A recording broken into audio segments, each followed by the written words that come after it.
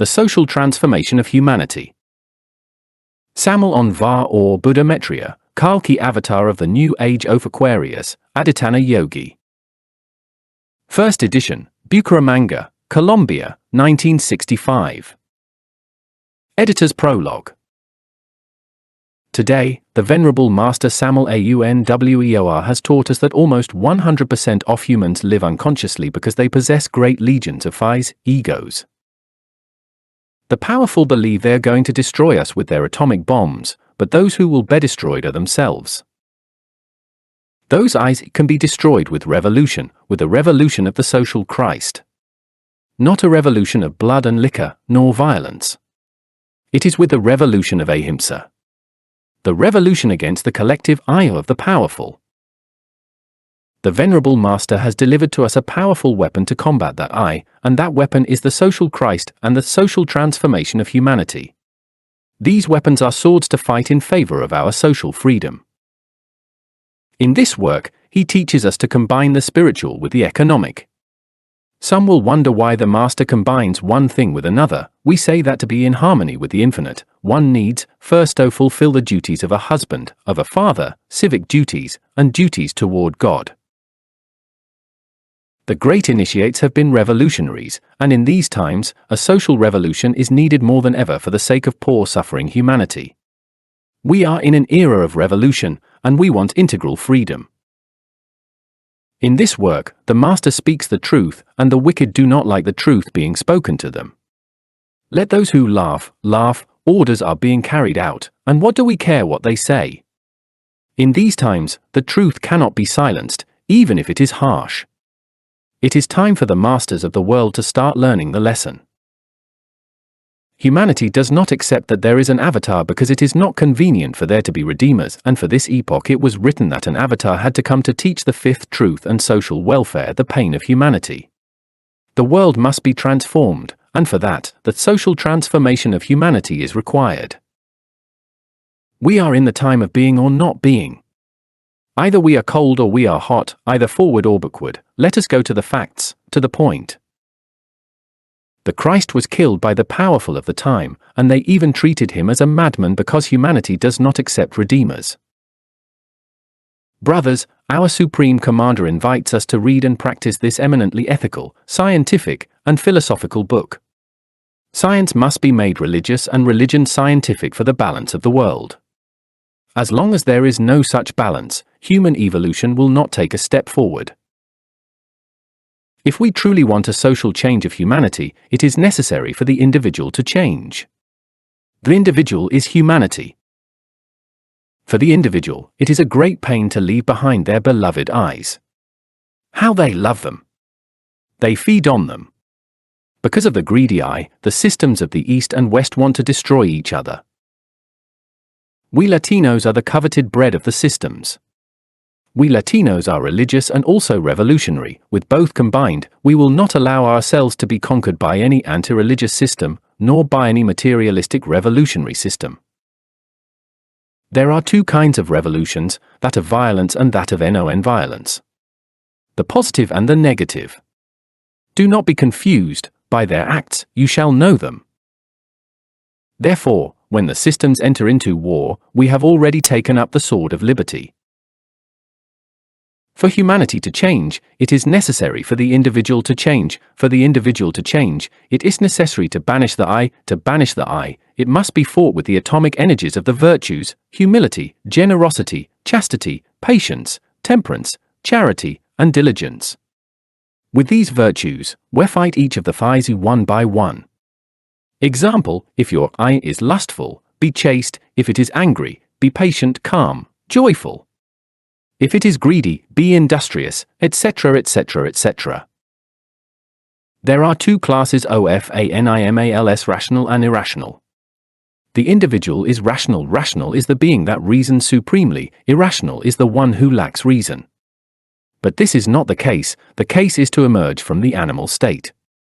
With mundane reason or with the intellect, one is an animal. To emerge from this animal state, one must begin by evicting those eyes from endless reasoning.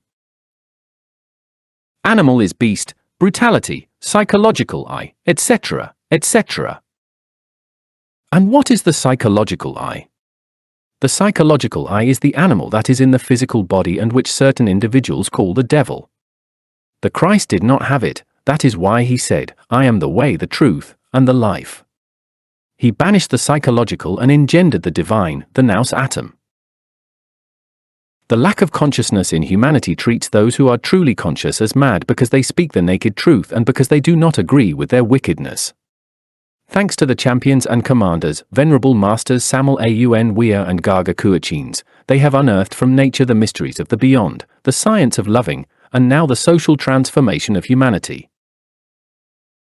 We are on the edge of the great world catastrophe, one step back, one fall, and into the abyss.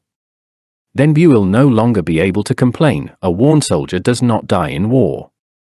With weeping and gnashing of teeth, we will no longer be able to transcend. Andres Cabiza Ch. Bucaramanga, May 11, 1965. Preface. Those who satisfy their desires with women, money, and drinks declare that one must take advantage of youth because it does not return. It is because vice degrades the heart and makes it insensitive to the pain of others. Many of them believe they fulfill their duty to God by attending the rites of their beliefs or by giving alms for their cults. It causes alarm to read in the world press, at the lower level, robberies, murders, rape, kidnappings, assaults, deceptions, and death, and at the higher level, sedition, devaluation, depreciation, treason, conspiracy, humiliation, uprising, and wars. There is insecurity for life and uncertainty about what is to come, which causes sensible people to aspire for a new order of things. Both the social Christ and the social transformation of humanity are works in which a master of wisdom reveals to us the basis for establishing a new order of things. These works will open new horizons for the whole of humanity and must be read and studied carefully.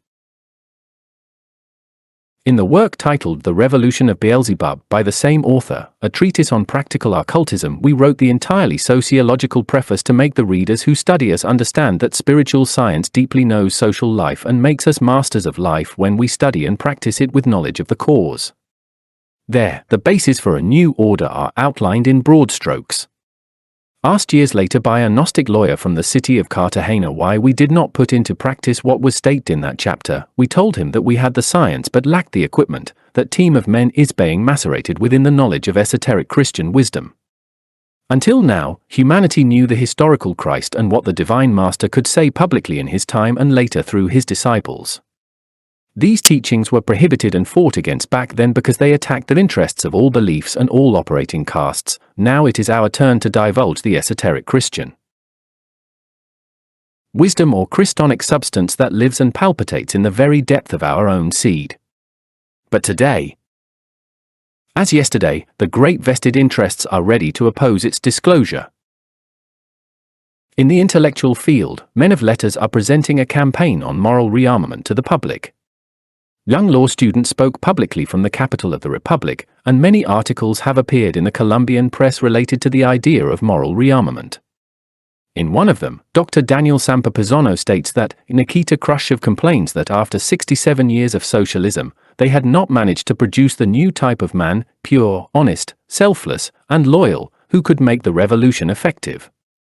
According to the columnist, Peter Howard from the United States was also a great sympathizer of the idea of moral rearmament, which deals exactly with their improvement of man, the idea that man must be transformed. Both the social Christ and the social transformation of humanity contain the basis to achieve the change to which the seekers of moral rearmament, who have so much captured the attention of men of letters today, aspire. On February 4, 1962, there was a conjunction of planets of which astronomers and astrologers spoke and even predicted a universal catastrophe. It was an entire meeting of stellar hierarchs, which was seen by astronomers as a straight line formation of all the planets in our solar system, some before and others after the Sun. To the common people, it was only seen as an eclipse of the Sun and Moon. This conjunction had already been denounced 12 years earlier by Samael Aun Weor in the book titled The Perfect Matrimony, first edition, as the date on which the new age of Aquarius began. A new age is something new and brings fundamental changes to the lives of men.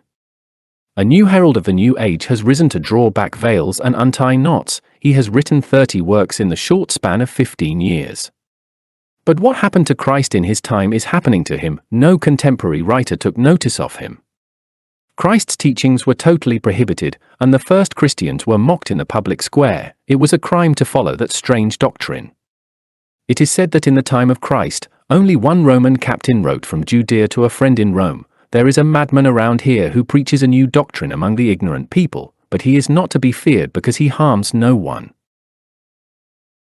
He did not even make his name known, to indicate how insignificant that subject was. Christ spoke in an era when women were war booty, and by saying that a man should only take one as a companion and wife, he made enemies of all the castes of his time. Samael Aun Weor has not come out as our former but as a transformer, and as such, he attacks existing systems at their foundations, socially, politically, and economically, and opens new horizons for a better moral structure. Therefore, for him there are no applauses or smiles. Humanity is in crisis, evil is faltering, and the hour of attack in the field of ideas has arrived. Birth control. Much is being said about contraceptive pills. The great laboratories of the world are ready and waiting for the approval of science, religion, and governments. The propaganda announcing that in 10 years the world will not be able to hold its population is already having its effect to accelerate the required permits, eventually leading to the punishment of the few who escape the clutches of the pills, for those unredeemed ones will emerge to the torment of their parents. Any system that avoids birth by using drugs, mutilations, or disconnection in the woman is unnatural. Everything in life is dual, and just as there is a channel for the exit of spermatozoa, there is also another for internal incretion that gives life and fortifies man. This wisdom is known by the name of scientific CHASTIT and regulates birth in a scientific and natural way, but it cannot be spoken of publicly because it makes man a superior being, strong and without vices, which would spoil the present social scaffolding that is sustained by all kinds of slaves. The death penalty. Much has been discussed in Colombia regarding the death penalty. Many reject it with reasonable arguments, and others cry out for it in anguish as a method to correct the prevailing evil. All the reasons put forward belong to the material field, omitting those of a religious, moral, and spiritual order, with which one can combat the natural desire for revenge or punishment, such as coldly and serenely taking the life of one who offends against society. We Gnostics oppose authorizing governments constituted as republics to execute or put to death their fellow citizens as punishment or correction for the following reasons. With death, there is neither reparation nor reform. With suffering, no one is improved. If suffering improved anyone, the people would be the happiest because they are the ones who suffer the most. Evil is not fought with evil because it increases it. If a criminal is killed because he caused harm to society, it is wiser to make him benefit the society he harmed by putting him to work productively. There is more logic in sterilizing the criminal, thus preventing a low-quality seed from continuing to propagate. The fifth commandment of the law of God says, "Thou shalt not kill." With it, no one is authorized to kill. If our moral and religious structure is governed by the commandments of this law, we must not go against them. We aspire to a government through which society exists for the individual and works for their freedom and happiness, so that society may be the home on a large scale, just as it occurs to no father to kill his son because he commits the most perverse outrages. In the same way should a government of the people proceed. Only in systems of government where the individual exists for society does the latter become their executioner and the former a slave. For almost 2,000 years, Christian society has been repeating the drama of Calvary and is still horrified by the governments that authorized the execution of Christ, who was tried, heard, and sentenced with all the rigors of the law. How is it possible that there are Christians who wish to perpetuate this abominable system? If the individual who commits a crime is drunk, both the government and society defend him for being under the influence of an intoxicating drug, yet this society is unaware of the action of superhuman elements and many kinds of forces that make the individual an automaton. There are thousands of criminals who could not explain why they committed the crime. There are hundreds of prisoners in jails who committed no crime and are only paying for others who look after their families and support them in prison. Many fools who have no mourners or anyone to care for them end up in jail. In countries where the death penalty exists, crime has not ended. Republican systems were devised to give freedom to the citizen, without monarchs who are masters and lords of the life and property of their associates, and if the death penalty is implanted in our republic, we must erase from our national anthem where it says the sovereign people, because the freedom that gave it life is being attacked. Remember that all revolutionaries who fail are called criminals, and those who succeed are paid as national heroes and later occupy positions of command. It is painful to say, but such is the hard and bitter truth. We consider that there is less crime in the man who kills to defend his life or the honor of his wife and daughters than in the government that kills after innumerable deliberations and by mandate of statutes. We advocate for science to sterilize the hardened criminal, just as vaccines were invented to prevent epidemics. Let others be invented so that such seed does not reproduce. We know that there is hunger, disease, and ignoinc everywhere. We also know the methods to counteract this state of affairs, but we synthesize the day that both governments and priests of all religions and official medicine allow free teaching of scientific chastity. That day more will have been done for humanity than in 10,000 years of the present civilization. And thus these three scourges, which so greatly impact human sciences and the political and social conformation of this bankrupt century, will be effectively combated. The slavery of labor and the free sale of human beings were abolished. Now we are going to work to abolish a slavery worse than the previous ones and more difficult to extirpate, since the civilized man does not even know he is a slave. It is incredible but a tremendous truth that man opposes the improvement of man, especially when that transformation operates without dividends for anyone. With the disclosure of this work, Samael Aun Weor is going to provoke a true social transformation.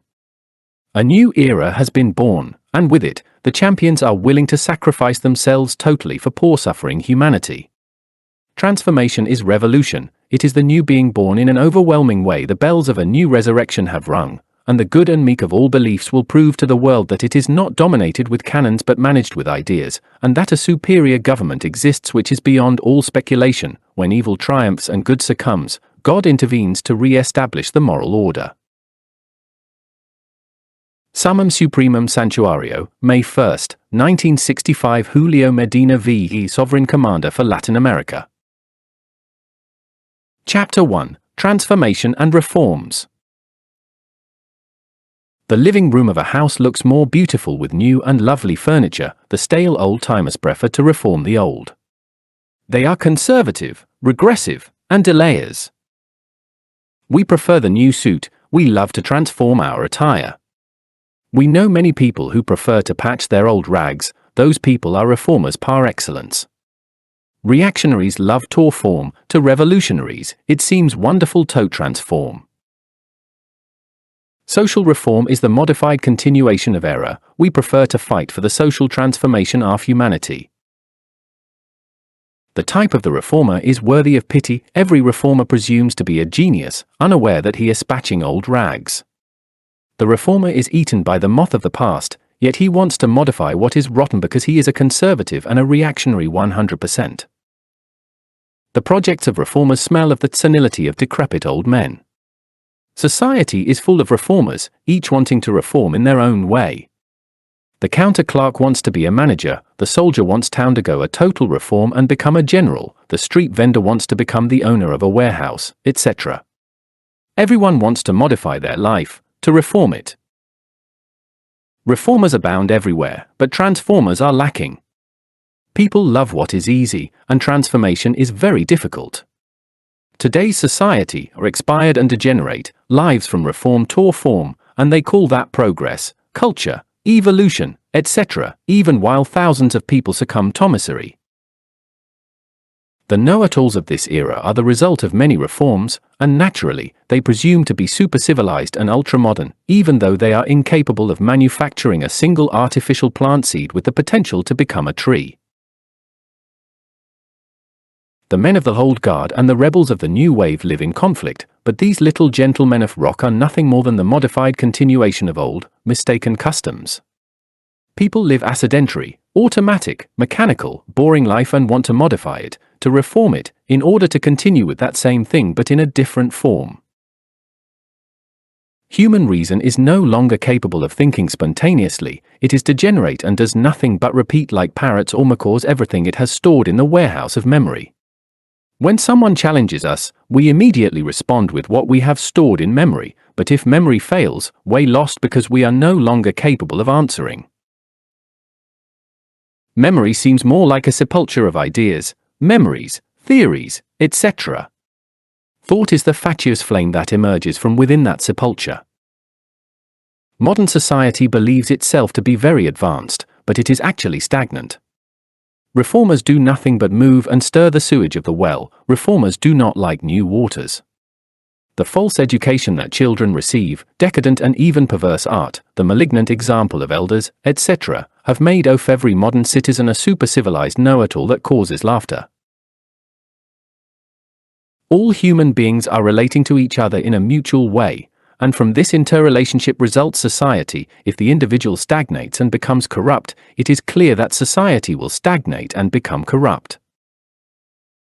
Reformers want to modify what is corrupted, what is rotten. Reform is the modified continuation ophora.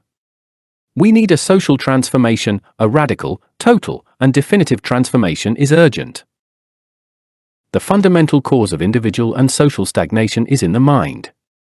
We are stale, clumsy, and foolish because we live at all hours reasoning about stupidities that seem brilliant to us, and nonsense without any meaning. We believe ourselves to be very wise because we are constantly comparing, judging, calculating, weighing, etc.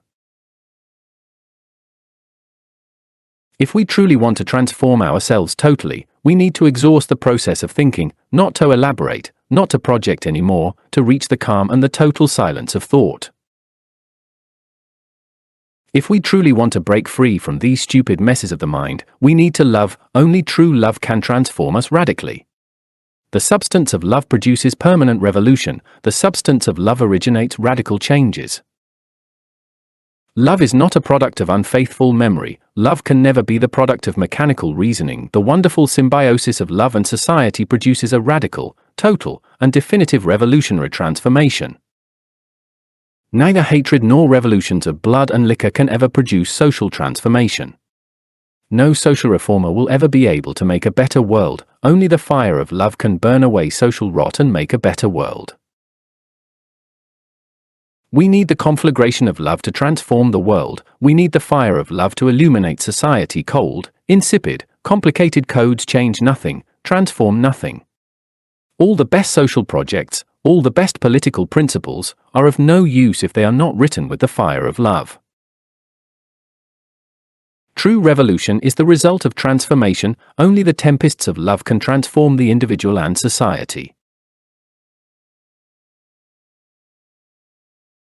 Chapter 2: Latin American Democracy. We need to have faith in Latin American democracy, but conscious faith, not merely the faith of the simple-minded.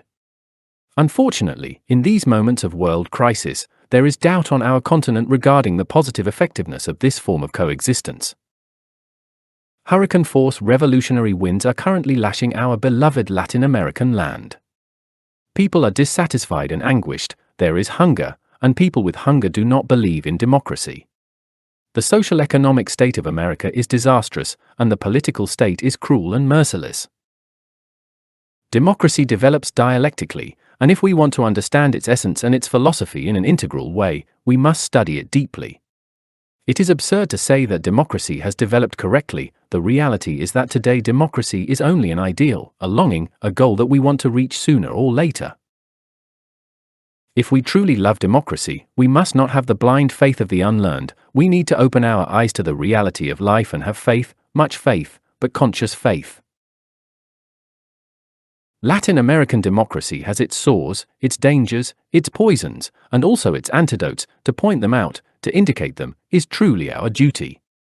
It is urgent, it is necessary to study the various ingredients contained within that golden cup called democracy.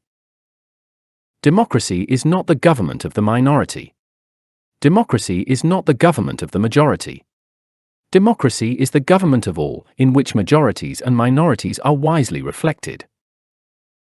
Society is the extension of the individual, and what the individual is, the society is. If we truly want a society of free men, we need the individual to become free. We cannot intelligently conceive of a perfect society, mistress of its own destiny, if the individual is not perfect and master of their own destiny. We cannot conceive of a society without governments as long as the individual does not know how to govern themselves. The supreme democratic aspiration is a world without governments. The current individual does not know how to govern themselves, and therefore needs to be governed. The true holder of public power is the people in their totality and not one or several predestined individuals. We do not deny that power can be delegated, but we do affirm that power is a concession from the people. The democratic idea is compatible with all forms of democratic government. The democratic idea is not compatible with forms of totalitarian government, whether they be of the extreme right or the extreme left.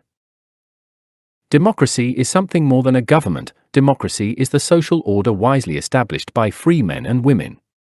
When democracy reaches perfection, governments will disappear as useless and unnecessary. Democracy is the people wisely organized. Democracy is also not the mistaken support that a deceived people gives to a dictator for life. Democracy is the state of consciousness of every truly free man. We cannot conceive of democracy without humanist longings. We cannot conceive of democracy without social guarantees.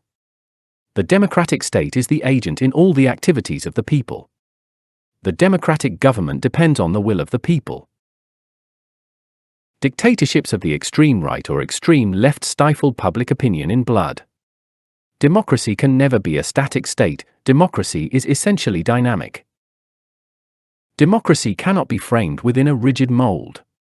Democracy cannot be bottled up. Democracy must flow freely with the sweet flow of thought. We must point out that until now in Latin America, democracy is only a longing, a hope, an ideal, and nothing more. We need to have faith, much faith, but conscious faith to dialectically develop the Latin American democratic social structure. Latin America is a beautiful girl walking down the path of life, but two horrible monsters lie in wait for her in the depths of the forest. The two names of those monsters are capitalism and communism. Chapter 3: Latin American Social Structure. The type of society depends on the type of individual relationships. The type of government depends on the type of society. Society and government are truly the extension of the individual. If the individual is cruel, selfish, greedy, envious, etc., etc., etc., so will be their relationships, so will they behave with others, and so will others behave with them. Therefore, it is logical that society will be cruel, selfish, greedy, envious, etc., etc., etc. If we want a just and perfect government with all our heart, we need to put an end to the psychological I. The I is a knot in the cosmic energy, a knot that must be untied. The I is a bundle of desires, appetites, fears, selfishness, hatred, cruelty, pride, greed, avarice, etc., etc., etc. The I sabotages the revolutionary order. The I engenders pain and misery everywhere. The type of social bonds determines the type of society, and the type of society is the determining factor of the type of government. If the type of social bonds is selfish, greedy, cruel, and merciless, such will be the type of society and the type of government. We need to create a classless society in Latin America. This is only possible by dissolving the psychological I, understanding deeply what the process of pride is, what the process of greed, envy, hatred, selfishness, etc., etc., etc. is. We need to be sincere with ourselves if we truly want a better world. Charity is not something we can place upon the table. Charity does not exist. Love is not something we can place upon the table. Love does not exist. Altruism is not something we can place upon the table. Altruism does not exist. Truly, only with understanding can we acquire those virtues. It is logical that if we deeply understand that we are cruel, charity is born in us. If we truly understand that we are people full of hatred, love is born in us. And if we understand the harm we do with selfishness, altruism is born in us. We need to transform the social structure. We need a classless society. and that is only possible by ending the factors that produce the exploitation of man by man. Said factors are within ourselves. It is clear that many formulas exist to create a better world, but all those formulas will be useless if the I sabotages them with the weeds of greed, selfishness, exploitation, envy, pride, etc., etc., etc. We need to transform the Latin American social structure, and for that, we must start by transforming ourselves. It is impossible to transform society if the individual does not transform themselves. We must use saving formulas to transform the Latin American social structure, but we must also produce a radical and definitive change within our own minds. There are many dynamic and useful elements within human society that our social structure miserably stifles, thus, society loses many talents and aptitudes. The cultural structures of all Latin America have clipped the wings of many geniuses. We need fewer rigid norms and more social mobility, only thus is the revolution in motion possible. Political economy has failed totally, an administrative economy is needed. The social structure of Latin America, with its absurd rigidity, is an obstacle to social mobility and economic development. The marvelous resources of intelligence are being lost in Latin America due to the scant possibilities of cultivating them. New universities are needed for new professions. The classic professions are already overexploited. A broad, multifaceted, direct, and useful education is needed. Opportunities for the cultivation of all intelligences are needed. It is absurd not to cultivate all intelligences. Specialists of all kinds in labor are needed if we truly want to develop our economy wisely.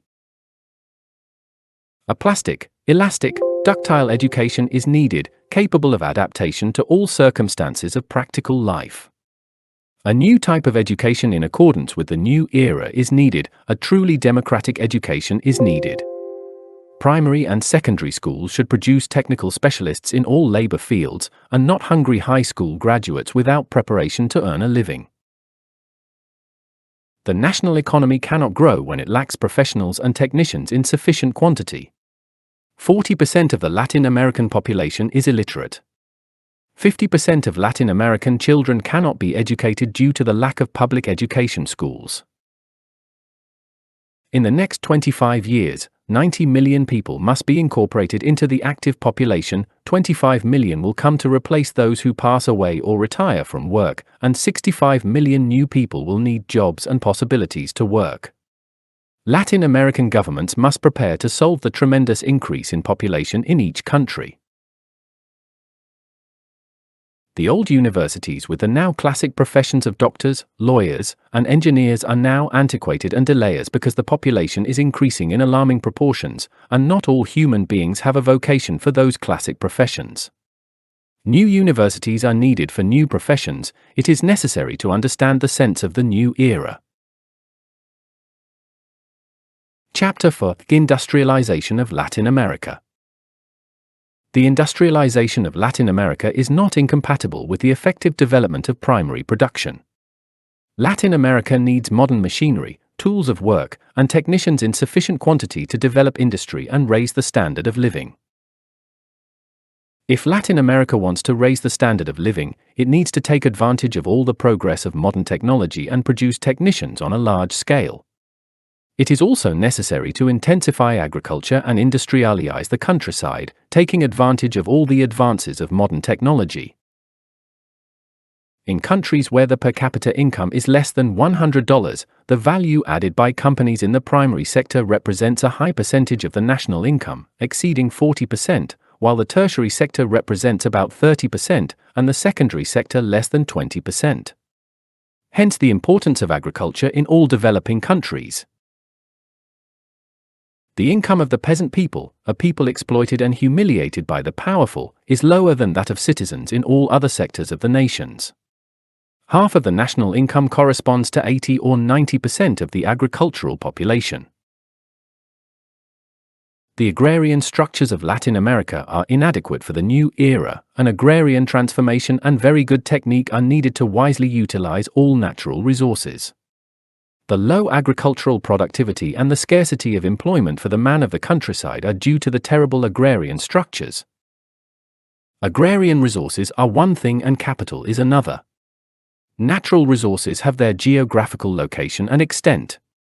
Truly, natural resources have the characteristic of being exhausted in some sense. Capital might not be exhausted. A capital can be kept for an indefinite time without being exhausted. $1 million can be kept in the bank for a long time without being exhausted and while earning interest. In contrast, natural resources eventually run out. Any oil mine eventually becomes exhausted. Any silver, gold, or copper mine finally runs out. Cultivated lands eventually become impoverished and exhausted. Fish populations have a limit, and finally, due to their scarcity, fish is set at prohibitive prices. Technological processes are inconceivable without material resources. These resources have varying degrees of manufacturing and transport until they are totally converted into consumer goods and services.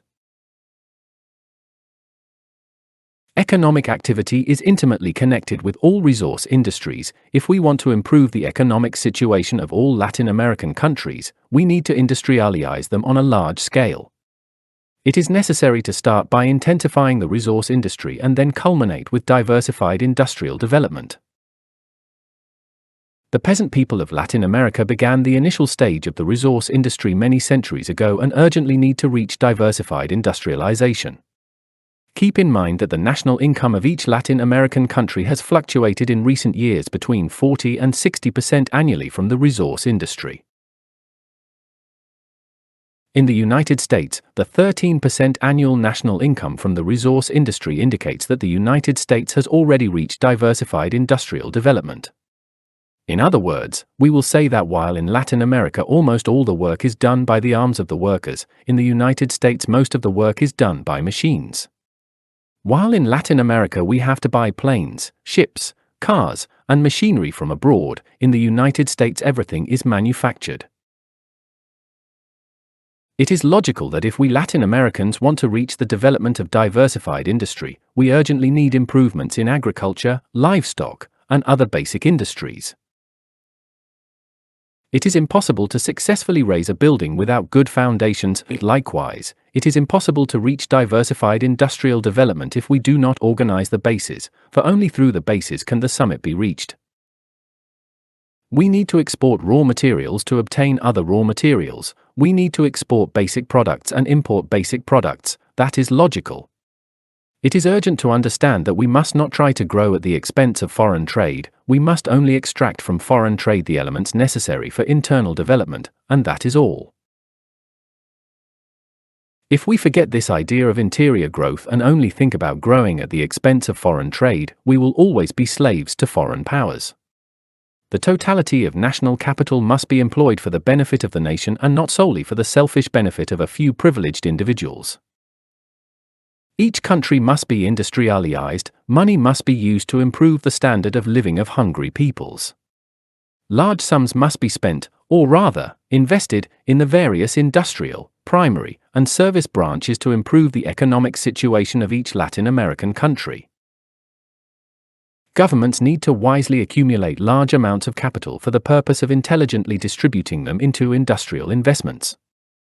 It is necessary to better regulate, and even limit, the importation of unnecessary luxury items, which represent a useless expenditure of Latin American capital.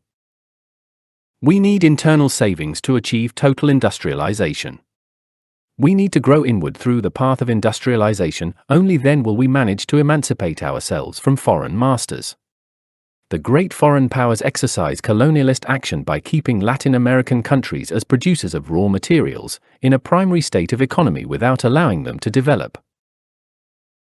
We urgently need to achieve parity and stabilization of the prices of the raw materials we export, as only then can we achieve industrialization and the acquisition of all kinds of machinery. As long as the prices of all the products we export continue to fluctuate with a growing downward trend, agricultural production will be poor for lack of agricultural machinery, and all industry and national progress will be poor and mediocre. Each country is a house that must be well stocked, and it is only stocked by having money, and it only has money by selling its products well. If the inhabitants of the house do not have money, the house will be poor and miserable. It is necessary to sell our export products well if we want to have a rich and strong national house. Latin America needs multilateral and diversified trade for its economic development. Latin America needs international free trade without absurd obstacles, without exploitative customs. The customs system is harming free trade and hindering the economic development of each country. Latin American free trade without customs of any kind would allow large and small merchants to make life cheaper by selling very cheaply. In other times, the borders and roads were full of muggers who robbed stagecoaches and killed travelers. Now the borders are full of uniformed bandits who assault travelers and rob them, with the approval of governments. The customs system invented by the secret enemy and the black magistracy is uniformed banditry. We need the stabilization of prices for basic products. The adjustment of productive structures required by price stabilization is a problem that buyers and producers must solve by mutual agreement. It is also necessary for developed countries to buy equally from all underdeveloped countries, without having preferences for those unconditional countries that are within their orbit of influence. It is necessary for great powers to facilitate the export of all raw materials and manufactured items from underdeveloped countries. This is only possible through purchase and trade treaties. All Latin American nations must draft and sign a treaty to intelligently avoid ruinous and fratricidal competition between the brotherly peoples of Latin America. The economic competition of Latin American countries among themselves only brings a fall in raw material prices, ruin, and prejudice to all brotherly Ibero-American countries. Chapter 10: Human Problems. The Luciferic intellect, astute and repugnant, creates problems but is not capable of resolving them. Tons of theories exist that resolve nothing and complicate everything. The vital problems of existence continue as always, and the world finds itself very close to the Third World War. The intellectual animal falsely called man feels very proud of his subjective and miserable reasoning that resolves nothing and complicates everything. The tremendous battle of thought has demonstrated in practice to be precisely the least indicated for resolving problems. What does abound greatly during this time of world crisis are the know-it-alls who want to resolve everything and resolve nothing. The know-it-alls damage the fruits of the earth with their absurd grafts. They infect children with their vaccines for tuberculosis, poliomyelitis, typhus, smallpox, etc., etc. The know-it-alls know everything and know nothing. They cause harm with everything created by them and presume to be wise. The mind creates problems that it is not capable of resolving. That is a game of very bad taste. Today as yesterday, the poor human biped, the poor miserable ape, is nothing more than a mechanical toy moved by forces it does not know. Any cosmic event, any sidereal catastrophe, determines waves of a certain type that, upon being captured by the unhappy animal called man, turn into wars as atrocious as the two great world wars that have just passed. Unconscious human machines by the millions, who launch themselves into the stupid task of destroying so many other millions of human machines. The comic and the tragic always walk together, and the comic in this case are the flags and mottos and all kinds of phrases invented by all those unconscious machines. They say they go to war to defend democracy, freedom, the motherland, etc., etc. The great thinkers ignore, the prostitutes of intelligence known in the world as journalists ignore, that these wars are the result of certain cosmic waves in action and that the armies on the battlefield move like automatic dolls under the dynamic impulse of those unknown forces. No fundamental problem has been resolved by the thought of these poor intellectual animals. The intellect is the faculty that allows us to understand that everything is incomprehensible. The great intellectuals have failed totally, as is being demonstrated to satiety by the catastrophic state in which we find ourselves. Intellectual gentlemen, there you have your world, the chaotic and miserable world that you have created with all your theories. The facts are speaking for you. You have failed. Proud intellectuals. The battle of reasonings is egocentric in its intimate nature. We need a new faculty that is not egocentric. We need the battle to pass and for thought to remain quiet and serene. This is only possible by understanding very deeply the entire mechanism of subjective and miserable reason. In the serenity of thought, a new faculty is born in us. The name of said faculty is intuition. Only intuition can resolve problems. It is obvious that if we want to develop this new faculty, we first need to understand deeply that complicated associative mechanism of subjective reason. The basic center of the reasoning mechanics is the psychological I. Said center is selfish and therefore can never resolve problems. Intuition has nothing to do with that basic center of reasoning. Intuition is Christ-centric. Every problem has been created by the mind and exists while the mind sustains it. Every problem is a mental form that the mind sustains. Every mental form has a triple process: emergence, subsistence, dissipation. Every problem emerges, subsists, and then dissipates. The problem emerges because the mind creates it, subsists while the mind does not forget it, and dissipates or dissolves when the mind forgets it. When thought ceases, beatitude is born in us. Afterwards comes illumination. Before reaching illumination, we must pass through beatitude. There are 3 phases of transformation: first non-thought, second beatitude, third illumination. Intuition is illumination. Every illuminated person dissolves the most difficult problems. Actually, problems cease to exist when we forget them. We must not try to resolve problems, we must dissolve them. They dissolve when they are forgotten. The problem is an ultra-sensitive mental form with 2 poles, one called positive, another called negative. Do not have fear, forget the problem, thus the problem will dissolve. Do you know how to play chess? A game of chess would not turn out bad for you to forget the problem, or have a coffee or a good tea and then go to a swimming pool or climb a mountain and laugh a little. Laughing suits you very well, and forget the problem. In any instant, a hunch, and the problem was resolved. Perhaps the solution is not to your liking, but the truth is that the problem was resolved, or better we should say, it dissolved. A great wise man said, "Occupy yourself with the thing before it comes into existence." There is the solution, because the problem, let us not forget it, has been born, and has its existence in the mind. It rains and you have left your umbrella at home. This is not a problem in itself. Nor is the fact that you have debts, have lost your job, and are being pressured to pay. These facts are relatively true in a relative world, but the problem is something that you have created. Therefore you must kill them before they are born, or solve them later, remembering that the more time we allow to pass, the greater will be the giant we must strike down. Fear is our worst enemy. The demon of fear does not like us to resolve problems. Are you afraid they will throw you into the street for not having money to pay the house rent? And if they throw you? What? What? Do you know what new doors will open for you? Intuition does know, therefore the intuitive person has no fear. Intuition dissolves problems. Are you afraid of losing your job? And if you lose it, what? Do you know, perhaps, what new work there will be for you? Intuition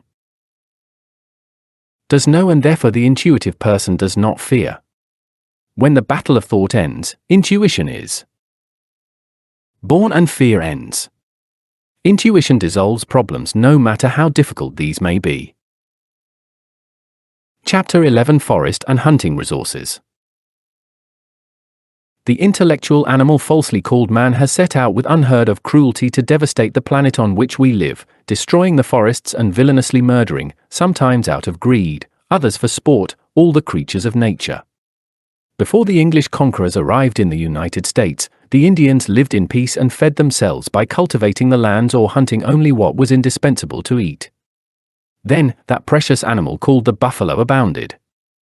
The Indians only hunted very few specimens to eat, but when the civilized invaded the redskin territory, they dedicated themselves to hunting buffalo in alarming quantities.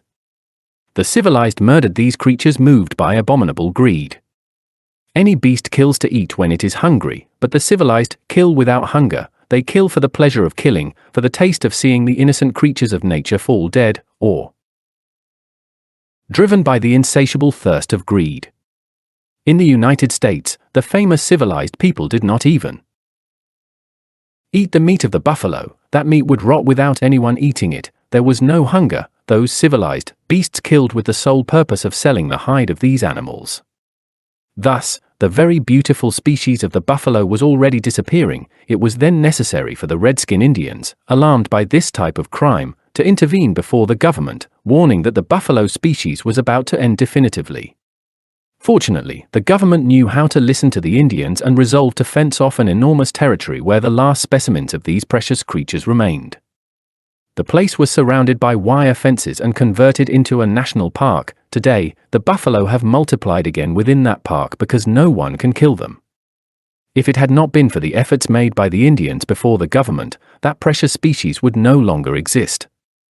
The civilized would have finished it forever. In past times, there existed a very beautiful species of birds.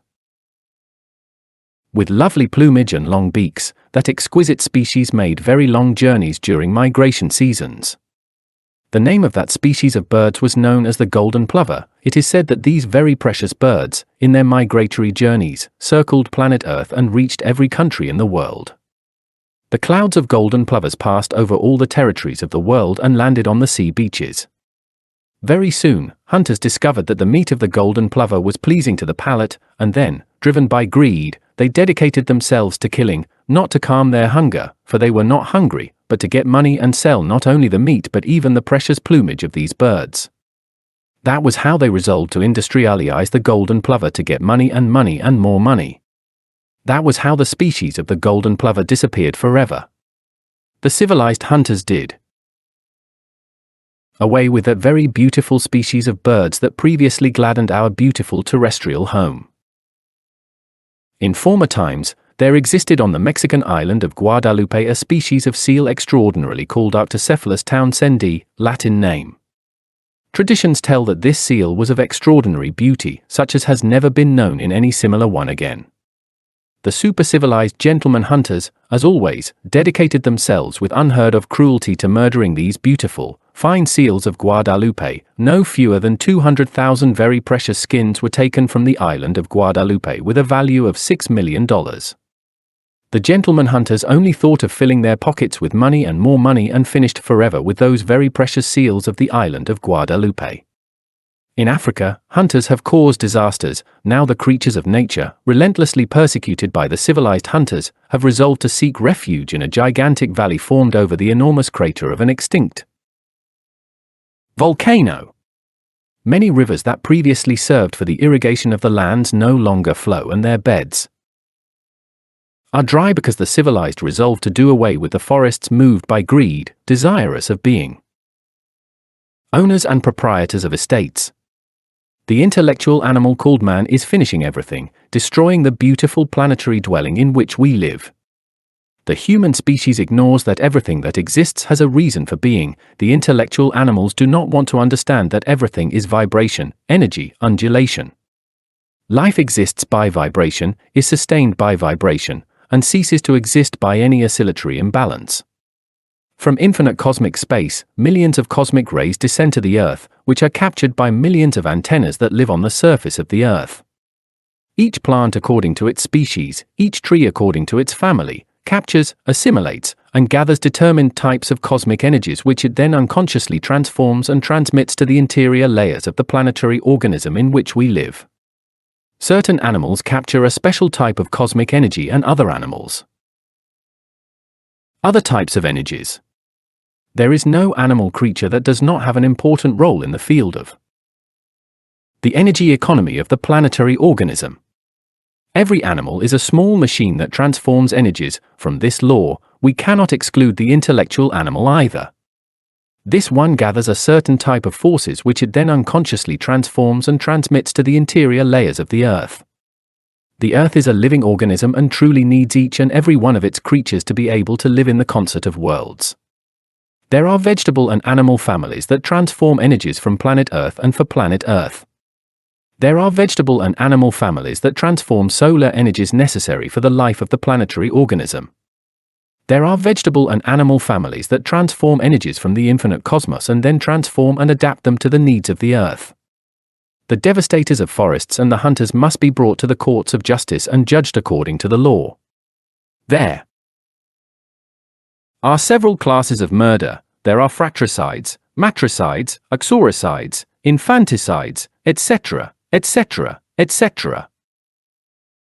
But the most cowardly murder is that of the hunter who coldly and with infamous cunning fires his shotgun against the precious creatures of nature that offend no one and that indeed gladden life. Whoever kills the animals of the forest actually attacks the balance of the planetary organism, because each creature of nature is indispensable for the world's economy.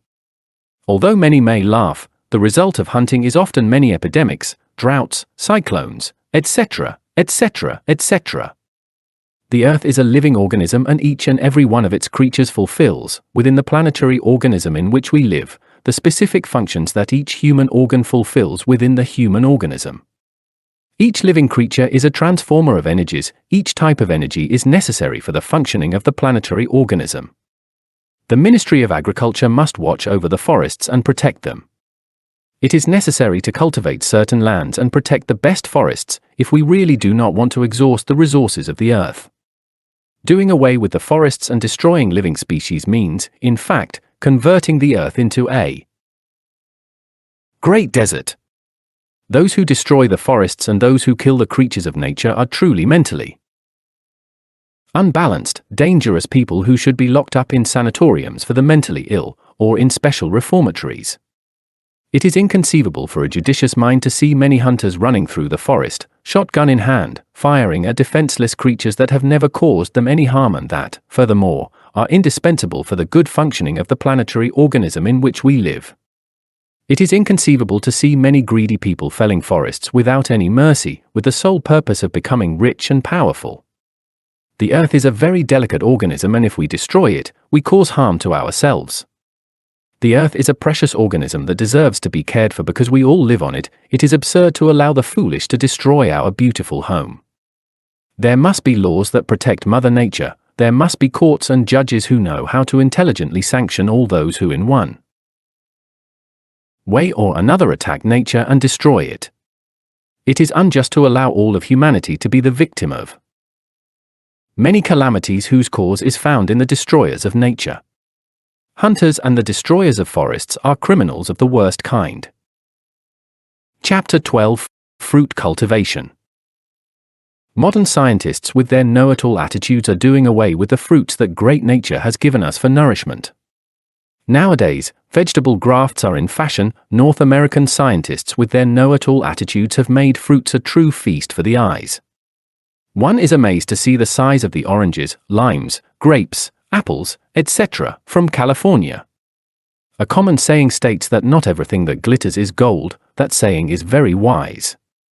Those fruits are the product of vegetable grafts. Those fruits, with all their dazzling beauty, practically no longer contain anything of what was provided by Mother Nature for the normal existence of beings. Modern scientists are far from even suspecting that when any plant is grafted, it can no longer capture the special type of fundamental cosmic vibratory waves necessary for life. Therefore, it is logical that an adulteration is produced in the vital depths of the fruit. The know-it-alls naturally do not believe these things, nor do they know them, nor do they suspect them. They only see in the fruits the theories they have stuffed into their heads, the chemical substances they studied in the laboratory, etc. They are not capable of seeing the fruit in itself, of seeing that which Kant calls the thing in itself. The venerable sages of ancient times knew how to see the thing in itself, the fruit in itself, and they knew the results of these famous grafts. When a tree or any plant is grafted, it reaches a state defined by the science of the old archaic hierophants with the strange and exotic name of absaisamosa. In that state defined by that mysterious archaic word, it is known that the plant or tree absorbs certain cosmic substances from the environment that do not nourish and only really serve to cover the automatically self-reproducing subjective presence. When the tree is in the state of original purity, it is clear that it attracts from the protocosmos the vital substances necessary for the nourishment of beings, but when its original state is adulterated, the tree loses that fundamental capacity. The fruits that are children of adultery result in a beautiful presence but are useless for the nourishment of the human species. The most sickening part of all this, besides the vegetable adultery, are the famous fruit preserves. Hermetically sealed in cans that exude poison, the North Americans want to preserve all foods in hermetically sealed cans. The result of the absurd consumption of canned foods is the famous poliomyelitis. The most serious thing is that the gringos are carrying their poliomyelitis to all the countries they visit. The super-civilized modern scientists believe that this business of preserving edible products in hermetically sealed cans is a thing of now, of these times, and they are lamentably mistaken. That class of trials was already done in ancient times, and they were abandoned because it was proven that they are useless and dangerous for health. On the Asian continent, there existed an archaic country unknown to history. The name of that country was Maralplayacy. The inhabitants of that ancient country rivaled at that time another contemporary country called Tecliamish. The merchants of Maralplayacy enclosed fruit preserves in what were then known as Sicarininian containers. Said class of containers was prepared with finely ground mother-of-pearl, chicken egg yolks, and a glue obtained from the fish called Chusna sturgeon. Those containers looked like very beautiful jars of unpolished glass adorned with exotic oriental forms of wonderful coloring and great beauty. The old sages then came to understand, after severe analysis, that there exist malignant beauties. Their scientific studies allowed them to verify that foods packaged in this way became poisonous for organisms. Multiple laboratory tests led the sages to the logical conclusion that foods enclosed in hermetically sealed containers become toxic. The old sages of that ancient country discovered, among many other bad things, that the unfortunate consumers came to lose that which is called organic shame. Then the governments acted with more sanity than that with which the modern governments of this dark age in which we live pride themselves. At that time, the governments radically prohibited using hermetic containers to enclose food. The containers of these modern times are worse than the containers of antiquity. Can foods have brought grave illnesses to the human species? The poisonous active elements of tin and other metals contained in hermetically sealed containers clearly cannot escape, they cannot volatilize, and they come to combine with the can foods due to that which is called kinship of classes by the number of vibrations. We are in the era of electronics and the study of the atom, and therefore we must learn to think in terms of vibrations and atoms. When the famous fruit preserves contained in these poisonous containers penetrate our organism, it is clear that they damage it, they make it sick. Vegetable grafts and the famous can fruit preserves are causing very grave damage to the human race, and what shall we say of can sardines? This poor human race marches along the path of complete degeneration. Governments must study this grave problem of tin containers and prohibit vegetable grafts. It is necessary to fight for the health of the people. It is absurd to adulterate the fruits of the earth. In fruits, there do not only exist the chemical elements that scientists study. Let us remember that we are in the era of the atom and electronics. Let us remember that we are in the era of the study of vibrations and radioactivity. There exist radioactive vital principles in fruits that are totally fundamental for the health of beings. It is a crime against the people to adulterate these vital principles. Chapter 13. Collective Farms. The path of violence is not the most suitable for transforming the world, and that, precisely that, is the one the communists have chosen. Collective farms in Russia were created on a foundation of blood and martyrdom. When the collectivization of agriculture was decreed in Russia, the poor peasants were pushed into collective farms without regard for the price in lives and suffering. The years 1929 to 1933 are counted among the most difficult in Russian history. The poor peasants who committed the error of refusing collectivization were then denounced as enemies of the people, and consequently, they were murdered without compassion. Moderate calculations say that some 10 million unhappy peasants were murdered, and another 10 million were deported to forced labor camps in Siberia, Central Asia, and the Far East. Khrushchev, before the Congress of the Ukrainian Communist Party in 1938, pronounced phrases as infamous as this: "We will smash their heads, those of the enemy of the people, once and for all." After the signing of the Non-Aggression Pact with Germany, Russia occupied the southeastern portion of Poland by agreement with Germany. That part was then called Western Ukraine. Khrushchev moved to Lvov, Lemberg, to direct the nefarious Sovietization of the newly acquired territory. What happened then was horrible. Thousands of Ukrainian Polish citizens were deported to the east. There was no mercy for anyone. Once again, trains rolled loaded with unhappy people forcibly separated from their homes, bound for the forced labor camps of Siberia and the Russian north. When the German armies entered Ukraine, they were received as liberators. The mayor of Kiev offered the Germans the traditional bread and salt as a welcome. Millions of Ukrainians who had survived the bloody executions and the terrible hungers and persecutions without number were ready to fraternize with any invader as long as they were an enemy of communism and of Stalin. Unfortunately, the Germans were not up to the circumstances, and as they used violence against the Ukrainians, the latter became disillusioned with the invaders. War is cruel, said Stalin, and precisely Khrushchev took it upon himself to make it very cruel in Ukraine by means of guerrilla warfare. The Nazis murdered 10 Ukrainians for every dead German, and up to 100 for every German officer. That was what Stalin and Khrushchev wanted, to demonstrate to the Ukrainians that the Germans were worse, and for that reason, they unleashed guerrilla warfare against the Germans. Deep down, what was wanted was that the Ukrainians would not fraternize with the invaders, for the purpose of sustaining the Soviet regime. The system of blood and violence is not pleasant at all, and yet now that horrible system has been brought to Cuba by the murderer Castro Ruz, the traitor of the Americas, just another tyrant who wants to transform the world on a basis of blood and aguardiente. Currently, thousands of Cuban citizens are taken to collective farms, condemned to forced labor. The end justifies the means, say the criminals. We say, it is impossible to reach a magnificent end if we use barbaric procedures. Barbarism can never bring peace, abundance, and perfection. Barbarism can only bring death and desolation.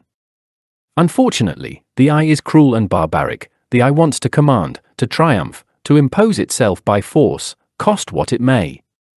The great murderer Stalin sustained himself upon millions of victims. However, the I does not care about the victims. It is only interested in success, the triumph of its theories, its own, even if for that it has to murder and fill the world with tears. Unfortunately, every individual carries cruelty within themselves. The mass is a sum of individuals. The government is the result of the mass. If the individual is cruel, so will be the mass, the people, and as a logical consequence, so will be the government. The great dictators sustain themselves upon millions of victims. Anyone who ambitions power has no inconvenience at all in murdering whoever wants to eclipse them. The great heads of state sustain themselves upon millions of dead. The fever for power respects no one and nothing. Whoever ambitions power is in fact ready to convert the entire earth into a cemetery if it were necessary. Stalin, Khrushchev, Lenin, etc., etc., etc., wanted their theories to triumph whatever the cost. They ambition power, they wanted to command, and for that, they murdered thousands of people. Such is the I, the myself that we all carry within. If we want to finish with the cruelty we carry within, we must study it, observe it in action within ourselves. It is not enough to analyze the word cruelty, we need to observe it in ourselves, discover its modus operandi, without justifying it, nor condemning it, simply observing it as one who is observing a poisonous flower. When one starts to reason about what it is, we are no longer observing it, and we need to observe it to know it deeply. Only by knowing cruelty thoroughly and in all levels of the mind can we then disintegrate it, reduce it to dust. It disintegrates by itself, and in its place, that which is called charity is born naturally and spontaneously. We must use the same procedure for the ambition of power, the cravings for command, greed, etc. Thus and only thus is how the I dies from instant to instant. Only with the death of the I is the being, happiness, and peace born in us. We must remember that the mind has many terrains, strata, and subconscious regions. We need to explore through meditation all those terrains of the mind, with the purpose of discovering the most intimate springs of cruelty, greed, ambition, etc., etc., etc. Many times a defect disappears from the intellectual zone in which we live, but continues to exist in the other terrains of the mind. Only by finishing with our defects in all levels of the mind do we manage to dissolve the I, that cruel I that wants to command and be the master and lord of the whole world. Chapter 14. Our Daily Bread. It is truly lamentable the treatment given to wheat in our beloved America. The know-it-alls did not even respect this divine grain, the basis of all healthy nutrition. North American scientists invented a great variety of machines by means of which they scrape, comb, soften, and polish the wheat until they miserably destroy all the active elements marvelously concentrated on the surface of the grains, precisely beneath what is called the hull. Now, even if the gentlemen bakers have very good intentions toward the people, the reality is that the wheat flour with which they knead the bread is useless because it no longer contains the vital principles of the wheat. This wheat flour now produces only gases and worms harmful to health. However, nature receives a benefit from all this even if man does not. It is clear that those worms serve nature in the functionalism of that process of the common cosmic. Trogo-autoegocratic process. The worms are also beings through which cosmic substances are transformed. Today's bread is very beautiful, very lovely, but without useful elements for the organism, there is no doubt that this class of bread contributes to ruining stomachs. Bakers are often well-intentioned. They want to manufacture good bread useful for all human beings, but the powerful of the earth, with all their little machines and systems, damage the raw material, the grain, and thus it is clear that the bread that is manufactured results in being useless and harmful. The most curious and even stupid thing about the North Americans is that they give the pigs the best and most useful part of the divine grain, or else they burn the most useful part, considering it garbage, the vital elements, the best part. Yet they consume what they consider best, which is secondary. They consume the substance that nature forms in the wheat only to relate and maintain the active elements that they throw to the pigs. The active elements are always found beneath the hull of the grain. That class of active elements is either burned or thrown to the pigs. That is how the know-it-alls of these times proceed. Through fire, the fusion of the chemical elements of nature is achieved, in the infinite cosmos. Many types of fusion exist. The permanent fusion of elements is obtained in boiled or roasted products. The ancient bakers prepared bread with full consciousness of what they were doing. For the ancient bakers, the preparation of bread was an entire ritual. The ancient sages knew that the crystallization of cosmic substances is carried out in accordance with the law of triamazakamno, the law of three. The substances from the three independent sources crystallize marvelously in the manufacturing of bread. There are three basic forces in everything created: first, positive force; second, negative force; third, neutral force. Positive, negative, and neutral. Wholly affirming, wholly denying, wholly reconciling. All cosmic substances are related to these three primary forces of the entire cosmos. All religious trimurtis correspond to these three fundamental cosmic forces. Scientists cannot deny the existence of the positive, negative, and neutral forces, and therefore this trimurti is proven. In this specific case of the preparation of bread, we find the sacred affirmation in the totality of the cosmic substances contained in the water. If water and flour are left alone, they decompose. But when the reconciling principle, fire, is added, the affirming principle, water, and the denying principle, wheat, are fused into one single, stable substance, bread. Chapter 18. Capital. Karl Marx said, "Private capital is a robbery of the people." We say, state capital is also a robbery of the people. The Marxist-Leninist system is based on state capital. In Russia, capital belongs to the state. Emiliano Zapata, the great hero of the Mexican Revolution, said, "The land belongs to those who work it." The Latin American Christian Socialist Party says, "Capital belongs to those who work it." The workers work the capital, therefore, the capital belongs to the workers. The participation of workers in company profits is not a favor granted to labor unions. Capital belongs to the workers, and the titular owners are merely the administrators. Company profits must be distributed among the workers monthly because workers are capitalist partners and not slaves. It is preferable to die being free than to live being a slave. In the capitalist system, the worker is a paid slave, often with starvation wages. In the communist system, the worker is a slave of the state, a beast-off burden for the state. Capitalists and communists are the thieves of the people. Capitalists and communists steal the capital off people. Russia has state capital. The United States has private capital. neither of the two capitalist systems can benefit the workers. The hour of great reflections has arrived. Workers have always been slaves. The worker's pocket is something highly coveted, and communists and capitalists are fighting over it at this very moment. Capital exists because the workers make it, create it, and give it shape. The only thing the capitalist does is exploit the labor power of the worker. In the USSR, capital belongs to the state, but the one who does the work, the one who creates the capital, is, as always, the worker. The worker forms the capital, increases it, and makes it gigantic, but the thieves steal it. It is necessary for workers to defend their rights. Every worker must participate in the distribution related to company profits. It is absurd to exclude apprentices and domestic workers. Every worker must participate in company profits. Working mothers during pre- and postnatal periods must also participate in company profits. Construction industry workers must all have the right to profits on the capital of the companies.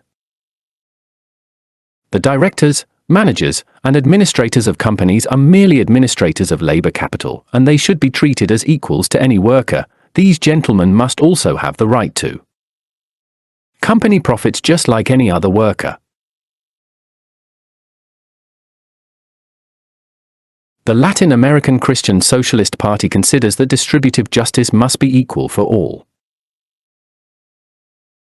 It is just that temporary workers have the right to participate in the profit sharing after having worked for at least 1 month, because the distribution, wisely understood, should be monthly. The distributable profit will be divided into 2 equal parts. The first will be distributed among the workers. The second will be set aside for company funds. Workers must take into account the necessary and indispensable reinvestment of capital with the intelligent purpose of not letting the company's capital be exhausted. We consider that the worker's salary has nothing to do with profit sharing. We consider that the Christmas bonus given to workers in some countries has nothing to do with profit sharing. We consider that workers must know how to defend their rights because private capitalists are very astute. Let us remember that private capital is cruel and ruthless.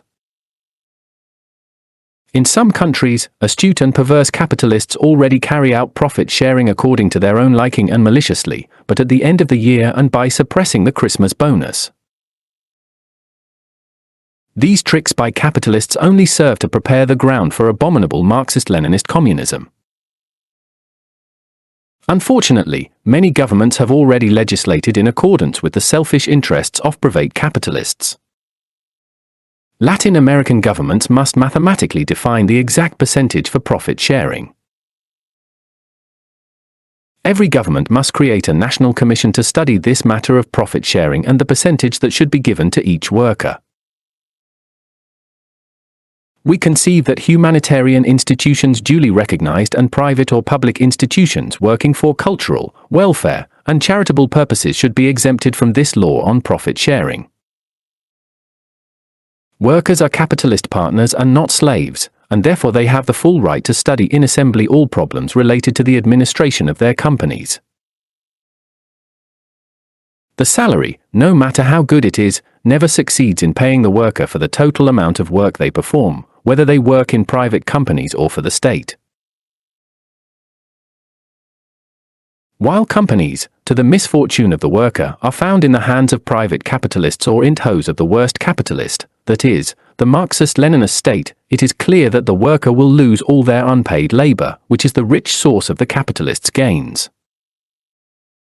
All the merchandise that the worker produces turns into money that the capitalist steals. Soviet state capitalism and private capitalism are two terrifying and horrible thieves that steal the capital and the labor of the workers.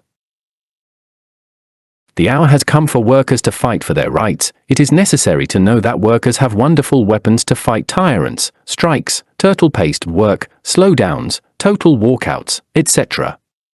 The important thing is to unite for the struggle because union makes strength. Chapter 19. 900 million dead. Mao Tse-tung, the abominable monster of Chinese communism, says, war will cause appalling misfortune. Probably 900 million people will perish. However, misfortune in itself contains some good fortune. Imperialism will also be destroyed, and upon its ruins a new civilization will arise. This will be beneficial. The new generation will replace the 900 million people who perished. Mao demands 900 million dead to transform the earth and turn it into a Soviet paradise. 900 million dead to establish state capital, a new type of tyrannical capitalism, a new type of slavery. For more than a quarter of a century, Mao has been telling the world that political power arises from the barrel of a gun. Anything can arise from the barrel of a gun. The entire world can be reformed with weapons, he says. Mao, the bloodthirsty monster, the abominable Chinese communist monster, needs 900 million dead. 900 million corpses to serve as manure to vivify the earth to create a new communist civilization. This is how failures have thought their entire lives. No other idea occurs to them but to murder, to kill, to fill the world with blood to create new civilizations. We have been able to prove to the point of satiety that every failure thinks of nothing else but killing. There are millions of failures, and all of them believe that by killing, life can be improved, reformed as they say, to make a better world. Every individual lacking intelligence thinks of nothing but killing. They believe that by killing everything changes, is transformed. All the black pages of black history are written with war, and so hat? Has the world perhaps been transformed with so many wars? It was not long ago that the Second World War passed, and so what? Was the world perhaps improved because of so many millions of dead? The brute only thinks of killing. They believe that by killing everything is fixed, everything is transformed. The I enjoys killing, feels happy killing, takes pleasure in killing. Lenin, Stalin, Khrushchev, etc., etc., etc., thought of nothing but killing under the pretext of creating the Soviet paradise. They do not want to realize, those assassins of humanity, that violence only serves to bring more violence, and that hatred creates more hatred, and that it is absurd to attempt to create a better world on the basis of violence. In America we have Castro Ruz. In Cuba, it is proven that this subject was a great assassin before having entered the world of politics. He is therefore an assassin by nature, and now, he uses the political weapon as a pretext to satisfy his cravings as an assassin. Castro has always been an assassin, since he was at the university. Now he continues being an assassin, with the pretext of creating a Soviet paradisian, the beautiful island of the Caribbean. Every political struggle based on violence comes to frustrate the ideals for which one has fought, and sooner or later we return to being slaves of that which we fought against. Cuba fought against the dictatorship of Batista, and now it remains enslaved by the dictatorship of Castro Ruz. Violence is not the most suitable path to achieve freedom. It is necessary to develop understanding. Russia fought against the dictatorship of the Tsar, and now it is a slave of the communist dictatorship. We need to free ourselves from masters, but it is only possible on the basis of profound creative understanding. The path of violence is not the most suitable for being free. Violence engenders more violence, and that has been proven to the point of satiety. To the communist gentleman no other idea occurs but that of killing, and killing and killing, and for many years they have been killing and they want to continue killing. That is the satisfaction of beasts. Every revolutionary longing based on violence is condemned to failure. Chapter 20. Women's Work. The times of slavery have passed and women must enjoy the same rights as men. It is shameful to know that in Latin America there still exist countries that call themselves democratic, yet where women do not have the right to go to the polls to cast their vote.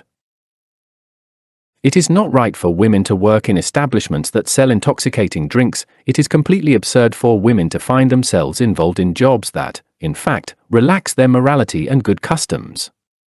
We consider it absurd for the fair sex to perform underground or underwater work. It is a crime to put women into dangerous and unhealthy jobs. It is anti-human and criminal for the fair sex to lose the night sleep so necessary for their health by being involved in industrial night work. Currently, many women are involved in night work to earn a miserable starvation wage. It causes great pain to see so many mothers of families doing dangerous work, such as greasing and repairing machines of different kinds, attending to mechanisms in motion, etc. One is horrified by such human cruelty when seeing so many women, who should be in their homes, working with automatic cutting saws, knives, power hammers, and various dangerous mechanical apparatuses. There are also many women who have died, leaving many children orphaned, because they were working with detonating explosives, flammable materials, gunpowder, inflammable substances, alkaline metals, etc. Currently, many women are involved in unhealthy jobs where toxic substances are handled, and therefore they are exposed to grave dangers of poisoning. The laws do nothing to protect these unhappy women. We have been horrified in the great cities of the world to see many women occupied in artificial painting work, handling white lead, lead sulfate, etc. It is appalling to see mothers and pregnant women handling devices and substances where there are gases, deleterious vapors, harmful dusts, etc. There also exist jobs that produce continuous humidity, and some unhappy women have to perform them to earn anything to live. The result is usually fatal for those poor women. It is criminal to fire a woman from her job for the fact of being pregnant, but it is more criminal to demand jobs of them that belong to men, such as lifting, pulling, or pushing great weights, remaining standing for a long time, etc. Pregnant workers can only perform very simple manual tasks or intellectual work. The most just thing is to give pregnant workers a rest period of 3 months before and 3 months after childbirth. It is not just to suppress their salary or decrease it for the fact of being at rest. In the nursing period, workers must have 2 extraordinary breaks per day, of 1 hour each, to breastfeed their children. The salary of said workers is sacred and must not be altered due to the extraordinary breaks for nursing or pregnancy. The rest periods for pregnant women must not be of a rigid time. We consider that said periods can be lengthened if medical science considers it necessary. There must be comfortable and well-attended daycare services in every company where women work. The children of the workers must enjoy every kind of attention in the daycares. Company owners must be charitable and therefore place sufficient chairs at the disposal of working mothers so that they may sit. We are speaking for a cruel and ruthless world, for a world where there is no human order. Actually, the woman should be in her home, that is her place. The woman should be a mother and teacher, the educator of her own children in the home. In that way, children would grow up with wisdom and love. Unfortunately, we live among barbarians and therefore we give saving ideas to save those victims. The Latin American Christian Socialist Party must organize all working women to fight for these principles, for the triumph of these saving ideas. Party members must visit all companies where women work and perform proselytizing work among them, organizing them for the struggle for their rights. Latin American Christian Socialist committees of working women can be established. It is necessary to organize all the female workers of each country, directing them so that united they fight for their rights. Helping them manage employment, defending them, etc., is a duty of the Latin American Christian Socialist Party. Within this social chaos in which we live, we must fight to defend the female workers. The poor women do enough by leaving their homes to earn their daily bread. They, who are the base and the foundation of the home, should be in their homes. Unfortunately, due to the lack of moral responsibility of men, husbands, brothers, fathers, they have to go out into the street to often perform the jobs of men, violent, hard, and barbarian. We consider that working women also have the same right to participation in company profits. No one can be excluded from all these rights, not even the maids, because they are also workers. They must therefore also enjoy the same rights. When every mother is also a teacher, when every woman as the angel of the home is solely dedicated to a task as mother and educator of her children, we will have, in fact, the social transformation of humanity. This is only possible through a permanent social revolution, a revolution of consciousness, a revolution without blood or liquor. Chapter 21. Psychological slavery. Psychological slavery destroys coexistence. Depending psychologically on someone is slavery. If our way of thinking, feeling, and acting depends on the way of thinking, feeling, and acting of those people who live with us, then we are in a bad spot. We constantly receive letters from many people eager to dissolve the I, but they complain about the wife, the children, the brother, the family, the husband, the boss, etc. These people demand conditions to dissolve the I, they want comforts to annihilate the I, they claim magnificent conduct from those who live with them. The funniest thing about all this is that these poor people look for excuses, they want to flee, to abandon their home, their job, etc., supposedly to self-realize thoroughly. Poor people, their adored torments are their masters. Naturally, these people have not learned to be free, their conduct depends on the conduct of others. If we want to follow the path of chastity and we hope that the wife be chaste first, then we are failures. If we want to stop being drunks but we feel ashamed when they offer us a glass because of what people will say, or because our friends might get angry, then we will never stop being drunks. If we want to stop being short-tempered, irascible, wrathful, or furious, but as a first condition we demand that those who live with us be sweet and serene and do nothing that bothers us, then we are truly failures because they are not saints and at any moment they will put an end to all our good intentions. If we want to dissolve the I, we need to be free. Whoever depends on the conduct of others will not be able to dissolve the I. Our conduct must be our own and very much our own, and it must not depend on anyone. Our thoughts, feelings, and actions must flow independently from the inside out. The worst difficulties offer us the best opportunities. In the past, there existed sages surrounded by all kinds of comforts and without difficulties of any kind. Those sages, wanting to annihilate the I, had to create difficult situations for themselves. In difficult situations, we have formidable opportunities to study our internal and external impulses, our thoughts, feelings, actions, our reactions, volitions, etc. Coexistence is a full-body mirror where we can see ourselves as we are and not as we apparently are. We have known many people who say, "I no longer have anger," and at the slightest provocation, they thunder and flash lightning.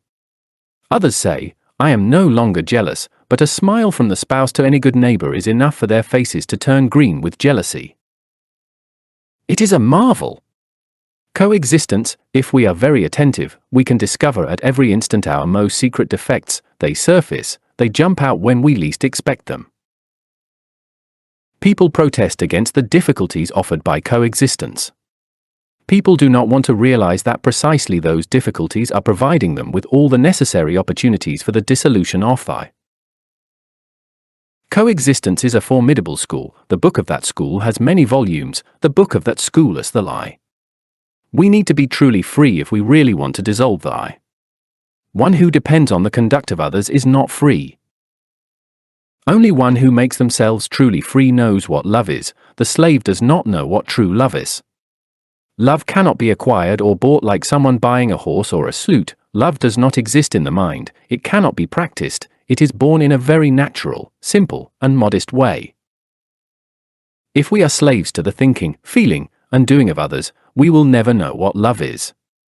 Love is born in us when we put an end to psychological slavery. We need to understand very deeply and in all terrains of the mind this entire complicated mechanism of psychological slavery. Many forms of psychological slavery exist. It is necessary to study all those forms if we really want to dissolve the I. Psychological slavery exists not only internally but also externally. There exists intimate slavery, the secret, the hidden, the one we do not even remotely suspect, etc. The slave believes they love when in truth they are only fearing. The slave does not know what true love is. The woman who fears her husband believes she adores him when in truth she is only fearing him. The husband who fears his wife believes he loves her when in reality what is happening is that he fears her. He may fear that she will go with another, or that her character will turn sour, or that she will deny him sexually, etc. The worker who fears the boss believes they love him, that they respect him, that they look out for his interests, etc. No psychological slave knows what love is. Psychological slavery is incompatible with love. Two genres of conduct exist. First, that which comes from the outside in. Second, that which goes from the inside out. The first is the result of psychological slavery and is produced by reaction. They hit you and we hit back, they insult us and we answer with rudeness, etc. The second type of conduct is the best, that of one who is no longer a slave, that of one who has nothing to do with the thinking, feeling, and doing of others. That type of conduct is independent, upright, and just. If they hit us, we answer by blessing. If they insult us, we remain silent. If they want to get us drunk, we do not drink even if our friends get angry, etc. Now our readers will understand why psychological freedom brings that which is called love. Chapter 22. Work of miners. Currently, there are many miners who have to work to earn a living. It is also necessary to fight for miners. It is indispensable that they be duly attended to by social justice. It is good for medical science to examine miners and issue them a certificate. It is clear that it becomes necessary to examine their organisms to know if they are useful for work, if they can work, and if they are in a condition to work. It would be absurd for the authorities to permit the work of miners in establishments that sell alcoholic beverages for immediate consumption, bars, liquor sales of every kind, etc. Certain jobs exist that do not harm miners: street vendors, employment in merchandise warehouses, stores, offices, etc. The government must always protect the miners who work in those establishments that do not harm the morality of miners. Underground or underwater work seems too dangerous for miners to us. In no way is it convenient to send miners to work in unhealthy and dangerous places. The organism of any miner easily becomes ill in places harmful to health. It is criminal to make miners perform work beyond their strength, and in all those jobs that in one way or another retard the development of the body and mind of the miners. As a duty of social justice, we consider that miners should not work more than 2 hours daily, divided into 2 periods of 1 hour each, one in the morning and another in the afternoon. It is unjust to make miners work overtime and on holidays. Miners and the elderly need special consideration. It is urgent that the employers who violate this class of provisions be duly punished by paying 200% more than the salary that corresponds to the worker's wage. Miners must enjoy 1 month of vacation each year. They need good rest to live healthily. Miners must have sufficient necessary time to be able to attend school and training centers. Labor inspectors in every city, town, village, etc. must watch over the health of miners. It is necessary for governments to demand a special registry book from employers, where the date of birth, type of work, schedule, salary, etc. are carefully noted to control this matter of miners. Thus everything moves very well. Labor courts, labor inspections, etc. must be demanding with this kind of registry and fine employers who do not comply with said obligation. Humanity has become too perverse and selfish, and therefore it is urgent to properly control employers. Miners need protection from the state, because in them the hopes of the future are placed. We have known cases that horrify. Many miners have had to pay for the right to have a miserable job with their own blood. We knew the case of a miner who requested entry to a certain government job. The unhappy one was subjected to terrible vexations, and finally, they extracted blood from him in a sufficient quantity supposedly for the blood bank. The poor boy had a need for the job to support his mother, and despite being thin and very young, he had to pay with blood for the right to work. Nowadays there is no pity for anyone, compassion for no one. Even the right to work must be paid for with blood. A multitude of poor miners roam the streets of the great capitals looking for work. Come tomorrow, they tell them, not today, yes tomorrow, within 15 days, we will keep you in mind for when there is a vacancy, etc. Time goes by and perhaps his mother is hungry, the family succumbs to misery, the father is sick and cannot work, etc. Desperation finally arrives. The miner connects in the streets with individuals without work like him, desperate ones. Some already misguided miners launch criminal but flashy ideas. The naive miner, fascinated, becomes enthusiastic about such ideas and sets off on the path of crime, theft, assault, murder, etc.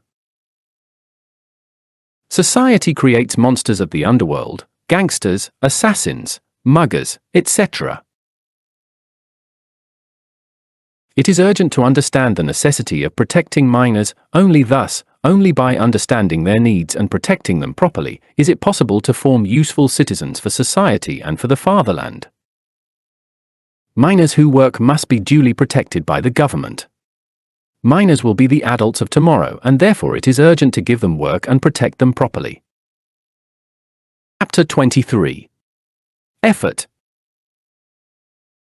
To experience the truth, no effort whatsoever is needed.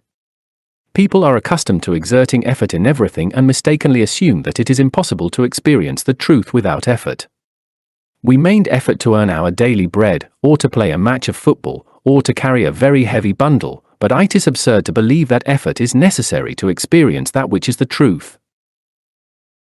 Understanding replaces effort when it comes to understanding the truth hidden intimately in the secret depths of every problem. We do not need any effort to understand each and every one of the defects that we carry hidden in the different terrains of the mind. We do not need effort to understand that envy is one of the most potent springs of the social machine. Why do many people want to progress? Why do many people want to have beautiful residences and very elegant cars? Everyone envies what belongs to others. Envy is grief at another's good. Elegant women are envied by other less elegant women, and this serves to intensify struggle and pain those who have not want to have, and even stop eating to buy clothes and ornaments of every kind with the sole purpose of not being less than anyone. Every champion of a great cause is mortally hated by the envious. The envy of the impotent, the defeated, the petty, disguises itself with the robe of the judge, or with the tunic of holiness and mastery, or with the sophism that is applauded, or with the beauty of humility. If we understand in an integral way that we are envious, it is logical that envy then ends, and in its place appears the star that rejoices and shines with the progress of others. There are people who want to stop being greedy, but then they greedily desire not to be greedy. Therein lies a form of greed. There are men who effort to achieve the virtue of chastity, but when they see a pretty girl in the street they throw a few compliments her way, and if the girl is a friend, they cannot help but entertain her, say beautiful words to her, admire her, praise her beautiful qualities, etc. The background of all that coquetry is found in the secret springs of subconscious, dark, submerged lust. When we understand without any effort all the games of lust, it is annihilated, and in its place is born the immaculate flower of chastity. It is not with any effort that we can acquire those virtues. The eye was strengthened when it efforts to acquire virtues. The eye loves decorations, medals, titles and honors, virtues, beautiful qualities, etc. Greek traditions tell that Aristippus the philosopher, wanting to demonstrate his modesty and wisdom, dressed in an old tunic full of patches and holes, grasped the staff of philosophy, and went through the streets of Athens. When Socrates saw him arrive at his house, he exclaimed, "O Aristippus, your vanity is seen through the holes of your garment." The pedantic, the vain, the proud, believing themselves to be very humble, dress themselves in the tunic of Aristippus. Humility is a very exotic flower. Whoever presumes to be humble is full of pride. In practical life, we make many useless efforts. Every time a new problem torments us, we appeal to effort to solve it. We struggle and suffer, but then the only thing we achieve is to do foolish things and complicate existence more and more. The disillusioned, the disenchanted, those who no longer even want to think, those who could not solve a vital problem, find the solution when their mind is serene and quiet, when they no longer had any hope. No truth can be understood by means of effort. The truth comes like a thief in the night, when it is least expected. Extrasensory perceptions during meditation, illumination, the solution to some problem, these are only possible when there is no type of conscious or subconscious effort, when the mind does not effort to be more than what it is.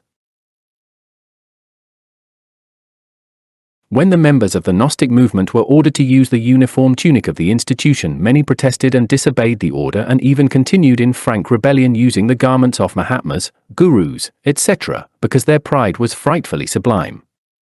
Pride also disguises itself as sublime. The mind efforts to be something more than what it is. The mind, serene as a lake, can experience the truth, but when the mind wants to be something more, it is in tension, it is in struggle, and then the experience of the truth becomes impossible. We must not confuse the truth with opinions. Many hold the opinion that the truth is this or that the truth is in such and such a book, or in such and such a belief or idea, etc. Whoever wants to experience the truth must not confuse beliefs, ideas, opinions, and theories with that which is the truth. We must experience the truth in a direct, practical, and real way. This is only possible in the absolute stillness and silence of the mind. This is only possible by means of meditation. Experiencing the truth is fundamental. It is not by means of effort that we can experience the truth.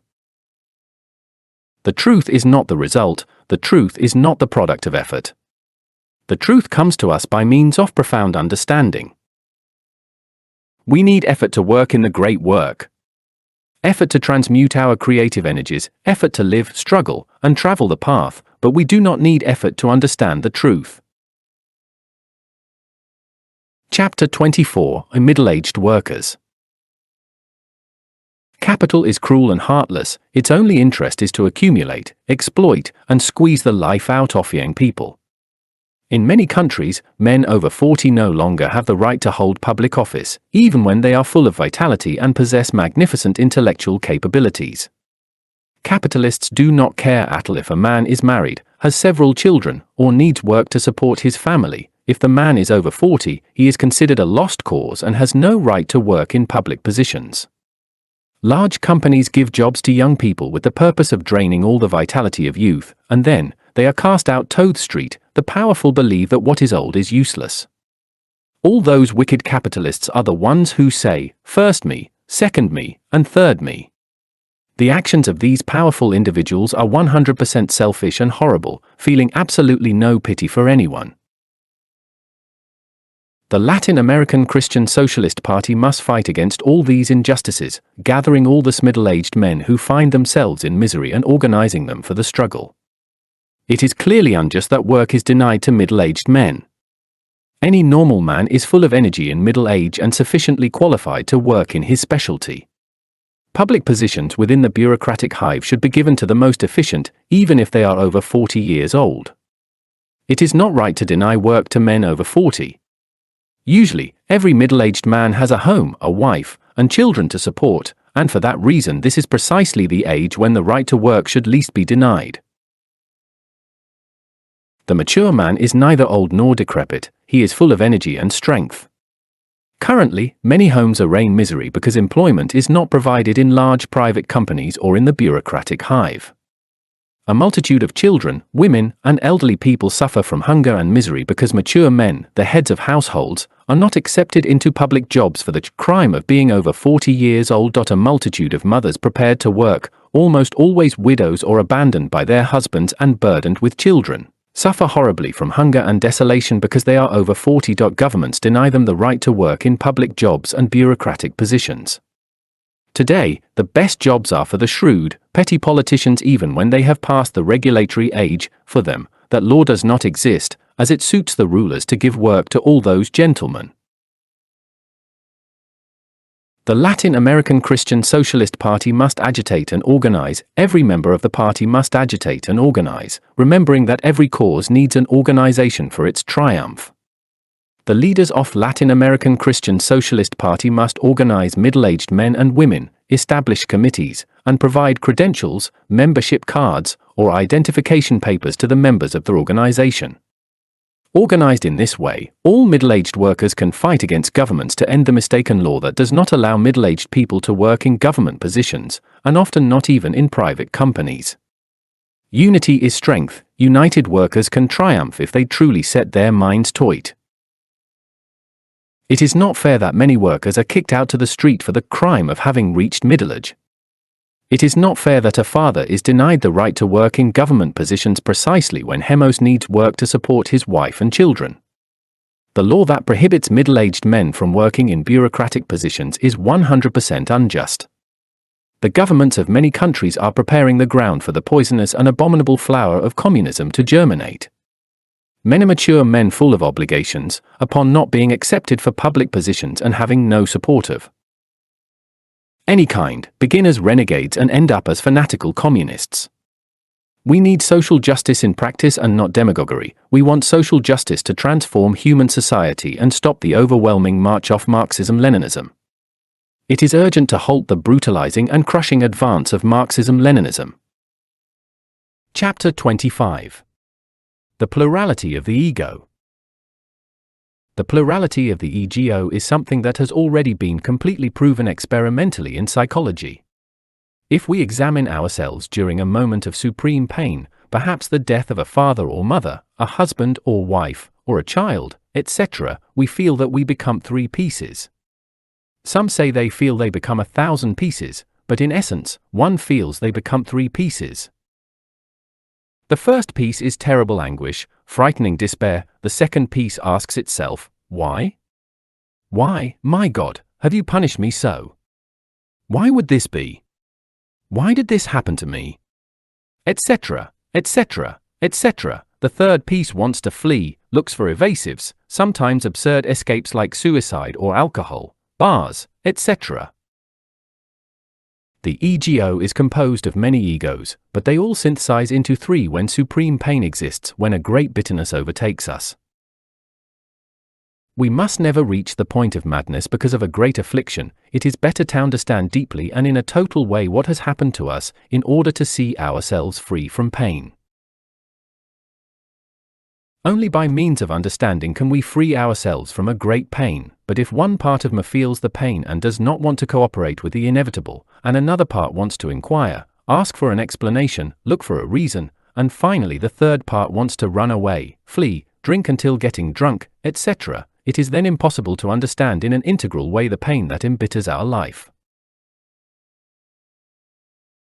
Only by understanding in an integral, total, complete way the pain that has mortally wounded us can we free ourselves from bitterness. Unfortunately, we feel that we become three pieces, and we do not pay attention to the entire process of the pain. We must never forget in life that the plurality of the ego is the origin of pain.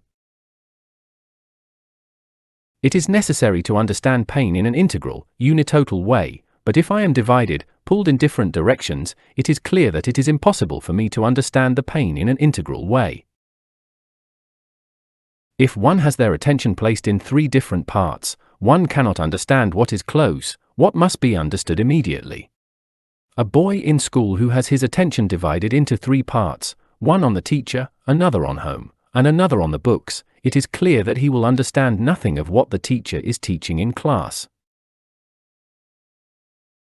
The same happens with pain. If one part of our attention is placed on despair, another on asking for explanations, and finally the third on the bar, the trip, suicide, etc., it is clear that we will not understand the pain in a complete way, and logically, the pain will continue. It is urgent to understand the plurality of the ego to learn to live wisely.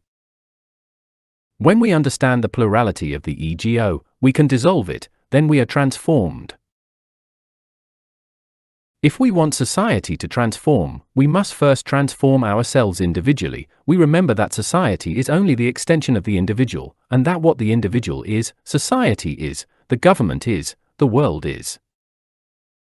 We must understand the plurality of the ego and not divide ourselves into so many pieces when we try to understand something. It is necessary to pay attention to the cause of the pain, to the pain itself, without dividing the attention into three parts, in a complete, integral, unitotal way. Only thus, by understanding the pain in a complete way, does it disappear. The ego is multiple. I am going to eat, says the ego of digestion. I don't want to eat yet. I'm going to read the newspaper, says the intellectual ego. To the devil with the newspaper, says the ego of movement. I'm going for a walk. Really, we are not yet individuals, we are not individualized, we are only instinct. Within each human body live many egos. The plurality of the ego is the cause of all our intimate contradictions. We want to buy a very beautiful house, and when we already have it, it happens that we no longer like it, or new projects arise in the mind and we say, I am going to sell this house and I will buy another. We struggle until the unspeakable to form a home with a good woman and a few children, and later, we fall in love with another. Finally, the house of cards falls to the ground. The ego that today swears fidelity to a cause is displaced by another ego that no longer has anything to do with that cause, and then we see that the person withdraws.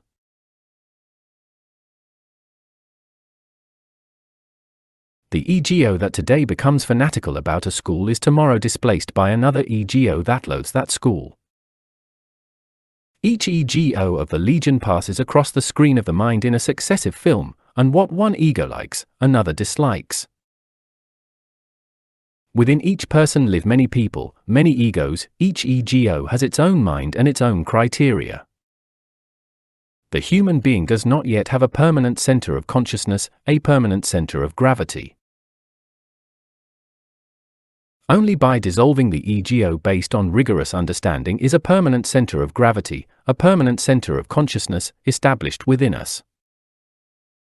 By de-egoizing ourselves, we individualize ourselves. By dissolving the ego, we acquire true individuality. When the ego is dissolved, only the essence, the soul, the being remains in us. Really, the being is happiness. Really, the being is beyond all pain. The dissolution of the ego is nirvana. As long as the ego exists, pain will exist. The ego continues after death and perpetuates itself in our descendants, in the children of our children, in the new generations. To be born is pain, to die is pain, life is pain, pain is childhood, pain is adolescence, pain is youth, pain is maturity, pain is old age. Everything in this world is pain. Every time pain whips us implacably and vengefully, we must understand it in an integral, complete, total way. And this is only possible by not dividing the attention into several pieces, but by placing full attention on what is happening. We need to know that the ego is many, and that we must unite these many in full attention, with the purpose of totally understanding the pain that, at any given moment, stalks and mortally wounds us. If we want the social transformation of humanity, we need to learn wisely.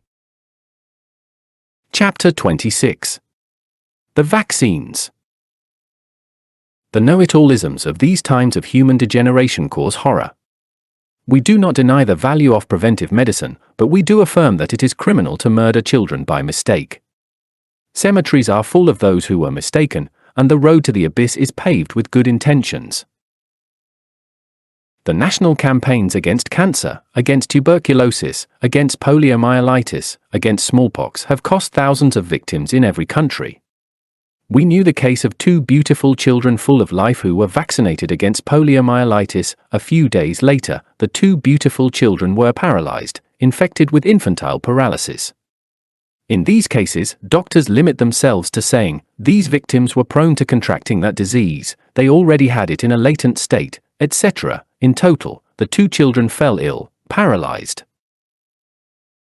In public schools, appalling crimes are committed. Children who did not have tuberculosis contracted the disease of tuberculosis after being vaccinated. Children who did not have smallpox contracted smallpox after the vaccine. Health employees, those in charge of public health, murder children in the schools. That is horrible, frighteningly horrible and true. The know-it-alls of medicine seem determined to murder children in the schools, and all this with the approval of fathers and mothers, full of affection but ignorant. In a city in Germany before the Second World War, more than 1,500 children were murdered with a vaccine. This caused horror, but the know-it-alls continued vaccinating children in the schools. It is logical to try to save a population when there is an epidemic, then vaccines are justified, but it is absurd to vaccinate against smallpox when there is no smallpox, or to vaccinate against typhus when there is no typhus epidemic, or to put the bacillus of tuberculosis into thousands of children in the schools when there is no tuberculosis.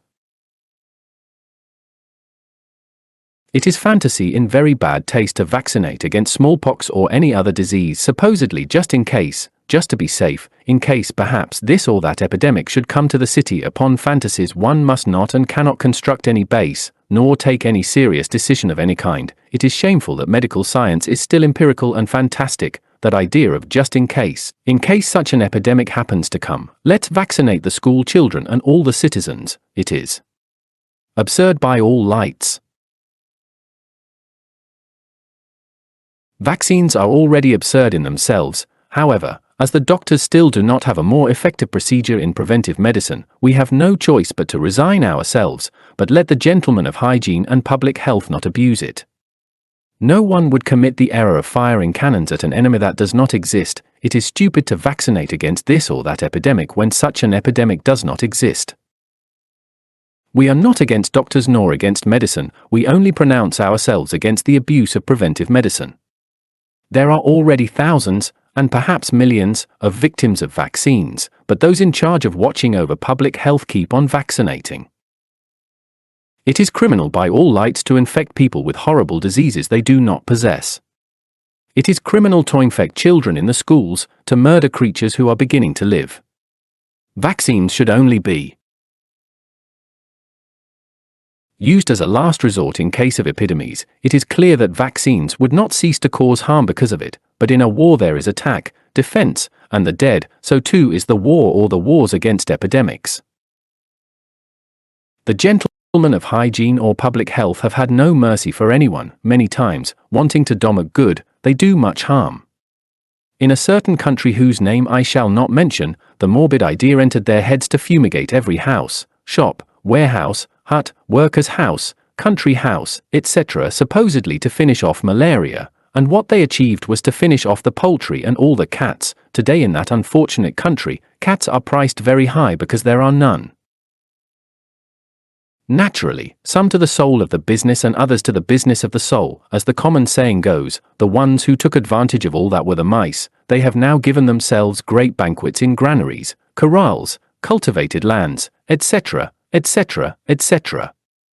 The most interesting part of all this was that in that country malaria kept on going, it did not end, it followed its course as usual. The famous fumigations and the campaign against malaria were of no use. Now the only thing left is for them to give said people the coup de grace with some special vaccine against malaria. Really, it is not vaccines that are needed to fight diseases.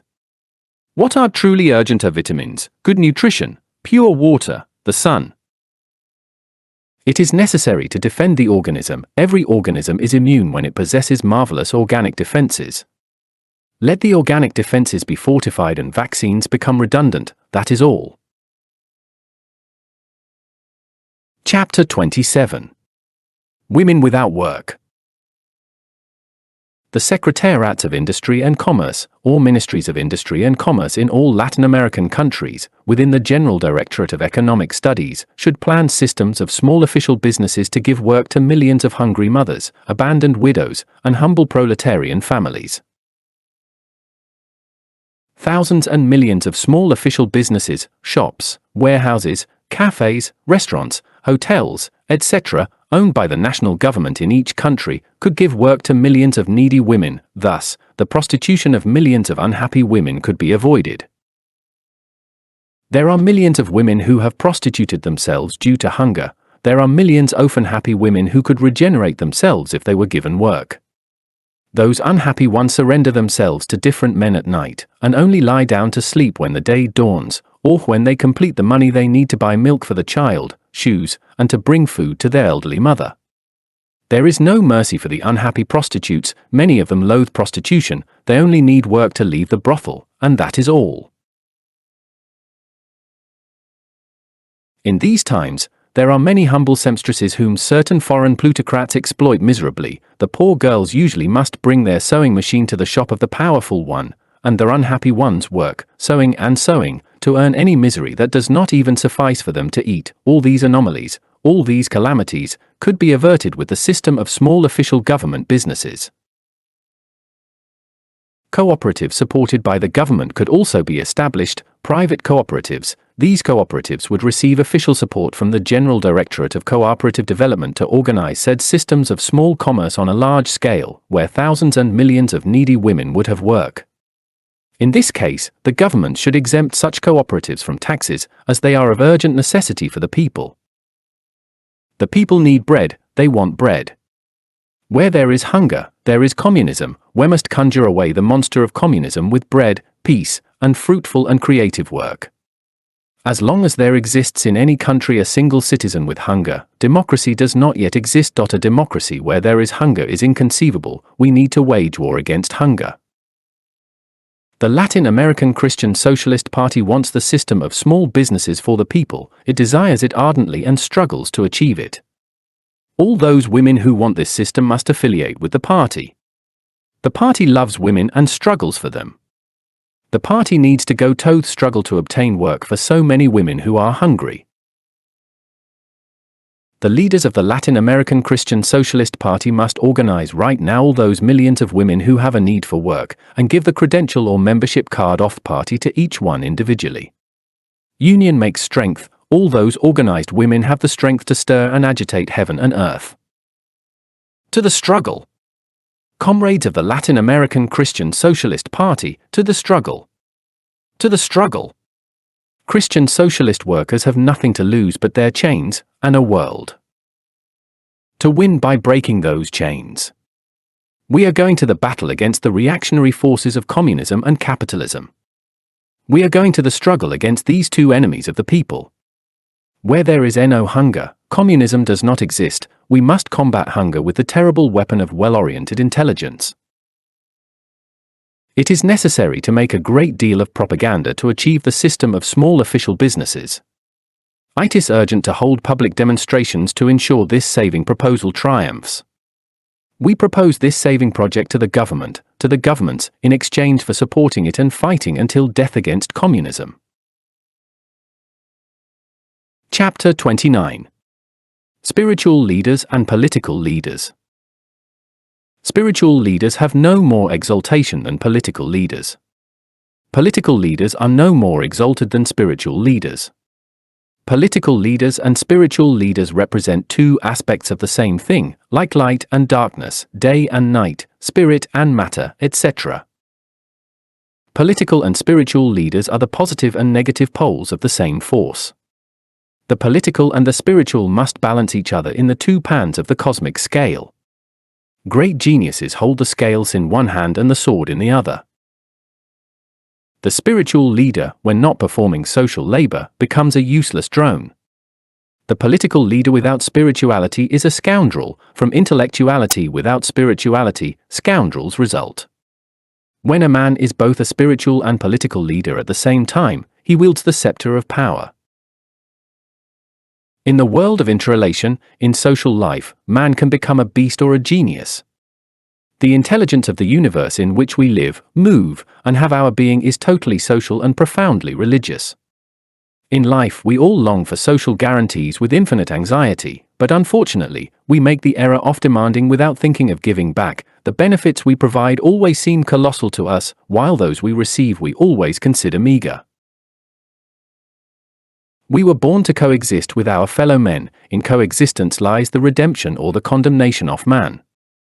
What is useless for the individual harms society. What is useless for society harms the individual. Social coexistence produces more advantages for man than any kind of solitary life. Man is a political animal who does not know how to live politically. Man has been formed to live in society and is neither capable of living alone nor has the courage to do so. When a man finds his partner, society begins. The law of society is each for all and all for each. This reminds us of the Four Musketeers when they said, all for one and one for all. Once, someone surprised a misanthrope laughing alone. Why are you laughing? They asked him, if there is no one with you. Exactly for that reason, replied the misanthrope. If a man could ascend to heaven to contemplate the entire marvelous infinite, his happiness would diminish by not having someone by his side with whom to share it. We were born to unite with our fellow men and live in community with the human race. Outside of society, man is a beast or a god. In social life, beasts and gods are formed. The heads of state in ancient times were great spiritual leaders. The sacred kings of archaic times were heads of religion. Aeschylus said, "A prosperous state honors the gods." We say, the perfect state is impossible if we exclude religiosity. Heads of state, when they are not spiritual leaders, call their own violence law, and they label the violence of others as crime. Anti-religious politicians can only sustain themselves through crime and always order the assassination of anyone who might eclipse them. Scoundrels always work in favor of the privileged minority, and when they work in favor of the majority, wanting to do good, they end up doing much harm. To govern means to rectify. Scoundrels don't like to rectify because they are too proud. One can be religious without belonging to any religious form. Only the religious man is truly revolutionary. Religions constitute the living foundation of every civil society and the inexhaustible springs of all wisdom. All religions with their gods, semigods, prophets, messiahs, and saints are the product of illumination. Religions must become scientific and science must become profoundly religious. There exists a formal logic and a dialectical logic. The latter can scientifically demonstrate the falsehood of dialectical materialism and the scientific reality of religious principles. That which we call the truth can receive very many names such as Allah, Brahmin, that God, Tao, etc., etc., etc. Religions adore that and the illuminated experience it during their ecstasy in the absence of the ego. That cannot be defined, that is the truth, and this is the unknown from momento moment. Religious leaders can experience that and therefore they are suitable to perform social labor and govern peoples wisely. The god of the cannibals will be a cannibal, that of the crusaders a crusader, that of the merchants a merchant, that of the thieves a thief, that of the cats a cat, that of the dogs a dog, etc., etc., etc., but the God of those who have really experienced it is the truth. All the great political leaders of the powerful civilizations that preceded us since the deep night of the centuries were also great spiritual leaders. Moses, Muhammad, Saint Lama, Buddha, Jesus, Hermes Ashiata Shamash, Gandhi, etc., etc., were geniuses of politics and spiritual guides. Who could deny that Moses was also a great legislator? Who could demonstrate that Muhammad was not also a social worker and a great legislator? It is enough to read the Quran to know that Muhammad was a politician and legislator who worked honestly for his people. And what shall we say of the Buddha, the man who renounced the riches of the court, the beggar prince? And what shall we say of the master of masters who initiated a new era? And what of his gospel? Reading the Gospels carefully, we find in them Latin American Christian socialism, which has for its foundations the four Gospels of Jesus the Christ. All the great spiritual guides were also great political leaders. The politician without religion is astute, greedy, a liar, a murderer, irresponsible, a thief, and at the very least a sincere but mistaken person who causes much damage. Chapter 30. Control of fecundity. We need the control of fecundity and not birth control, because the latter would be criminal. It has already been demonstrated that the psychological ego continues in our descendants. The ego is a thing very complex. The ego always exists in a pluralized form. It does not truly possess individuality. After death, there remains the memory of the person who existed. That memory has reality and is energetic. That memory is the ego, the myself. Not all the elements that constitute the ego continue in human organisms. Some elements and sub-elements of the energetic ego continue perpetuating themselves in animal, vegetable, and even mineral principles. In any case, the law of biological and even psychological inheritance is demonstrating that the basic principles of our ancestors continue in our descendants. Man influences all of nature because many of his energetic elements are incorporated into the three lower kingdoms of nature. If we want a better world, it is necessary to select the human seed. We must control fecundity to create a better society. Selecting seeds is not criminal. If we have the right to select vegetable and animal seeds, we also have the right to select human seeds. It is absurd to allow murderers, thieves, homosexuals, prostitutes, etc., etc., etc., to continue. The Latin American Christian Socialist Party proposes the sterilization of criminals. With X-rays, criminals can be sterilized without them receiving any harm to their health. Any sterilized criminal can marry if they want and perform the copulation and live. The only thing they cannot do is reproduce their species, that is all. X-rays selectively affect the seminiferous epithelia and respect the interstitial cells that produce testosterone, male hormone. Criminal men and women can be sterilized with X-rays, no one is harmed by this and everyone benefits.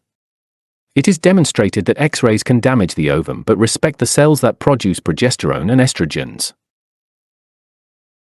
It is clearly absurd not to control fecundity. It is absurd to allow the reproduction of murderers, prostitutes, thieves, homosexuals, swindlers, drug addicts, rapists, etc., etc., etc. If we truly want to make a better world, we need to select the human seed. This control of fecundity is not unjust as many people think. The purpose of justice is to give to each what they deserve and nothing more than exactly what they deserve. Although justice moves slowly, it never fails to catch the guilty. We need to learn to do justice. Justice is the sanction of established injustices. However, we clarify, before sterilizing a citizen, their guilt must be so evident that it can be proclaimed by both their friends and their enemies. Justice is a faculty that is latent in the human being, and which can and must be developed for the good of our fellow men. Justice is the queen of virtues and is born in us when the ego is radically dissolved. Justice knows no sentimentalism of any kind and knows neither relative nor mourner because it only concerns itself with the truth and nothing but the truth. Let justice be done though the heavens fall. We cannot be just if we do not have a merciful heart. Justice and mercy are the two fundamental columns of the temple of the law.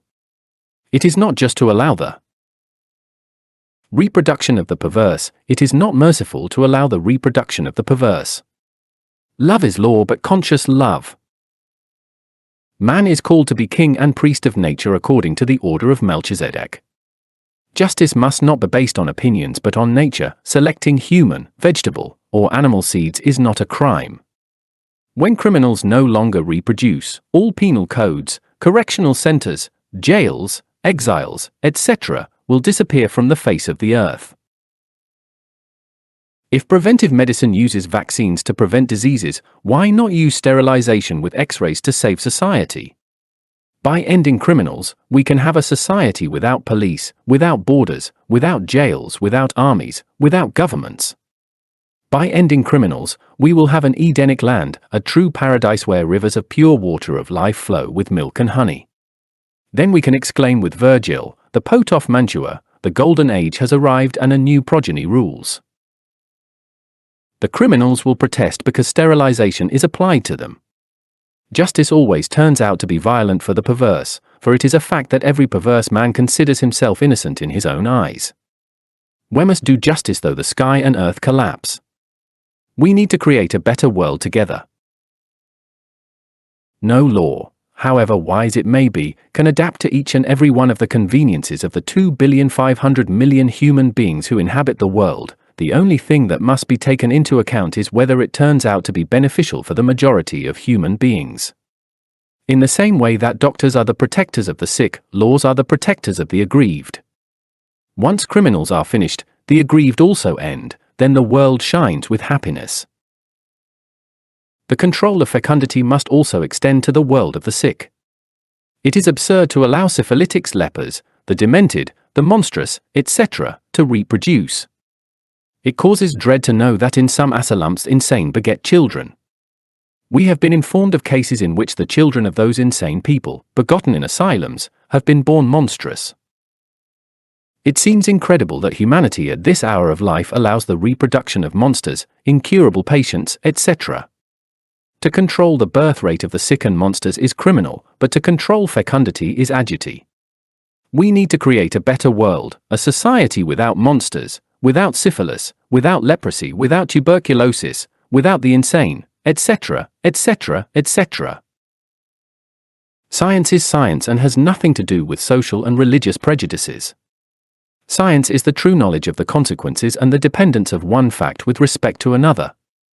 Social and religious prejudices have not allowed the wise to understand the necessity of the control of fecundity. We do not pronounce ourselves against religion or against society and good customs, we only pronounce ourselves against prejudices that in no way benefit humanity and do harm it gravely. It is a falsehood of all religions and sects to consider sciences as an invention of the human intellect. The only thing that is human is its application. All science is based on the fundamental principles that sustain the cosmos firm in its march. Man cannot establish principles, the only thing he can do is discover them. Religions must explain their principles in a scientific form because the new Aquarian era demands conscious knowledge. Religions must fight for the control of fecundity because the same religious principles speak of natural selection. Many are the called and few are the chosen. Of 1,000 who seek me, one finds me. Of 1,000 who find me, one follows me. Of 1,000 who follow me, oneus mine, etc. All the phrases of the four Gospels are full of wisdom, and in many verses we find this law of natural selection. Selecting human seeds is not a crime, it is a duty. Religion is science, philosophy, and true art. Science has truly fulfilled its true function when it has discovered and enunciated a truth. Science has truly fulfilled its mission when it has investigated and enunciated a truth. True science is nothing more than trained and organized common sense, and it only differs from the latter in what a university student differs from a primary school student. Social prejudices and ideas are subject to many changes as science progresses. The hour has arrived to abandon social and religious prejudices. The moment has arrived to select the human seed to make a better world. Chapter 31. Doctors and Medicines. The Latin American Christian Socialist Party must give the people doctors and medicines. It is not with demagoguery that true proselytizing work is done. We need to do proselytizing work with concrete, clear, and effective facts. We must obtain medicines and give them away or give them very cheaply to people. The various commercial houses can give us pharmacy samples. If doctors receive such samples, we can also obtain them. The ministries or secretariats of public health and hygiene can give us many samples of medicine, remedies for the people. It is also true that the doctors affiliated with the party can and should provide their services for free to the people at certain hours and days, in such and such towns, villages, hamlets, or places. We need to relieve our fellow men by giving, curing them, healing them, and then enrolling them in the lists of the Latin American Christian Socialist Party. Every enrolled citizen must receive their card or credential, or party identification card. This is how proselytizing work is done: serving, giving, healing, doing good works. The Latin American Christian Socialist Party already knows very well that the people are tired of promises and more promises. The people no longer want demagoguery. The people want concrete, clear, and effective facts, not pretty promises, because no one eats from these. We conceive of politics as the revolutionary science of social progress. Politics, well understood, is a priesthood at the altar of the fatherland. The negative aspect of politics is the shadow of politics within which the petty politicians, the murderers, the thieves, etc., hide. A statesman who ignores the causa causarum of all social events is like a bad doctor who ignores the origin of the diseases he intends to cure. Timid and self-interested politicians, that is, the petty politicians, care much more about the security of their public positions than about the security of their country. The true politician, not the petty politician, must speak and act many times without having thought or read. The perverse and astute petty politicians owe their reputation, if not to pure fatality, to circumstances that they themselves could not foresee. The people are already tired of those petty politicians and their pretty speeches full of promises, and now they want true facts. Only with facts can we attract millions of people to the ranks of the Latin American Christian Socialist Party. The people need doctors and medicine. We can do good work by giving the people doctors and medicines. The leaders of the party may well go from door to door and from town to town, calling the sick, seeking out the needy. Only on the basis of wisdom and love do we do great work in the world, for the benefit of all human beings.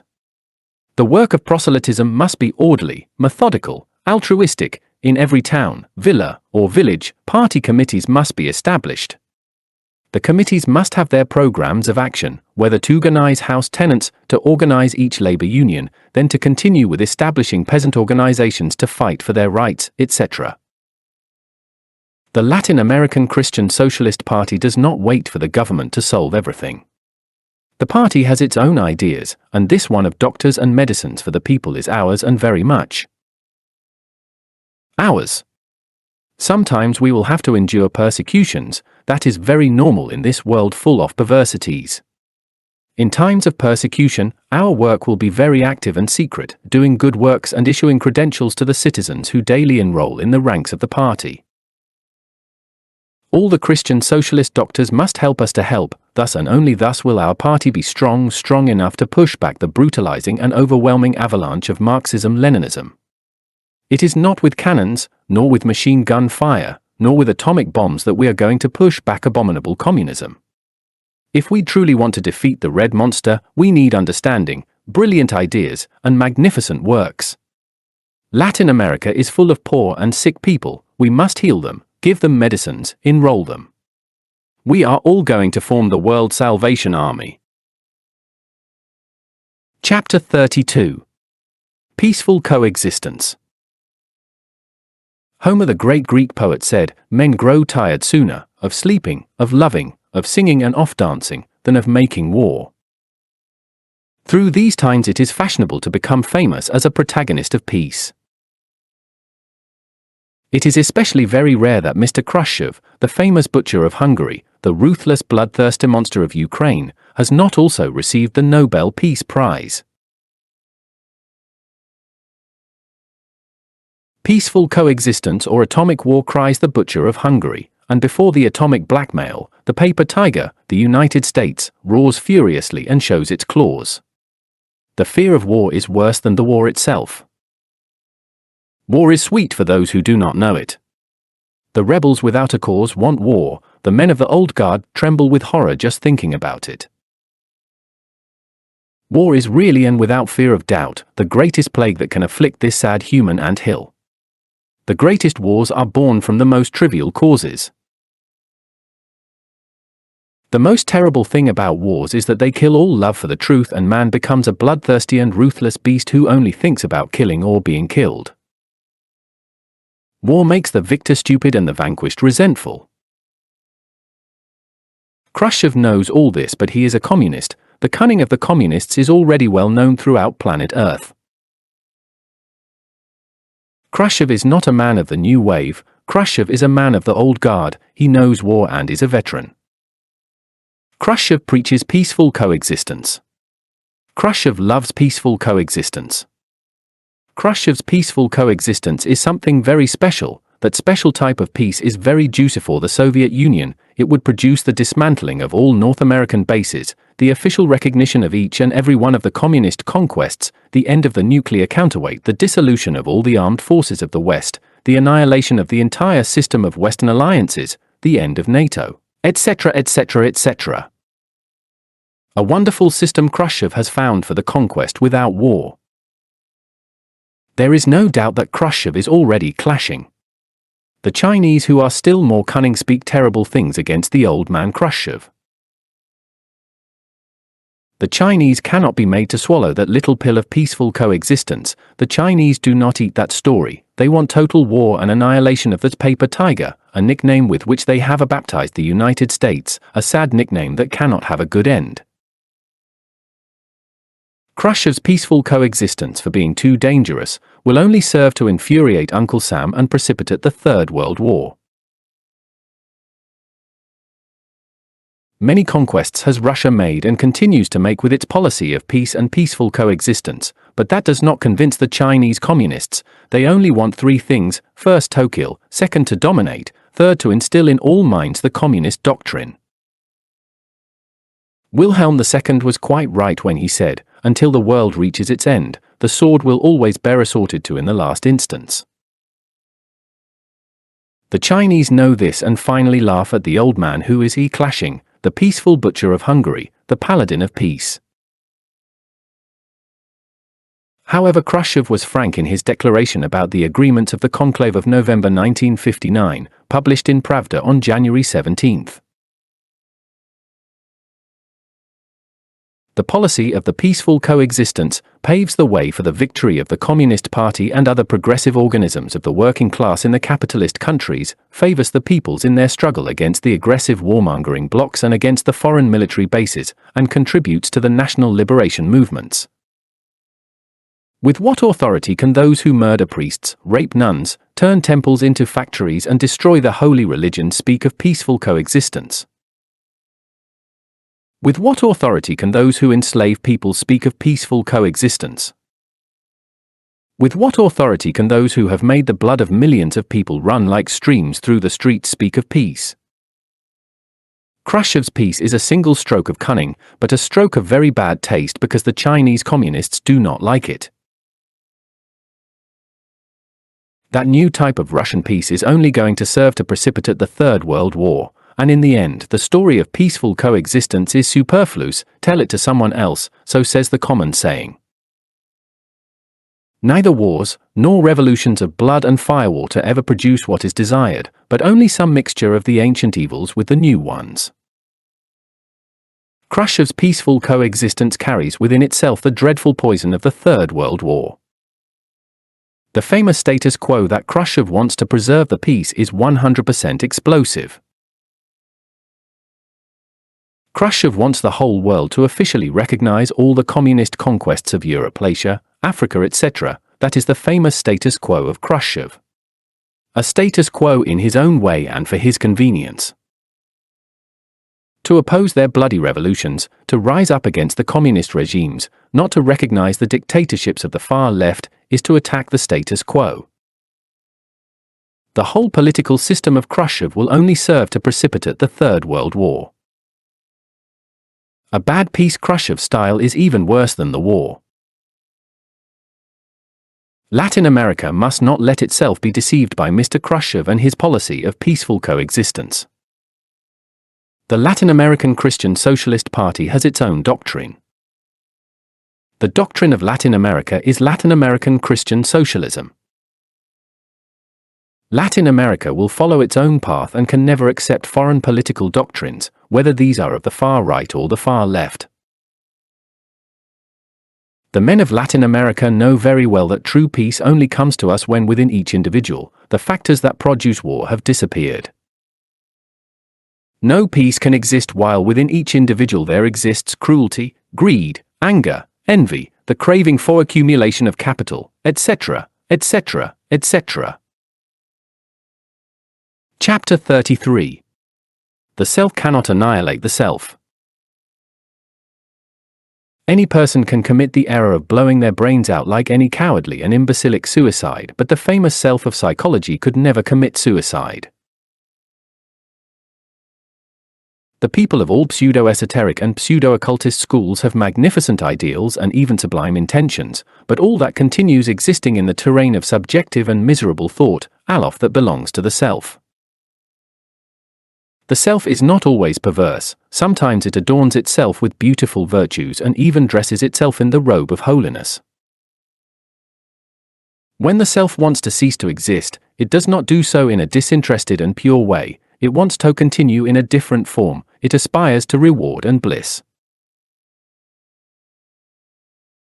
In these mechanized times of life there is mass production, series of cars, series of planes, series of machines of this or that brand, etc., etc. Everything has become series, and even the self itself is a series. We must know the series of the self.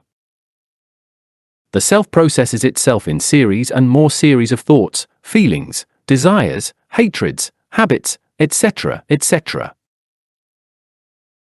Let the divisionists of the self continue dividing their ego between superior and inferior, that is their business with all their theories, and the much touted superior and ultra-divine self controlling their unhappy inferior self. We well know that this division between superior self and inferior self is 100% false. Superior and inferior are two sections of the same thing. Superior self and inferior self are the two sections of Satan, the self. Can a part of the self perhaps reduce to dust, annihilate another part of the self? Can a part of myself, perhaps, decree the law of exile to another part of myself? The most we can do is astutely hide what does not suit us, hide our perversities and smile with the face of saints. A part of myself can hide another part of myself. Is this a strange thing? Does the cat not hide its claws? All of us carry the Pharisee inside. On the outside we are very beautiful, but on the inside we are quite rotten. We have known Pharisees who horrify. We knew one who wore the immaculate robe of the Master. His hair was long and the razor never cut his venerable beard. This man frightened everyone with his holiness. He was 100% vegetarian. He drank nothing that could have alcohol. The people knelt before him. We do not mention the name of this chocolate saint. We only limit ourselves to saying that he had abandoned his wife and his children, supposedly to follow the path of holiness. He preached beauties and spoke horrors against adultery and fornication, but in secret he had many concubines, and proposed to his devotees unnatural sexual connections through unfit vessels. He was a saint, yes, a chocolate saint. Thus are the Pharisees. Woe to you hypocritical scribes and Pharisees, because you clean the outside off the cup and the plate, but on the inside you are full of robbery and injustice. You do not eat meat, you do not drink alcohol, nor do you smoke. In truth you show yourselves as just to men, but on the inside you are full of hypocrisy and wickedness. The Pharisee hides crimes from others' eyes and also hides them from himself. We know Pharisees who perform tremendous fasts and frightening penances. They are very sure they are just and wise, but their victims weep unspeakably. Almost always they are their wives and their children, the innocent victims of their wicked deeds, but they continue with their sacred exercises convinced of being just and holy. The so-called superior self says, I will overcome anger, greed, lust, etc., but the so-called inferior self then laughs with the thunderous laughter of Aristophanes, and the demons of terrified passions run to hide among the secret caverns of the different terrains of the mind. Every intellectual effort to dissolve the self is useless because any movement of the mind belongs to the self. Any part of myself can have good intentions, and what of it? The road that leads to the abyss is paved with good intentions. It is curious, that game of a part of myself wanting to control another part of myself that has no desire to be controlled. The penances of those saints who make their wives and children suffer are moving. All those meeks of the chocolate saints are funny. The erudition of the know-it-alls is admirable, and what of it? The self cannot destroy the self and continues through millions of years perpetuating itself in our descendants. We need to become disenchanted with all useless efforts. When the self wants to destroy the self, their effort is useless. Only by understanding very deeply and truly what the useless battles of thought are, only by understanding the subconscious actions and reactions, the internal and external actions and reactions, the secret responses, the hidden motives, the hidden impulses, etc., etc., etc., can we then reach the stillness and the imposing silence of the mind. Over the pure waters of the ocean of the universal mind we can contemplate in a state of ecstasy all the devilries of the pluralized self. When the self can no longer hide, it is condemned to the death penalty. The self likes to hide, but when it can no longer hide, the unhappy one is lost. Only in the serenity of thought do we see the self as it is and not as it apparently is. Seeing the self and understanding it become an integral whole, the self is failed after we have understood it because it inevitably becomes dust. The stillness of the ocean of the mind is not a result, it is its natural state. The raging waves of thought are only an accident produced by the monster of the self. The fatuous mind, the foolish mind, the mind that says, with time I will achieve serenity, the mind that says, someday I will arrive, etc., etc., is condemned to failure, because the serenity of the mind does not belong to time. Everything that belongs to time is of the self itself is time. Those who want to assemble the serenity of thought, assembling it like one who assembles a machine joining intelligently each one of its parts, are in fact failures because the serenity of the mind is not composed of various parts that can be assembled or disassembled, organized or disorganized, joined or separated. Chapter 34. The English Week. The hour has come to define with entire exactness the work week.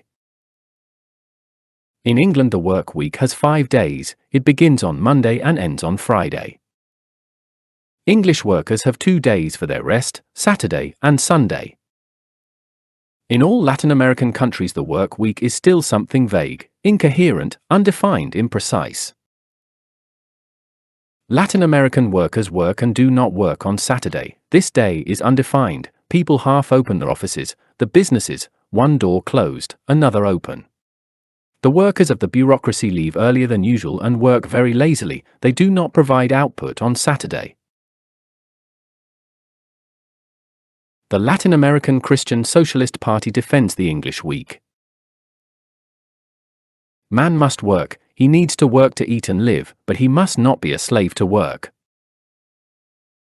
It is just and very just that the workers of muscle and brain enjoy 2 days of rest each week.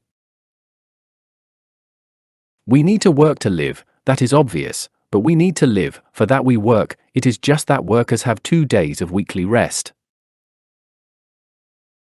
This matter of working and living is a question of common sense which, as someone said, it is the most common of the senses. Nothing surprises people so much as common sense and simple language. Common sense is the measure of the possible. It is composed of experience and foresight. To work is a duty, but to rest is another duty. Not to define the work week is 100% absurd. Many workers are slaves to work in a total way. They do not even enjoy rest on Saturdays and Sundays. The bosses pay these unfortunate ones starvation wages and never recognize their overtime and holidays. Commonly, this kind of arbitrariness happens outside the law, but it happens, and the workers do not have the right to complain because they're expelled from work immediately. Labor authorities should radically prohibit overtime and holidays because they turn out to be criminal and harmful to the health of the workers. Youth is a summer sun that, no matter how much it shines, eventually sets. Youth lives on hope, and for that reason it is exploited by capitalists without any mercy. The masters of capital know very well that the capacities of workers resist a greater and more continuous effort during youth until 35 years of age. For that reason they always prefer young workers. The man who reaches 40 years of age without any spirituality is in fact a rogue.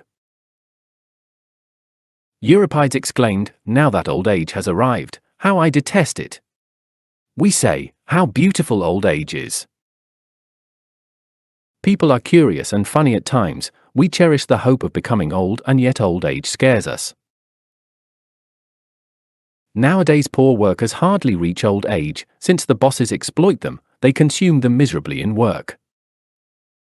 The last days of life resemble a masquerade ball reaching the end. The masks fall and the naked truth remains. It is necessary for workers to define with clarity the days and hours of work if they truly want to reach old age. The young must know how to take care of themselves, because an old man is nothing more than a voice and a shadow. No man is so old that he does not believe he can live at least another year. The excesses of youth, both in work and in vices, are checks drawn against our old age, payable 30 years after sight. Young workers must understand the necessity of abstaining from vices. Young workers must understand the necessity of not letting themselves be exploited by capitalists. Young female workers must understand that youth is a treasure much coveted by capitalists. To fight for the English week is a duty, and we can achieve it with total and partial strikes, work to rule, work that is too slow, etc., etc., etc. Chapter 35. Incredible thing. We know the case of an honorable citizen who, upon arriving at the airport of a certain Latin American country coming from Mexico and traveling to South America, was threatened pistol in hand by a group of customs guards who miserably robbed him of all the money he was carrying, additionally stripping him of curious gifts that he had bought in the beautiful city of the Aztecs to give to his family.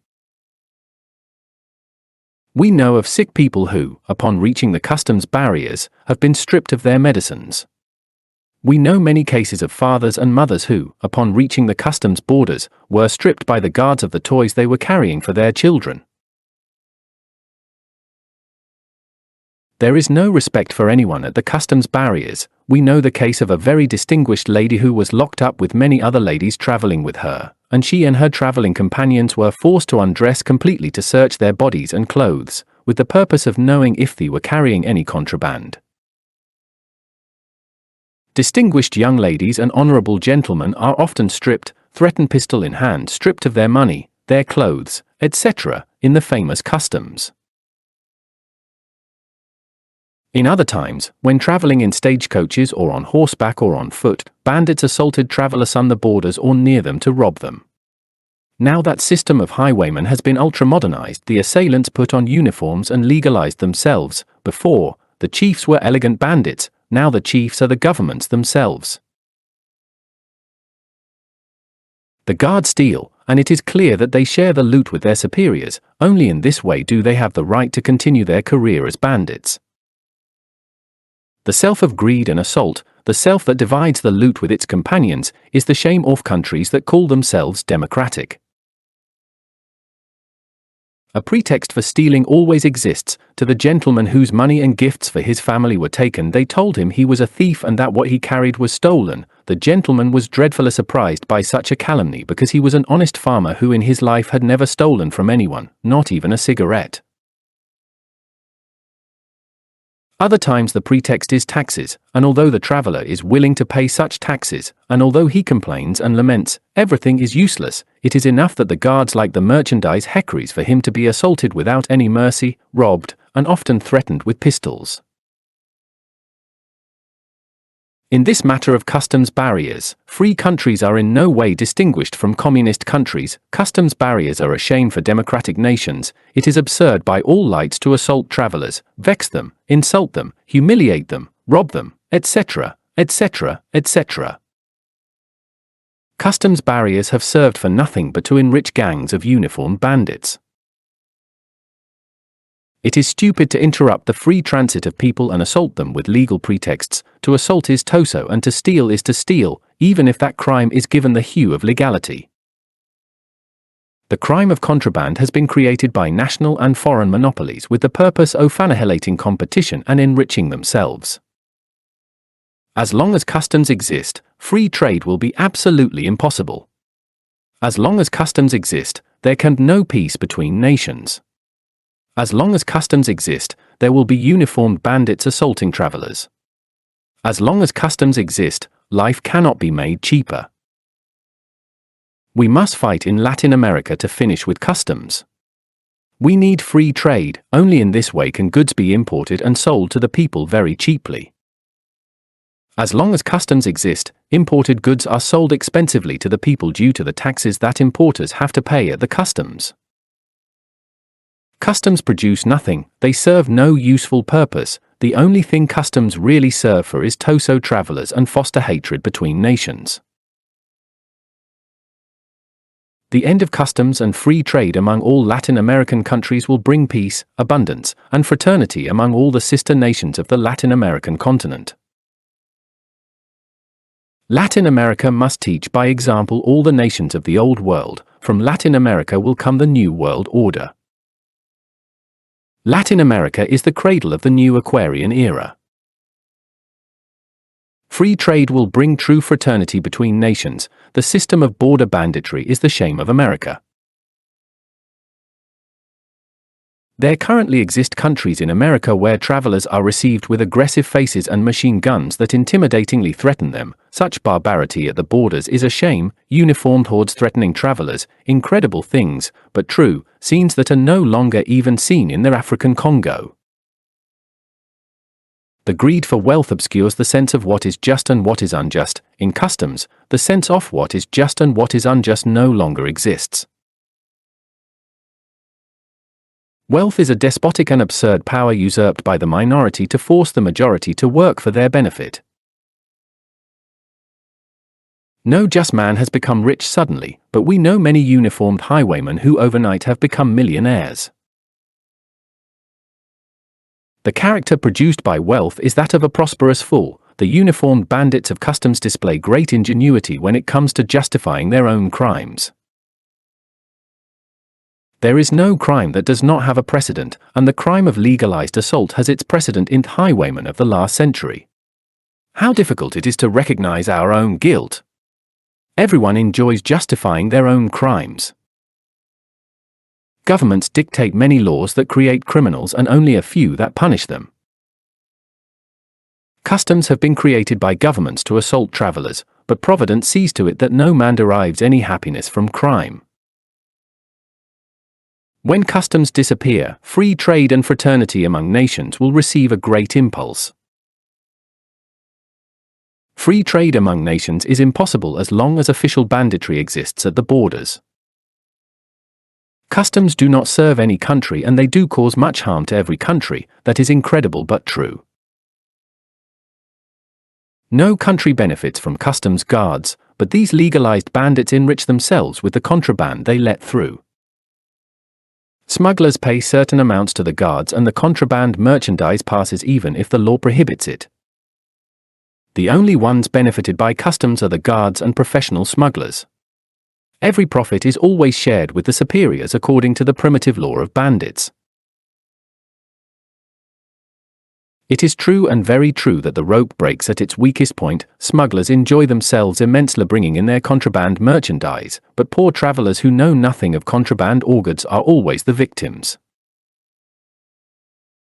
Travelers can no longer even take a fruit to eat. Jealous guards take it away for fear that the seed will also pass as contraband, or because someone might take the seeds from one country to another. All this selfishness as if the earth were not the same, as if the human beings of one country did not have the same figure as the human beings of another country. The selfishness that divides men is monstrous, borders are abominable, customs are disgusting. The torments that travelers have to suffer in customs are terrible. The secret enemy has filled the borders with very grave obstacles and uniformed bandits. The magistrates of darkness interrupt the free transit of people, demanding papers and more papers from travelers, certificates of every kind, stamps and more stamps, signatures and more signatures, portraits and fingerprints that are a true insult to human dignity. If we human beings are not capable of respecting our own dignity, who is going to respect it for us? If we offend one another, what can the future be for all of us? If we do not know how to respect one another, the future of each one of us will be worse than that of pigs. Ink staining people's fingers to take prints, photographing them, offending them, asking them trick questions with double meanings and a slanderous and criminal background, is a lack of respect for one's neighbor and an attack against the dignity of our entire human species. All those passports, tourism cards, police certificates, vaccine certificates, etc., etc., etc., are the product of infamy and lack of respect for people. Latin America must end customs, end passports, and teach the countries of the old world and the communist bloc how to live without tyranny, without customs, without lacking respect for anyone. It is not with cannons that we are going to defeat the communists. It is not with machine guns or atomic bombs that we can defeat the overwhelming and brutalizing avalanche of Marxism-Leninism. Latin America must create a true democracy in the most genuine sense of the word to stop the brutalizing hordes of Soviet communism. Chapter 36. Crimes against the people. The merchants of the earth are poisoning the peoples with adulterated foods. In different cities of the world, people no longer drink coffee or drink milk. The coffee sold by many perverted merchants is made with cattle blood, stale corn cake, tortilla in Central America and Mexico, corn arepa in Colombia, etc., etc., etc., burnt chickpeas, burnt corn, burnt sugar, etc. The milk of the big cities is partly milk and partly water and other chemical substances. This class of coffee and this class of milk is intoxicating millions of children and adults. The poor workers spend their money foolishly on this class of items of prime necessity, not knowing that with them they are going to destroy not only their health but also that of their homes. The merchants of the earth do not feel a pang in their hearts for selling dog, horse, or donkey meat in markets, and it seems incredible but it is true and very true that many times they even sell human meat. In a certain city whose name I do not mention, a perverse old woman murdered children and used the meat of their corpses to prepare tamales.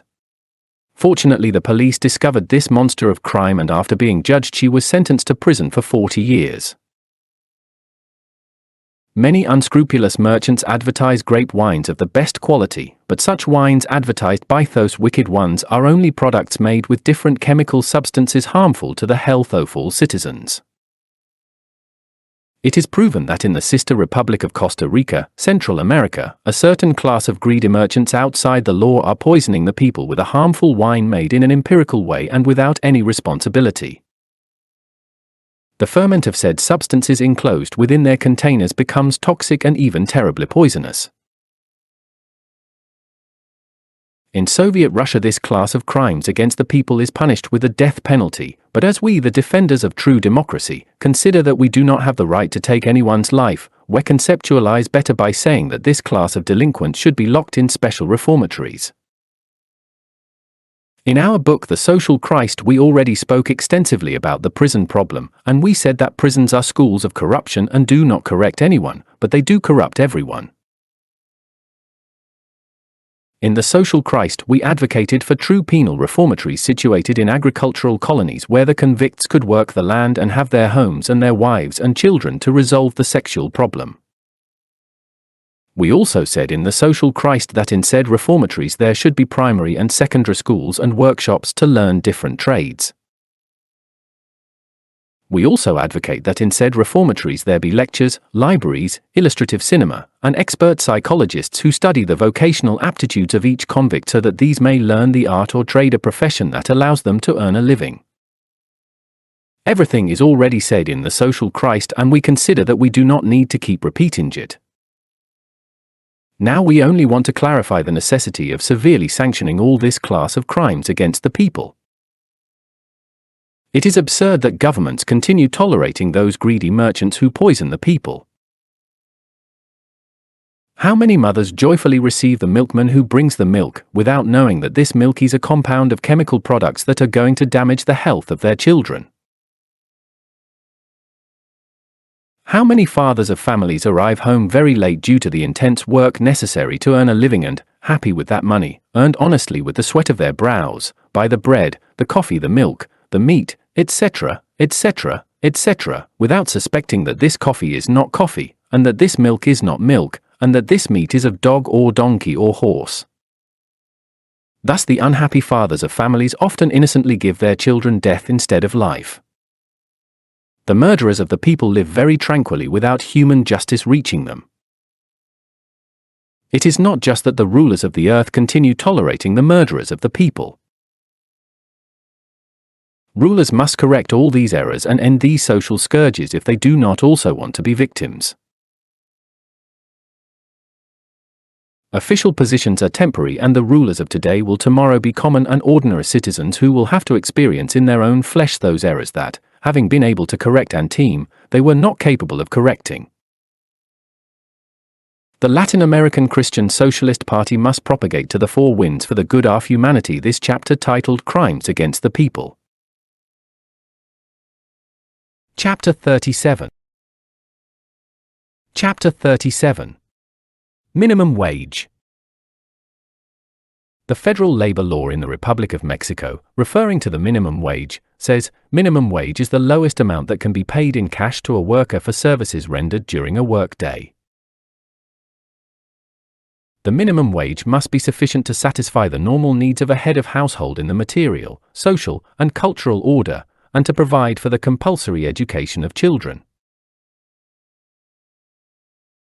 Currently, the minimum wage in all Latin American countries is not sufficient. It does not manage to satisfy the normal needs of a head of household.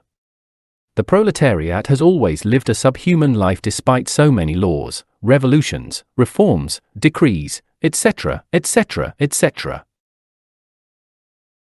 In many countries, the minimum wage has not even been set yet, and in those where it has already been set, it is not sufficient to satisfy the material needs of a head of household.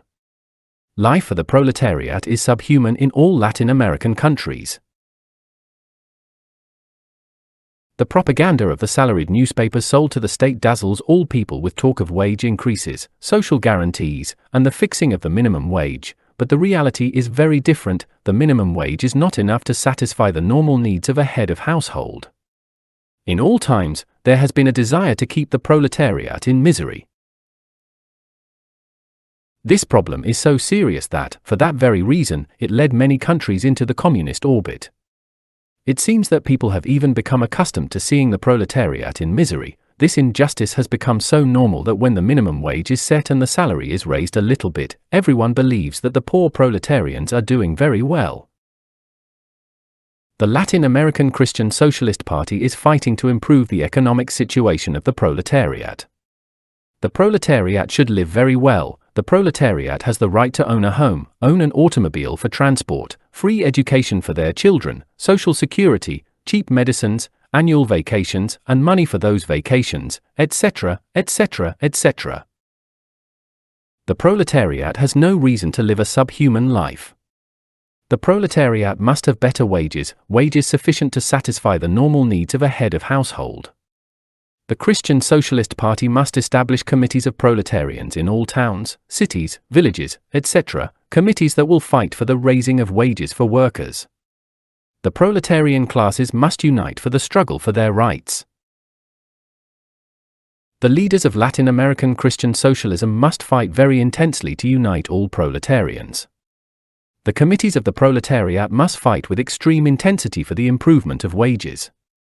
The proletariat has no reason to live a miserable life. The proletariat must reclaim its rights. It is only normal that minimum wages be general for one or several economic zones. One can also speak of professional minimum wages for trades or special jobs, and for certain classes of professionals. It is necessary to understand that general minimum wages must apply to all workers, regardless of the different branches of industry, commerce, professions, trades, or special jobs, etc., etc., etc. Sally S. Smith. 123 for 567890. Each economic zone has many branches of professionals, commerce, industries, special trades, etc. It is clear that for this class of workers, the minimum wage is different. Field workers need to fight a great deal to improve their wages. The minimum wage for field workers is too low in all Latin American countries. Christian socialist committees must be established in all fields to organize peasant workers and fight for the improvement of wages. Minimum wages can never in life be, nor should they be, subject to economic compensation, discounts of any kind, vengeful reduction, or garnishment, except in those cases of justice such as alimony decreed by competent authorities in favor of abandoned wives and children. Every abandoned wife clearly has the right to sue her husband for support. She needs to eat and her children also need to eat to live. Outside of these totally just causes in favor of the women and children of workers, it is absurd to garnish salaries, reduce them, discount them, etc., etc., etc. Governments must establish regional commissions to study the problem of minimum wages. A national minimum wage commission can ratify or confirm the data from the regional commissions. We consider it necessary for the National Commission to study the data from the regional commissions very deeply, and to evidence and analyze them in the same field of facts before modifying, ratifying, or confirming. Only in this way is it possible to avoid incalculable errors in this very delicate problem of minimum wages. The national and regional commissions must set the minimum wage while ignoring those of old collective contracts, trades, professions, etc. If the minimum wage has not been set, or if it has been set unjustly, it is necessary to correct the injustice and establish justice, whatever the cost.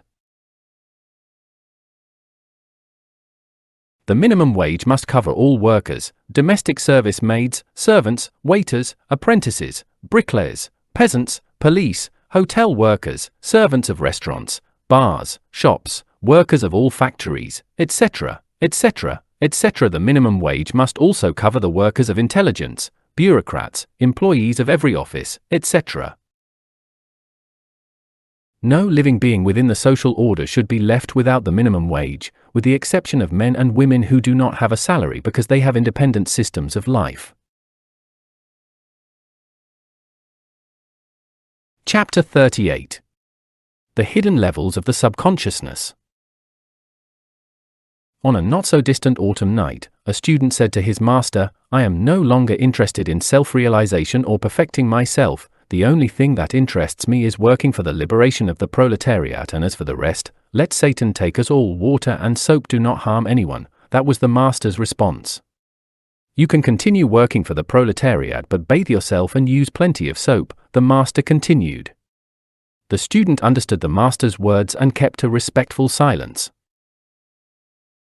Voltaire said, "Politics is the art of extracting the greatest possible amount of money from all the individuals of a nation, to distribute it among a few. We say, politics is the sacred office at the solemn altar of the fatherland." To follow Voltaire, one does not need to bathe or use soap, but to officiate as a priest at the altar of the fatherland, much cleanliness is needed.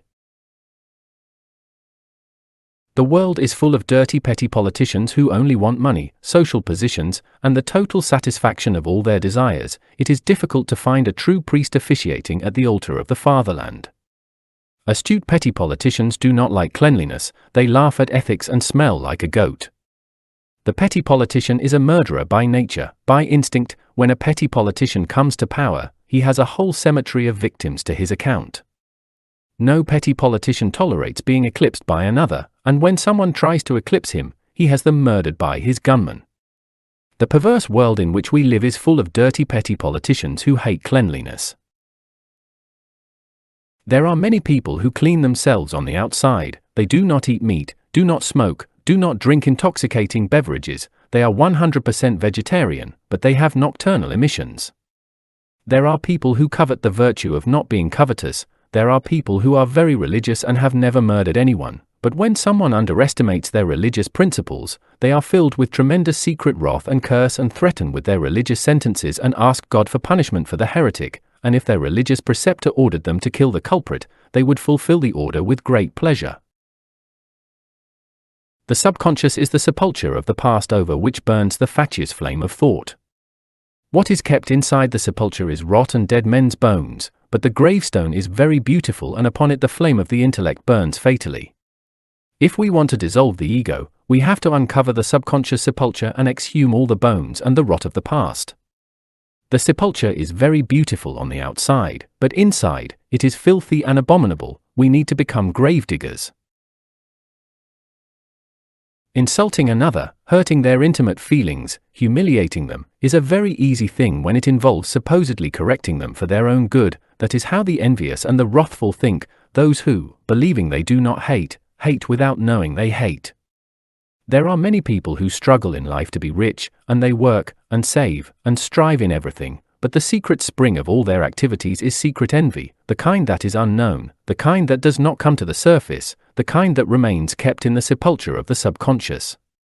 It is difficult to find someone in life who does not envy a beautiful house, a brand new car, the intelligence of a leader, a beautiful suit, a good position, a magnificent fortune, etc., etc., etc. Almost always, the best efforts of citizens have envy as their secret spring.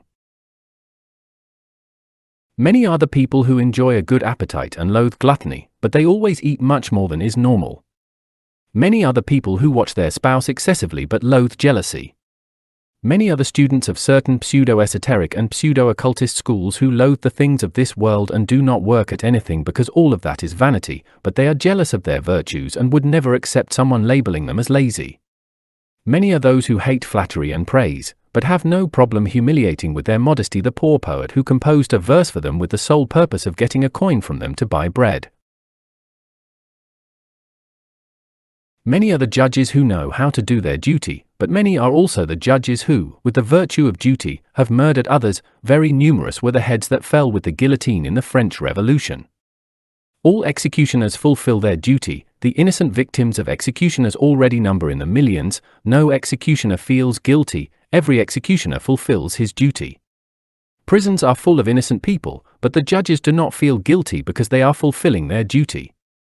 The father or mother of a family, filled with wrath, whips and beats their small children with sticks, but they feel no remorse because they are supposedly fulfilling their duty and would accept anything less than being labeled as cruel. Only with a quiet and silent mind, submerged in deep meditation, can we extract from the sepulchre of the subconscious all the secret rot we carry inside. It is not at all pleasant to see the black grave with all the bones and rot of the past. Each hidden defect smells foul inside its grave, but by seeing it, it becomes easy to burn it and reduce it to ashes.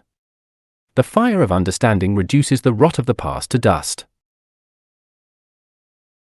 Many students of psychology, when they analyze the subconscious, commit the error of dividing themselves between analyzer and analyzed, intellect and subconscious, subject and object, perceiver and perceived, etc. This type of division creates antagonisms and struggles between the intellect and the subconscious, and where there are struggles and battles, there can be no stillness and silence of the mind.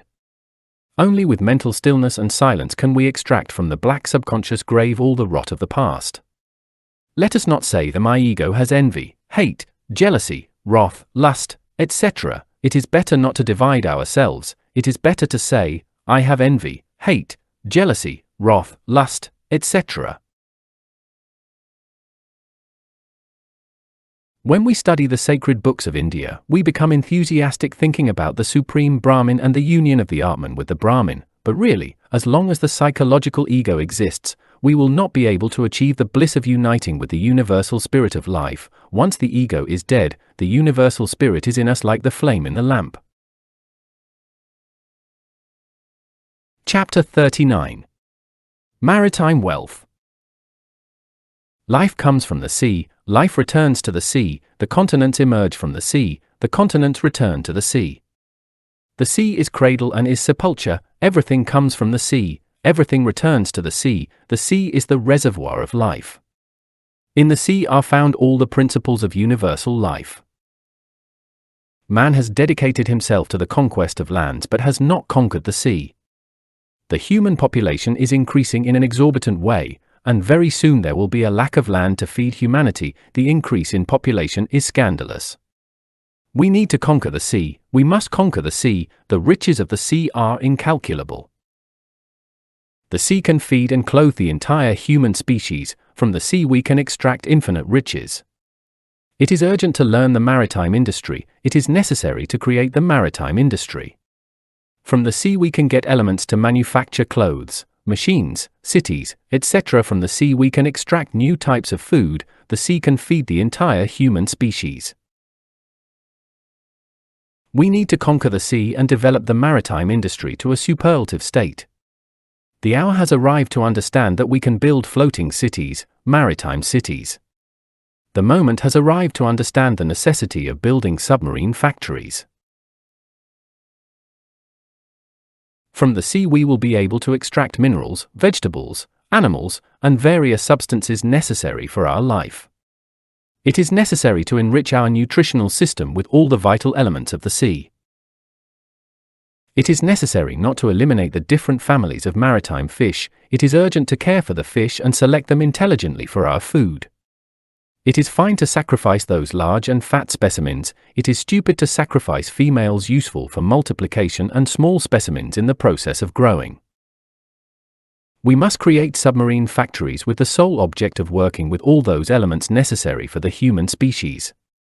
These factories should have submarine fishing posts, watering places for submarine beasts, oxygenating zones. In those maritime posts or watering places we can select the fish and catch those needed for our food.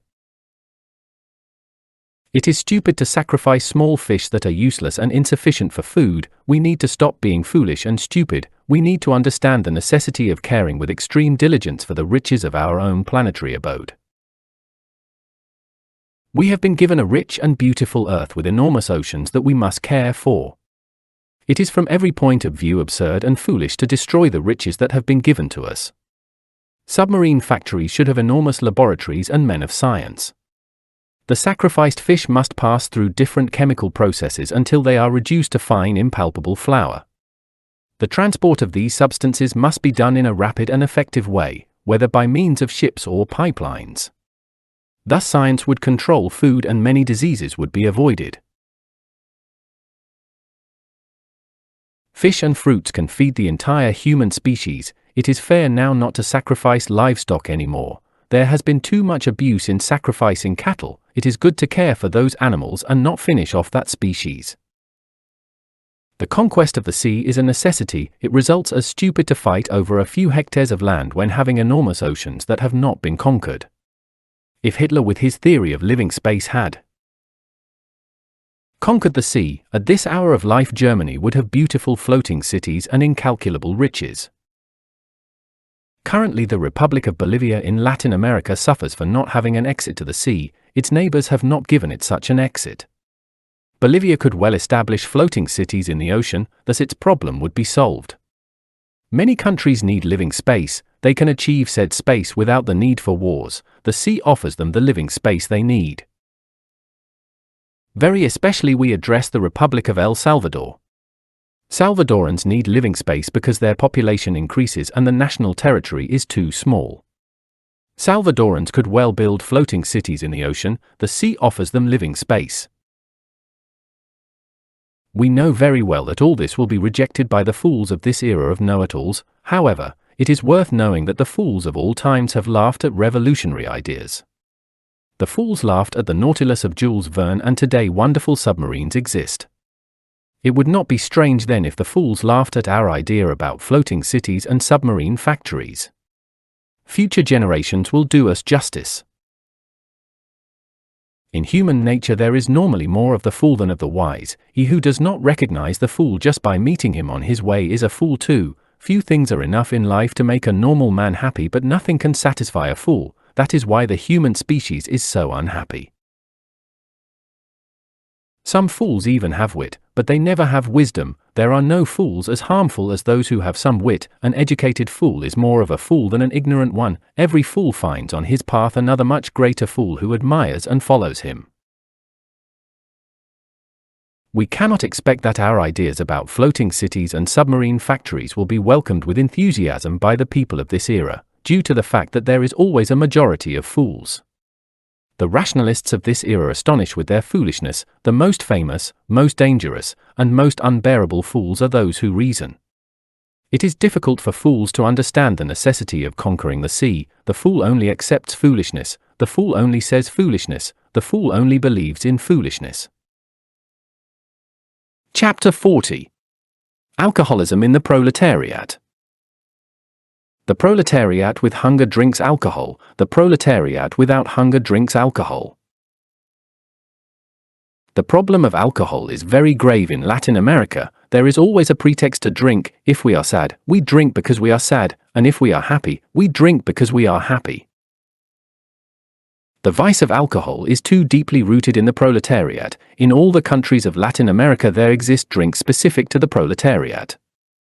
Sometimes it is the ferment of corn and it is called chicha, sometimes it is the ferment of sugar cane and it is called guarapo, rum, etc.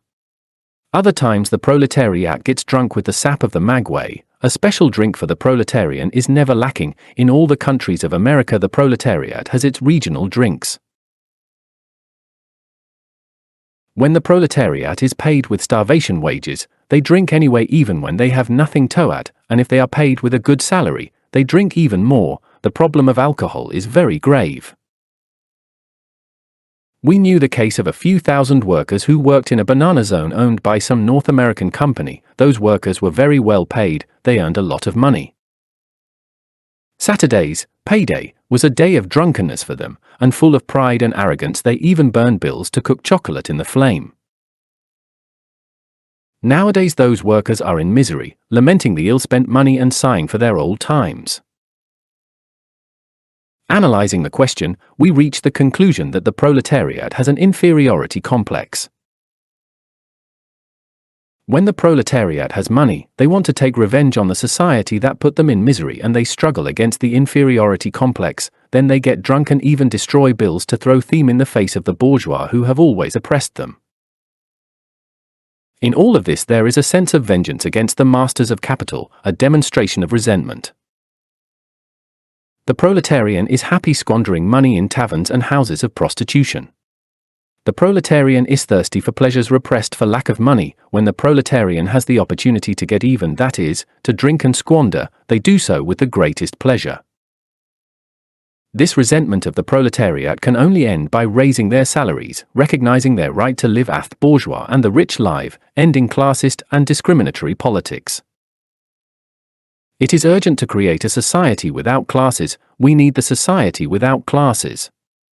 We must remember that the resentful proletariat is dangerous. The resentful proletarian not only finishes off the high class but also the middle class. By improving the standard of living of the proletariat, resentments end. As of now, the proletariat is resentful and drinks alcohol whether they have money or not.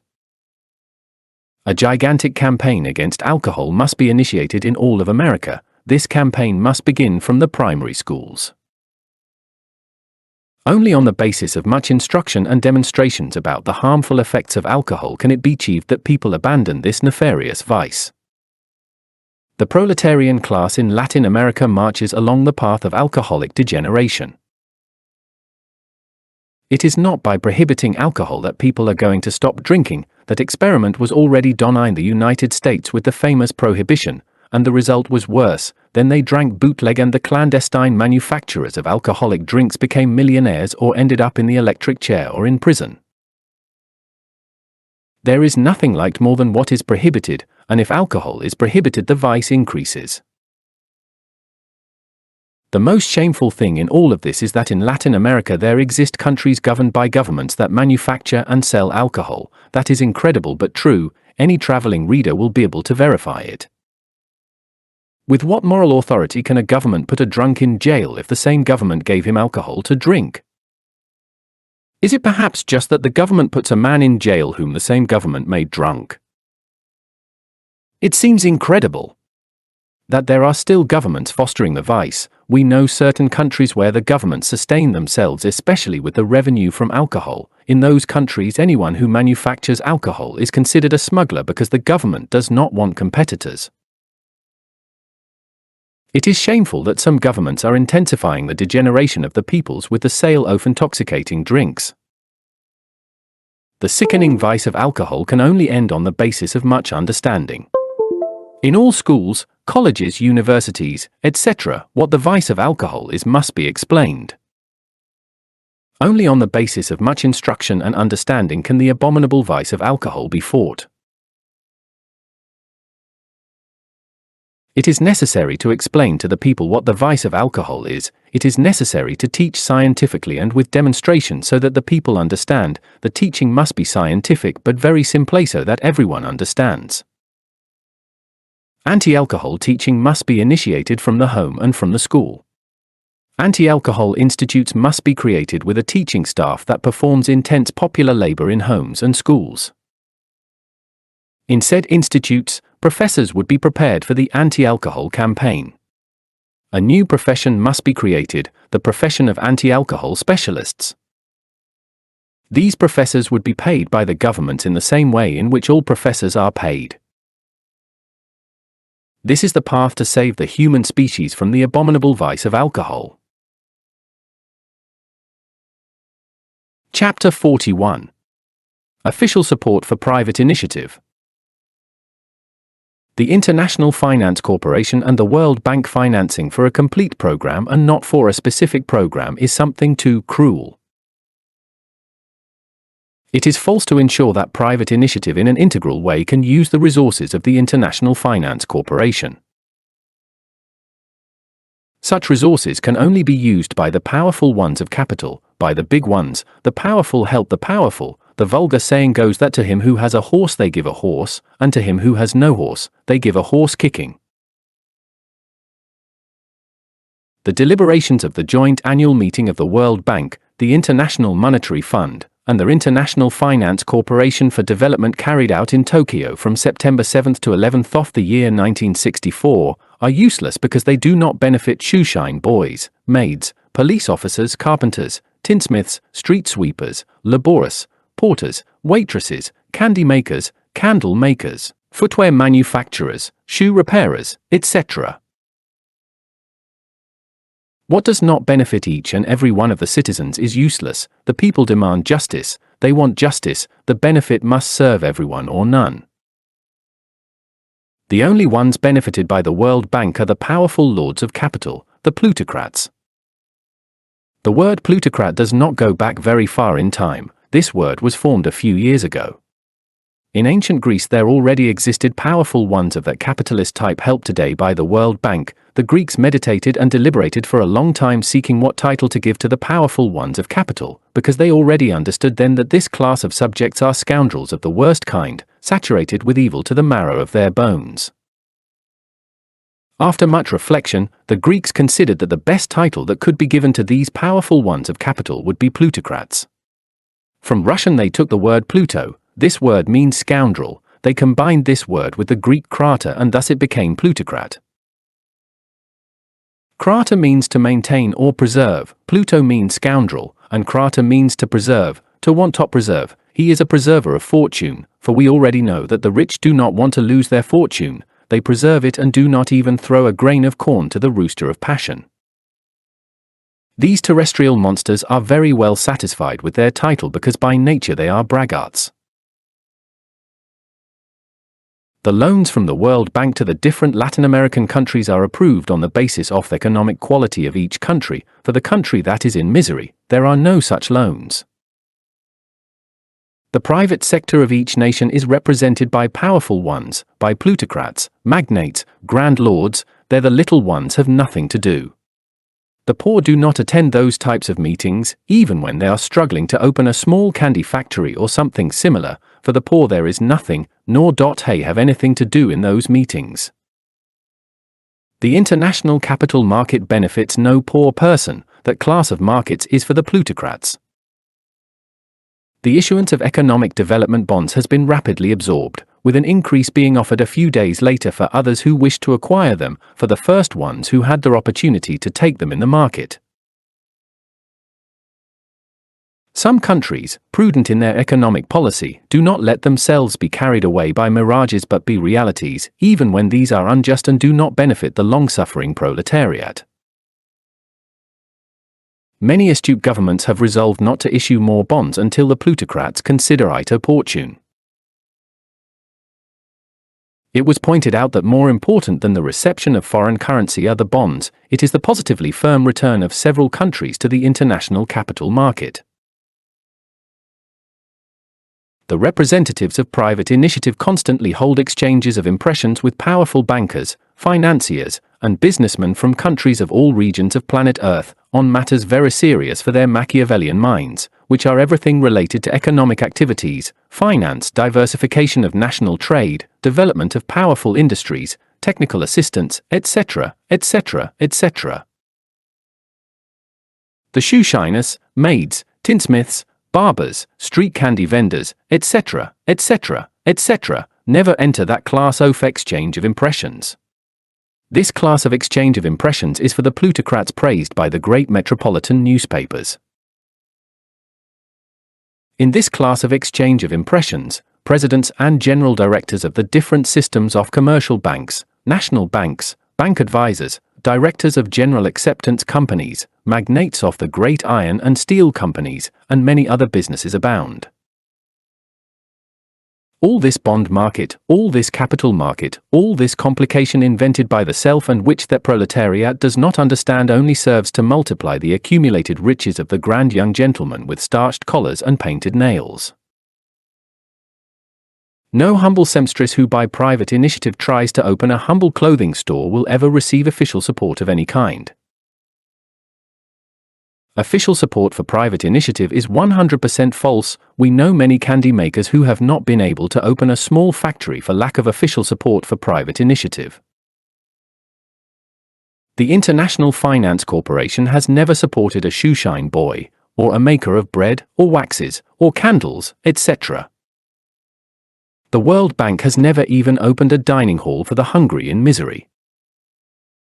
All these famous bonds, all that market of great capitals has been created by the rich and for the rich. A government that truly supports private initiative has not yet been born in Latin America.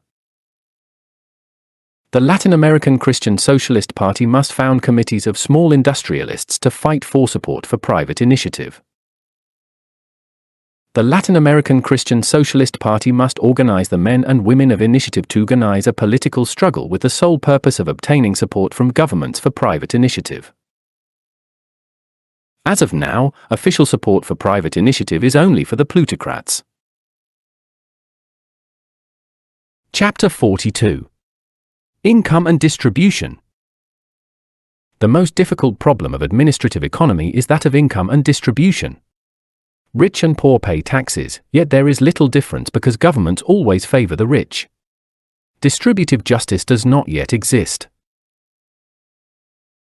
Governments always want to help the different sectors of the people with certain amounts of money, but since distributive justice does not exist, the money always remains in the hands of minorities.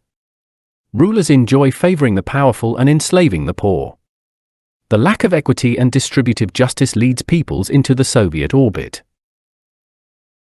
Money in itself is neither good nor bad, everything depends on the use we make of it. If we use it for good, it is good, if we use it for evil, it is bad. Money is a guarantee that one will be able to obtain what is wanted in the future. When governments do not help the proletariat, the latter remains without guarantees in the present and without hope in the future.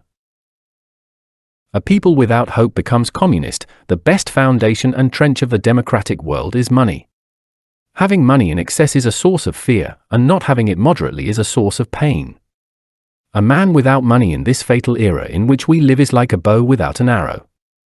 Money in hand is like Aladdin's lamp. Money is a good servant but a bad master. He who has money has in his pocket those who do not have it. That is why the proletariat has always been a slave. Pecunia alter sanguis, money is another kind of blood, says the Latin proverb. Pecunia non olet, money does not smell. A powerful gentleman is Sir Money, said Quevedo. We must work to have what is necessary, but we must not covet. We must never forget that wealth has created more covetous men than covetousness has created rich men. Covetousness has such blinding power that all the arguments in the world would never convince a man that he is covetous. The ego of covetousness clothes itself in holy garments. The rich are always full of covetousness, but they would never accept having the defect of covetousness. Among the people of the high world, misers abound, and that is why the powerful of the earth are cruel. Avarice is the mother of cruelty, and capital is always cruel and ruthless. After order and freedom, distributive justice is the basis for a truly democratic government. Economy wisely understood is always a guarantee of peace. Money is like manure, it is no good unless it is spread.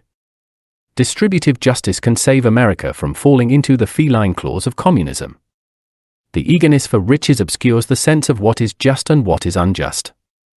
Governments that favor the rich and despise the poor act unjustly. Nothing lasts longer in life than a moderate fortune, and nothing reaches its end sooner than a great fortune. It is very difficult for the rich to be modest, it is very laborious for a modest man to be rich. No just man has made himself rich. Wealth is a power usurped by a few thieves to force the great majority to work for their benefit. He who wishes to become rich wants to be so quickly at the expense of the pain of our fellow men. More than one man in life would have been worse if his fortune had been better. Never in life have we proven that the honesty of men increases with wealth. The poor man is full of fears and imagines that everyone despises him. There should not be social classes, poor and rich, masters and slaves. We need a society without classes, a society without rich or poor. Misery has a serious defect, it incites the proletariat to commit bad actions. Poverty makes some humble, but the majority perverse. Some wallow in the mud of wealth and others in the mud of poverty. The powerful owe the proletariat a debt that is far too old. He who pays too late really pays less than what is due. Pride does not like to owe, and self-love does not like to pay. the powerful must abandon pride and self-love if they do not want to fall into the feline claws of the red devil. The man who knows how to spend and save is happy because he enjoys both things. The communist danger will continue until the day that distributive justice is truly established. Where there is distributive justice, there is no communism. The most serious economic problem in the world is, beyond all doubt, the problem of income and distribution. The Latin American Christian Socialist Party will fight in all of Latin America to resolve the problem of income and distribution. Chapter 43. Old Age. The problem of old age can never be resolved in isolation. If one truly wants to resolve the problem of old age, it is necessary to deeply understand the root of the problem. Social security can resolve the problem of old age, but security needs to undergo a transformation because as it is now, it is not secure. If one wants to transform security, if one wants security to be able to resolve all problems of retirement, pensions, etc., including the vital problem of old age, the imperious need for a real budget for security must be understood. Security needs to co-participate in the fiscal tribute that the state obtains from production and consumption. Every individual in society must have the right to security from the day they are born. There must exist a co-participation of taxes and fiscal tributes between the state and the individual. The money for retirements, pensions, etc., including security for the elderly, must come from production in its primary state and from consumption when it is distributed to the people. Thus, the more that is consumed, the more that is saved, given that the individual will have the right to co-participate in taxes. To a greater degree of consumption, a greater degree of production, to a greater degree of consumption and production, a greater degree of taxes and more national savings. From the national savings will come all the money necessary for the security of the elderly. See Chapter 53. Every elderly person must have their own house and a pension to live on. It is criminal to lock up the poor elderly in horrible asylums that look like pigsties for swine. Every elderly person has lived and therefore has consumed and has produced. Taxes on production and consumption constitute a payment toward old age. Every elderly person, by the fact of having lived and worked, clearly has produced and consumed. Every elderly person must have the right to a pension and a house to live in decently. It is not alms that is given to the elderly person has the right to reclaim their rights. Asylums for the elderly seem more like filthy prisons where the unhappy are locked up. The elderly person must have the right to social security, but for security to be secure and able to resolve the problem of old age, it must undergo a transformation because as it is now, it is useless. While there are unhappy elderly people on the street selling lotteries, pots and pans, newspapers, or begging from door to door, there will exist a fertile and wonderful ground for the abominable flower of Marxism-Leninism to germinate within it. It is a shame for a society that prides itself on being civilized to allow the elderly to work or beg, blind and old, through the streets so as not to perish from hunger. Nowadays social security is serving for nothing. Only through a true transformation will security be able to resolve this difficult problem of old age. The system of saving by spending, see Chapter 53, allows, through taxes on production and consumption, individual and national savings with which each individual will have the right to security for old age. It is stupid to want to resolve the problem of old age in an isolated way. It is necessary to study the entire economic gear and transform security so that it can truly be secure. The elderly need bread, clothing, shelter, medicines, and doctors, healthy diversions, etc. As of today, democracy still does not exist and it will not exist until the problem of old age has been resolved. We need to create legitimate democracy because current democracy is not democracy. Chapter 44. The wage deduction. Every deduction from wages proves to be pernicious because it creates, in fact, the nominal wage which leads fatally to the low standardization of the level of life, bringing the worker to misery and discontent. The deduction from the remuneration of labor as the sole means to cover the economic needs and retirement of individuals denounces the selfishness of the powerful and the cruelty and lack of intelligence of the rulers. It is already demonstrated that the tripartite contribution, worker-employer-state, does not constitute a true economic guarantee for the retirement funds, since in many countries these really lead a precarious and difficult life, with deficits increasing year after year. We must distinguish between the nominal wage and the real wage. The wage the worker collects is really a bluff, because what he certainly receives is not the wage assigned to him. He only receives a nominal wage that is not enough to cover his needs. Governments must calculate accurately upon a taxable matter that yields a sufficient monetary flow to defray all the expenses demanded by social needs. Just as the father of a family needs to create and manage the family budget, so also must the state create and manage wisely the budget of the nation. Just as the father of a family must defray all the expenses of his wife and his children, so also must the state defray all the expenses of the nation, including among these retirements, pensions, etc. We need a real budget for social security. Our theory is based on the co-participation of the fiscal tribute that the state obtains from production and consumption with the physical person. Only on this basis of co-participation of the fiscal tribute can a true budget for social security be created. Just as the father of a family needs to avoid useless expenses and establish a perfect balance between income and the distribution of currency if he does not want to lead the family to misery, so also must governments avoid useless expenses and establish a perfect balance between income and distribution if they do not want to see their peoples in misery. The worker must consume what is assigned to him as retribution and not what is unjustly paid to him. Workers never in life voluntarily yield part of their so urgent salary for retirement and insurance that the state, by duty and obligation, is called to defray with its budget. Disconformity exists with the current system of retirement. It is absurd to sack the worker's pocket to defray retirement expenses. It is the duty of the state to know how to manage the budget of the nation and to retire workers because the retirement rest is in itself a right emanating from work. Every worker produces for the nation and therefore needs old age insurance. It is absurd to condemn workers to misery after having worked. It is stupid to deduct the wage from the workers. The wages that workers currently receive, the nominal wages, are not sufficient to defray all the expenses of the family, and there is hunger, nakedness, bitterness. The wage of workers is very sacred. Deducting the wage from the workers means theft and cruelty. To steal the fruit of the sweat of the workers is a crime of the worst kind.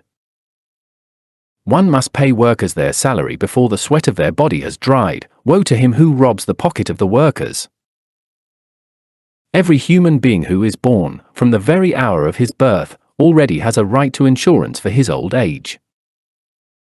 The government that is not capable of giving its elderly bread, clothing, and refuge is similar to the father of a family who is not capable of sustaining his family.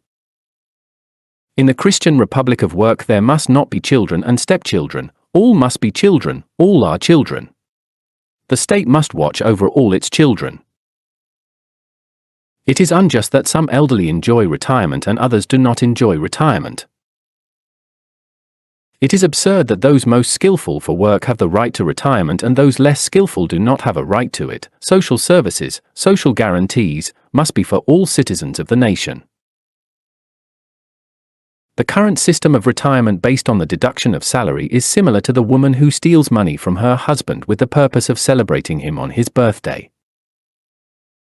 States are like men, for they are human beings who form them. They are the extension of society and must watch over it. States are great machines that move slowly. Intelligent men must use those machines for the benefit of all society.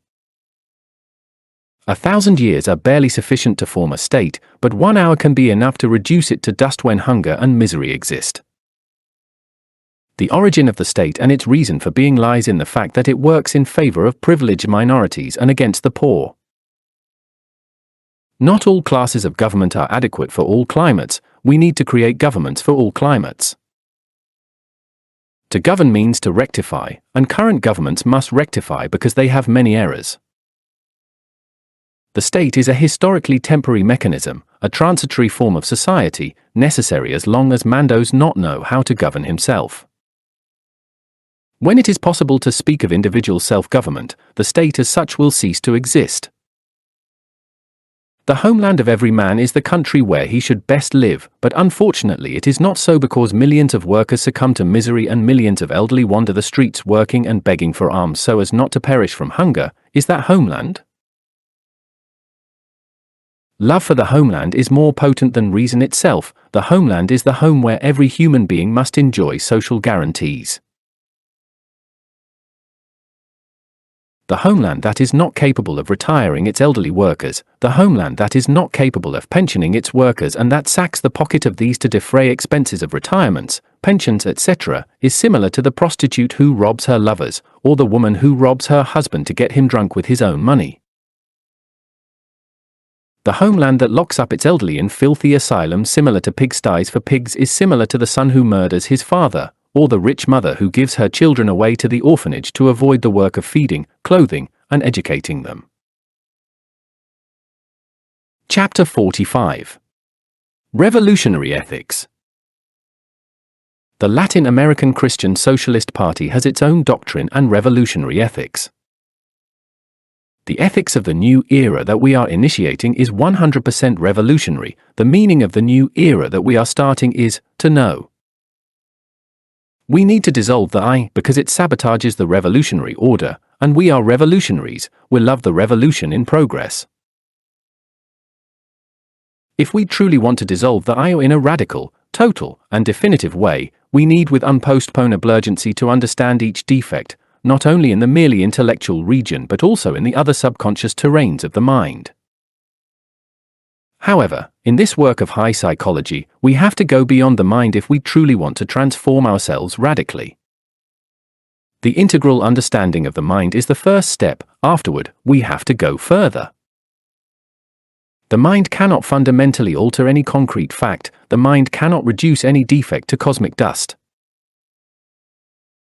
The only thing the mind can do is control defects, hide them, pass them from one terrain of the mind to another terrain of the mind, etc. Changes achieved by the mind are very superficial, they are useless. We need radical and profound changes. There exist many subjects of apparent sanctity who astonish the world with their humility, but in other subconscious terrains of the mind, they are wicked and even frighteningly perverse. Secret defects become intimate springs of action, right thinking, and right feeling cannot exist as long as we have secret defects. We need total change, but this can never be a product of the mind.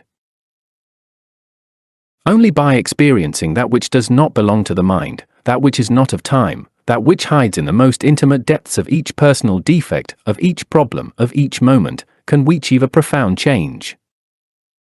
It is urgent to contemplate the valley from the majestic height of the hill of the law. When in a state of ecstasy we contemplate the deep valley of the mind from the hill of the spirit, the spectacle is astounding because then we know through our own and incommunicable experience, not only our personal defects but even their most intimate roots. Every personal defect ends when it is extracted by the root. Only the experience of something very profound that hides intimately within each defect can allow us to extract the roots of each psychological defect. It is absurd to seek fullness if we are not full. It is absurd to want to be integral, unitotal, etc., if we are not integral. Some might have had in the past, and in the absence of the I, some wonderful real experience of that which is not a result nor a mental self-projection, but that experience belongs to the past. Really, the only thing that should interest us is not what already happened, but what we are in the present, here and now. We are not integral, we are not perfect nor saints. The reality is that we are insufficient, harmful, perverse, wicked, miserable, mean, prejudicial, damaging, selfish, greedy, etc., etc., etc.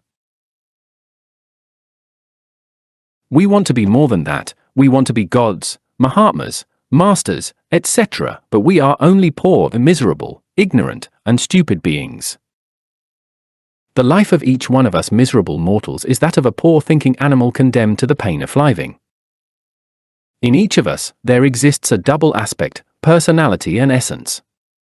Unfortunately, and to top off all evils, the essence is bottled up in the I. Many people adorn themselves with beautiful tunics and give themselves sonorous names, but they are only poor thinking animals condemned to the pain of living. What is the use of dressing as hierophants if we are bottled up within the I? What is the use of believing ourselves to be Mahatmas, gurus, etc., if we are bottled up? The I is 100% satanic, and each of us is a true demon to our fellow men. When the I turns into dust, the bottle ends and the essence escapes. When the bottle ends, then we are integral. It is urgent to understand in an integral way each psychological defect. The intellect is only a fraction of mind. We need to understand each defect in all the subconscious terrains of the mind. We must never forget that changes produced by the mind are very superficial. We need to climb to the hill of the spirit through the path of meditation. The atomic energy of the spirit turns any defect into cosmic dust. Within every personal defect, there exists a truth which is its antidote. Only the truth makes us free. The truth is the unknown from moment to moment. The I is reduced to dust when the sun of truth burns it. Truth is not static, truth is permanent revolution. Truth is dynamic and is found hidden at the bottom of each defect. We should not seek happiness, we cannot live in fullness, we cannot use any system to be integral. When the essence escapes from the bottle, we are integral. When the I, the bottle, is reduced to dust, we are integral. We want a society without classes, a better world, but this is impossible without revolutionary ethics. The ethics of the revolution in progress is based on the dissolution of the I. The I sabotages the revolutionary order. This life is frighteningly ridiculous, horribly tragic, and rarely sublime. Only by dissolving the I can we make a better world. The dissolution of the I is radical, total, and definitive revolution. Chapter 46. The Butcher of Hungary fell. After a decade of intense international activity, the Butcher of Hungary fell, the infamous Nikita Khrushchev. This was the dramatic man par excellence, the man who one moment is dancing the cha-cha-cha-cha and the next is furious and terrible, banging his shoe on the desk at the UN. This is the macabre character who killed thousands of people in Hungary and Ukraine, the contradictory character who, as soon as he spoke of peaceful coexistence, would threaten atomic war. The organ of the Communist Party accuses Nikita, the famous Nikita, of being an intriguer lacking intelligence, prone to immature conclusions and hasty decisions, a boastful and talkative individualist, authoritarian and contradictory, opposed to taking into account the achievements of science and practical experience. Informed sources said that Nikita was expelled for indulging in despotism and acting clumsily in the conflict with Communist China. The fall of Nikita coincided with the detonation of Red China's first nuclear device. There is no doubt that Nikita's agricultural failure, due to which Russia had to buy wheat from the United States and Canada, was one of the basic causes for his spectacular fall. Another of the basic causes for his dramatic fall was the conflict with China. Already the Dark Mao had predicted that Nikita's days were numbered. Within the reason of unreason, we have to recognize that Nikita worked for the communists for 10 years of tremendous intensity and then, without counting on the will of the people, was dismissed from his post overnight. The devil pays well those who serve him well, says the vulgar saying. The wicked torment each other, and the Soviet paradise is not at all recommended. In Russia, the people do not rule. In Russia, the state is the master and the people are the slaves. The communist aristocracy does not accept the will of the people. The powerful are the ones who put and remove chiefs, and in all that, there exists intrigue, secret murders, coercion, exile to Siberia, etc., etc., etc. Stalin sustained himself for many years in power through exiles to Siberia, espionage, secret police threats, bloody purges, and the murders of all those who tried to eclipse him, etc., etc., etc. Nikita initially shared power with Malenkov and later with Bulganin, but the greed for power has no limits and, as is only natural, Nikita was shrewd enough to eliminate his opponents. Power entices, and he who has power never gives it up willingly. Nikita had his era of splendor but fell overnight. There is no doubt that his cunning failed him. Stalin never fell. His cunning reached the maximum. He had everything controlled. His secret police were terrifying, yet at the last hour, he was poisoned. The way communists fight for power is monstrous. Communist espionage and intrigue are horrible. The I wants power, and for power it kills and causes killing, robs, intrigues, exiles its fellow men, establishes concentration camps, organizes espionage systems, slanders its fellow men, etc., etc., etc. Communist Russia has wanted to extend its power everywhere because it is 100% imperialist. The communists speak horrors against Yankee imperialism, but they are 100% imperialists. They speak horrors against the cult of personality, but they are 100% personalists. Nikita's personalism was so great and so monstrous that he had no qualms about exhuming the mortal remains of Stalin and moving them to another grave. In the name of de-Stalinization, Nikita, full of poisonous phobia, did not respect even the grave of Stalin. The Red Communists hate each other, they loathe one another, they slander each other, and then they pretend to make a better world. The Communists have not been capable of transforming themselves, yet they want to transform the world. In authentic and legitimate democracy, no statesman, no president, can last 10 years in power. The man who perpetuates himself in power, the head of state who is re-elected, becomes unbearable, arrogant and despotic. Every president in democracies has a marked time and is relieved of command when their time expires. The communist dictatorship is sickening. The dictator, humbly called the secretary of the party and prime minister, perpetuates himself in power if he is sufficiently shrewd and perverse. Nikita perpetuated himself for 10 years in power and, as is natural, finally became unbearable. Nikita declared himself an enemy of the cult of personality but cultivated the cult of personality. The revolutionary ethics of the Latin American Christian Socialist Party puts an end to the cult of personality. It is absurd to want to end the cult of personality as long as the I is not dissolved. Nikita was an arrogant and ignorant butcher who never knew our revolutionary ethics.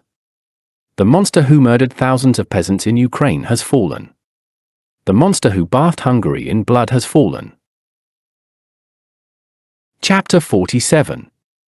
Hidden Hunger. Latin America currently suffers the disastrous consequences of what observers and nutrition specialists have called hidden hunger, according to a report from the World Health Organization. Millions of beings, says the WHO, rely on an insufficient diet and, what is more grave, the calories that this diet contains are poorly balanced. This makes the future bleak because proteins are scarce on a continent, which has the highest demographic rates. This means that nearly half of the population is very young and needs food to form bones, muscles, and resistance against diseases. The WHO affirms that only 2 Latin American nations, Argentina and Uruguay, can speak of good nutrition. In the rest of the Latin American countries, hidden hunger appears in a more or less disguised form, and even without any disguise at all. The WHO ends its report saying that the constant lack of proteins of animal origin is the main factor that originates this hidden hunger. The WHO says that the 200 million inhabitants of Latin America could find the solution to this distressing problem in the sea. We, frankly, are in total agreement with this report from the WHO. We firmly believe that the sea can give humanity sufficient food to live healthily.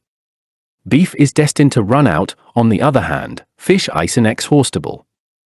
It is already demonstrated that fish is rich in animal proteins. In Latin America, much hunger exists, much misery. In Latin America, the proletariat has starvation wages and what they earn is not even enough to eat. In Latin America, there are millions of people who have to be content with a single meal a day, those poor people do not have money to buy very expensive meat, and living commonly far from the sea, they cannot even think of eating fish because it comes at prohibitive prices. Governments are the vehicles of social action for the peoples. Governments must understand that in Latin America hidden hunger exists due to the lack of animal proteins. It is not the sellers who should determine the price of meat and fish, but the buyers. The trade of the merchant is to bring a thing from where it abounds to where it is scarce, and he has the right to collect his commission, but he has no right to sell at prices impossible for the people. The true means of earning much consists in never wanting to earn too much. All good things are cheap, all bad things are expensive. Unfortunately, the selfish spirit of commerce recognizes no homeland nor feels any compassion or principle, save that of profit.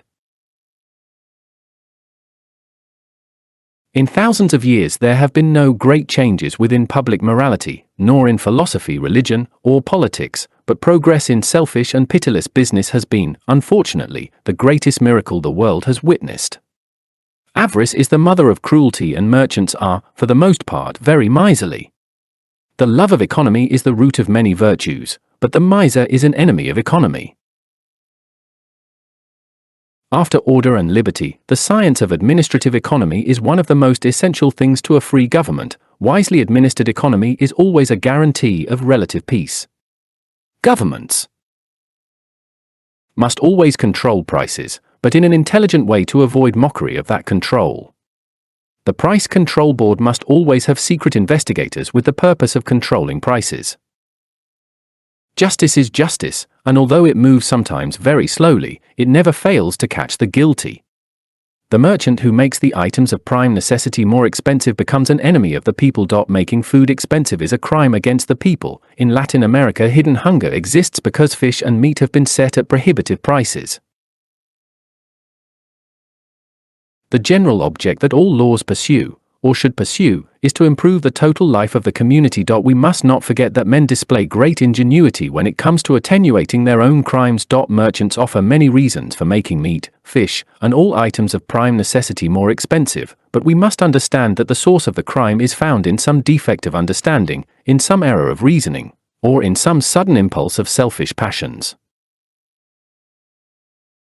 During these times of world crisis, governments dictate many laws that create criminals, but few that actually punish them.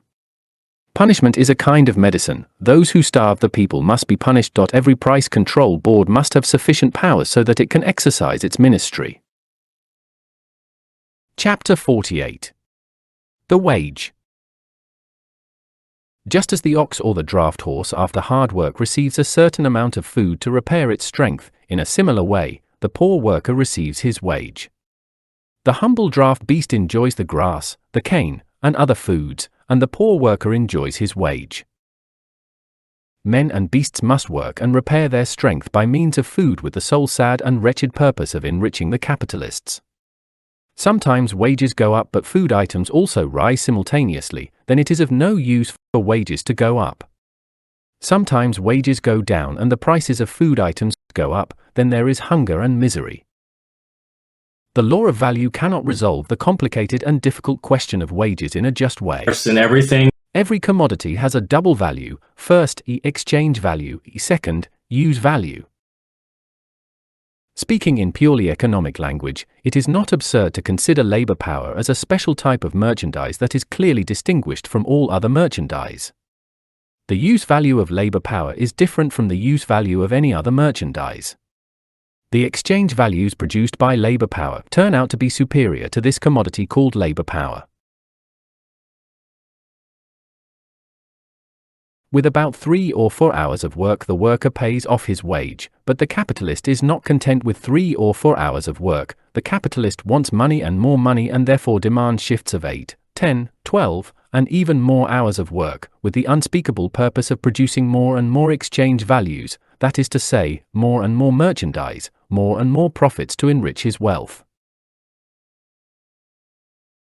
The commodity called labor power should be exchanged for its just price, but unfortunately it is not so. The capitalist pays only the necessary work, but the excessive work, the overwork, he does not pay, he steals it.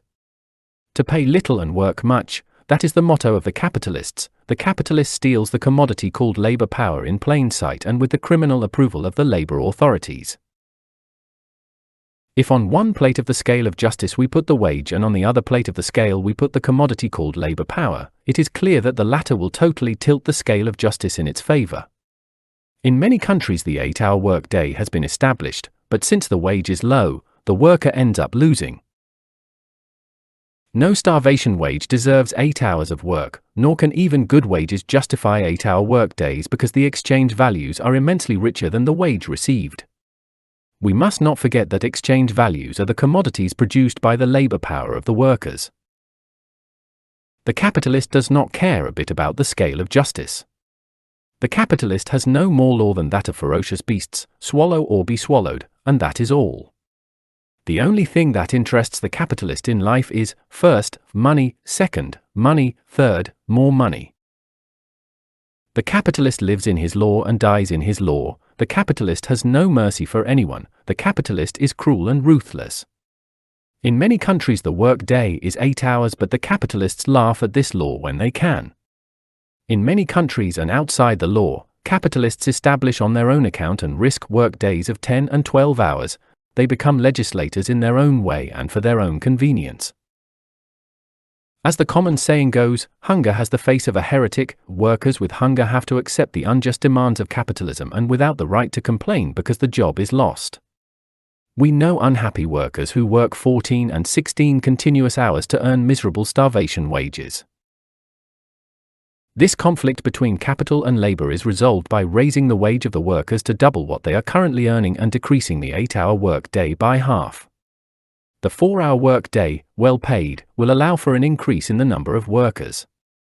2 daily shifts of workers, 2 waves of people who love fruitful and creative work, will create abundance and prosperity in democratic nations. The Latin American Christian Socialist Party must organize committees in all companies with the sole purpose of proselytizing and fighting to resolve this vital problem between capital and labor. The Latin American Christian Socialist Party does not need machine guns, nor executions, nor revolutions of blood and spirits. The weapons of the Latin American Christian Socialist Party are total or partial stoppages, hunger strikes, folded arms, non-resistance to evil, non-violence, working excessively slow, turtlism, etc. State capital, communism, charges too dearly to resolve this problem of capital and labor. Communism demands the loss of freedom, executions, new Siberias, mass deportations, espionage, frightening secret police organizations, bloody Stalin-style purges, persecution of holy religions, murders of priests, violation of nuns, destruction of convents, converting temples into factories, unconditional acceptance of abominable and atheist materialism, etc., etc., etc. The Latin American Christian Socialist Party does not need the weapons of violence to resolve all the problems that exist between capital and labor. We fight with the weapons of the mind, which are millions of times more powerful than cannons, atomic bombs, and machine guns. Chapter 49. Agricultural Cooperation. The parcellation of lands and agricultural cooperation can bring rich production to all the countries of Latin America. If farmers organize agricultural cooperatives to work, these will give great results in labor. Every cooperative must be organized with its committee, and every committee must work according to the law. The agricultural cooperative system is based on the voluntary cooperation of the peasants. If 20 peasants work 20 plots each separately, it is better that all 20 peasants work together on one plot per week, and the following week another plot, and the next week another plot, and so on, one for all and all for one. The harvest and distribution must be fair and perfect. No one may tilt the scales in their own favor. The committee, in the presence of all the workers, will make the distribution. No one shall have the right to have more than anyone else. Cooperation is the meaning of the new era. Cooperation brings peace, abundance, and joy to all workers. We consider that this system of agricultural cooperation is absolutely free. The companion who wants to separate from the cooperative may well do so. Their plot is untouchable, it is sacred. Our system differs totally from collective farms because the latter are not divided into plots and all the land is the property of the state. In our system, each worker is the owner of their plot. Cooperation is absolutely free and spontaneous, not forced, cheerful and happy. There is not the slightest doubt that the ego sabotages the revolutionary order, and, for that reason, it is certain that there will be no lack of companions who want every advantage for themselves and nothing for others, selfish companions who will say, first me, second me, third me.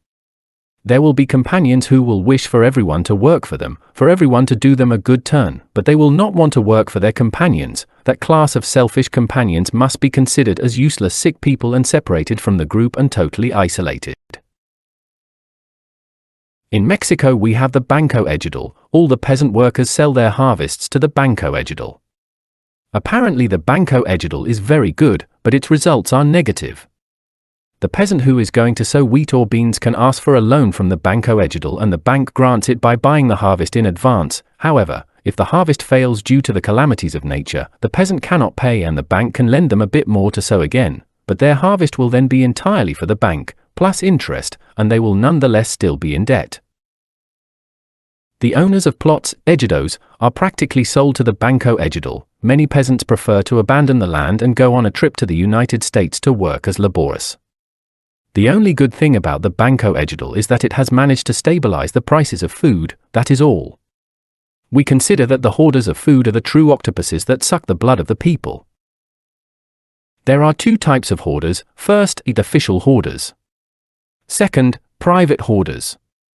Within the first type of hoarders are certain banks, like the Banco Ejidal of Mexico, which, it must be said in passing, buys all the food to resell it not only to the people of Mexico, but also to people abroad, to foreign countries.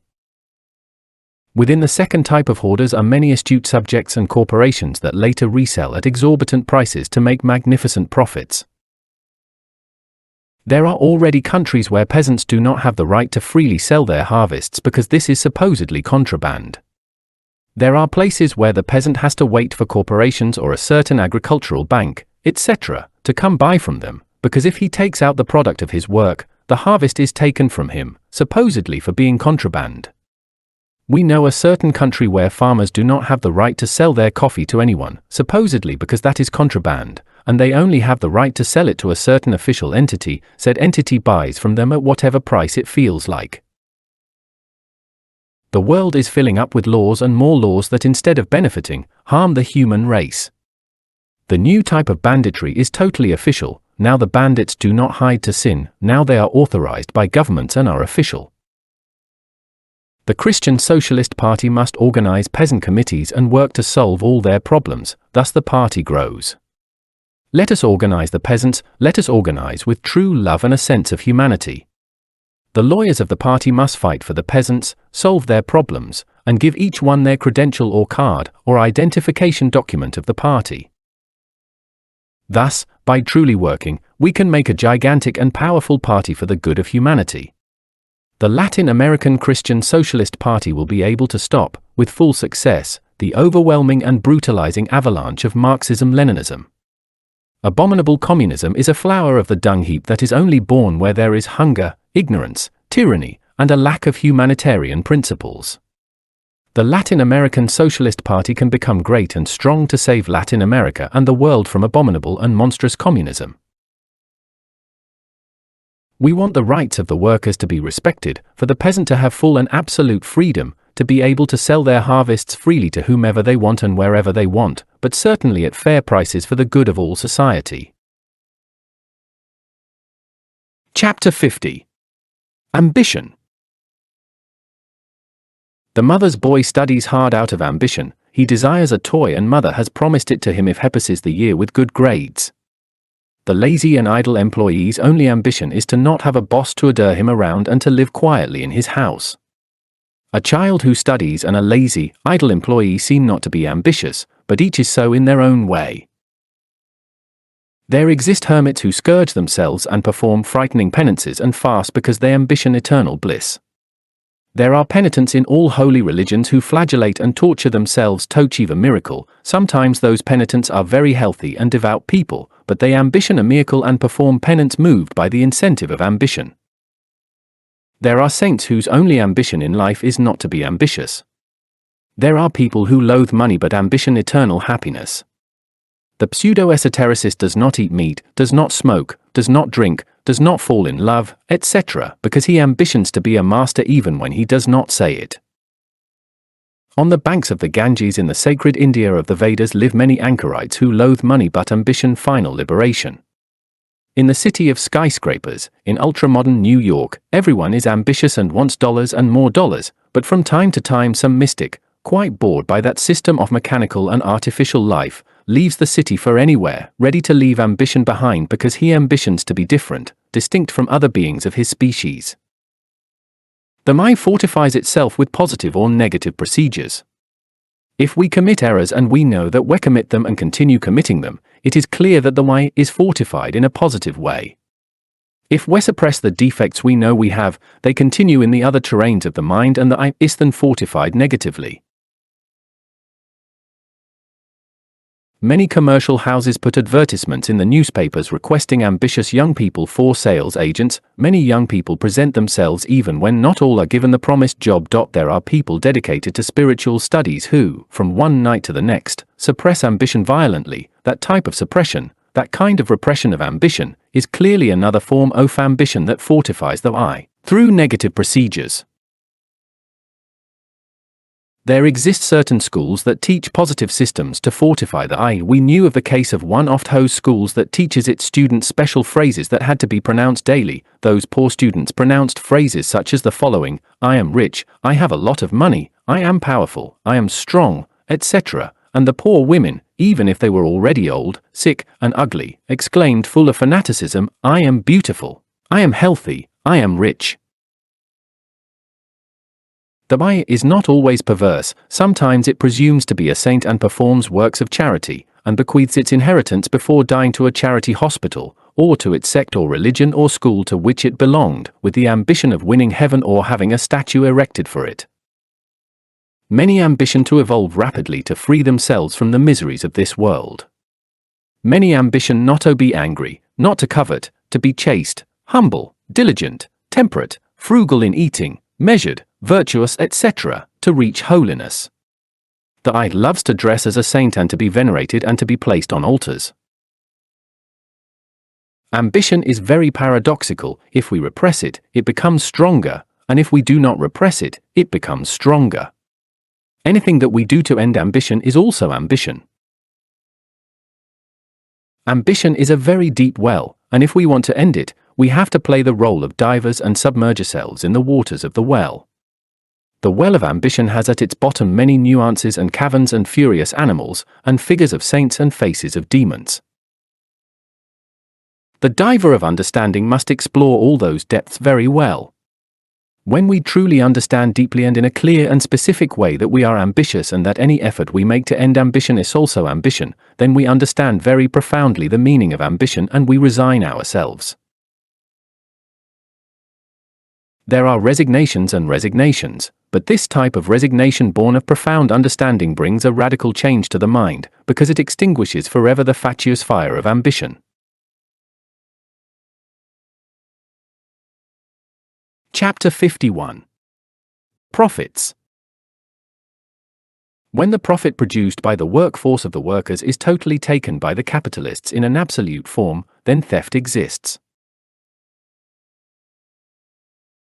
The workers receive a miserable wage as payment for their journey of 8 or more hours of work, but they produce merchandise worth millions of dollars. It is clear then that the capitalist robs them and exploits them miserably. When the utilities, profits, on the capital of the companies are distributed justly among the workers, there will be no theft and there will be balance and distributive justice. Constant capital and variable capital exist. Constant capital is constituted by the means of production, variable capital is constituted by the workforce of the workers. The living force of work produces the profits, and therefore the workers have a full and just right tot hem. Robbing the utilities on the capital from the workers is theft. The utilities belong to the workers because they produce them. The capitalist actually divides the capital in the following form: first, constructions and machines. 2nd. Raw materials and wages. The first is fixed capital. The second is circulating capital. The workers are the ones who produce the utilities on the capital because they are the ones who manufacture the merchandise. Constant capital does not add anything but its own value to the new products. If the workers produce the utilities on the capital, it is logical that the utilities belong to the workers. The exploitation of man by man is 100% criminal. To enrich oneself with the workforce of the workers is, in fact, a crime. The wage that is paid to the workers is never the exact equivalent tot-hat workforce that comes to produce rich utilities. If we compare the miserable wage paid to the workers with the rich utilities on the capital, it is clear that the worker comes to be a hungry and miserable slave. A worker who produces merchandise worth millions and only receives a wage of 20 or 30 pesos a day is, in fact, a victim of exploitation. If the workers receive a wage plus what corresponds to them in the utilities on the capital, justice has been done. Capitalists mistakenly suppose that the profits, the utilities on capital, are the result of their own abilities, completely forgetting the workforce of the worker. Capitalists think of the elements of capital introduced into production, constructions, machinery, raw materials, wages, etc., and suppose that that costs them money, but they forget that they are stealing the workforce. They do not want to think about the overwork. They do not want to understand that the merchandise produced by the poor workers is worth millions of times more than the unhappy starvation wages with which they are paid. Men, machines, raw materials, constructions, etc., have only one single objective for the capitalist: to produce rich utilities on the capital that he will never be willing to share with the workers. Merchandise has within itself monetary utilities that are only realized little by little during the process of commercial circulation. The liquid utilities on capital are contained in the merchandise but come to be converted into coins and bills when they enter commercial circulation. Merchandise is sold, resold, etc., and in all that there are processes of economic development. Commerce in itself can never produce merchandise. Merchandise is produced by the workers. The cost price of merchandise is equal to the constant capital plus the variable capital. The capitalist adds to the cost price a benefit, which is divided into profits for the entrepreneur and interest for the capital invested. The cost price plus the benefit constitute the price of production as established and understood by the masters of capital. The capitalist mistakenly believes that the utilities are the honest product of all the elements of capital intelligently introduced into the process of production. The capitalist does not want to realize that there would be no utilities without the workforce of the workers. Capitalists do not want to understand that it is impossible to obtain a benefit if profits do not exist and that these latter are, in fact, contained in the merchandise. Workers produce merchandise and these are converted into money with good profits that the capitalist steals. Without workers there are no profits, and without profits there are no liquid utilities on capital.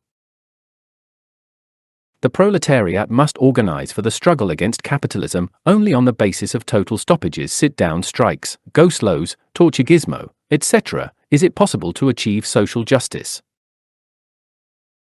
Chapter 52. Commercial Exchange.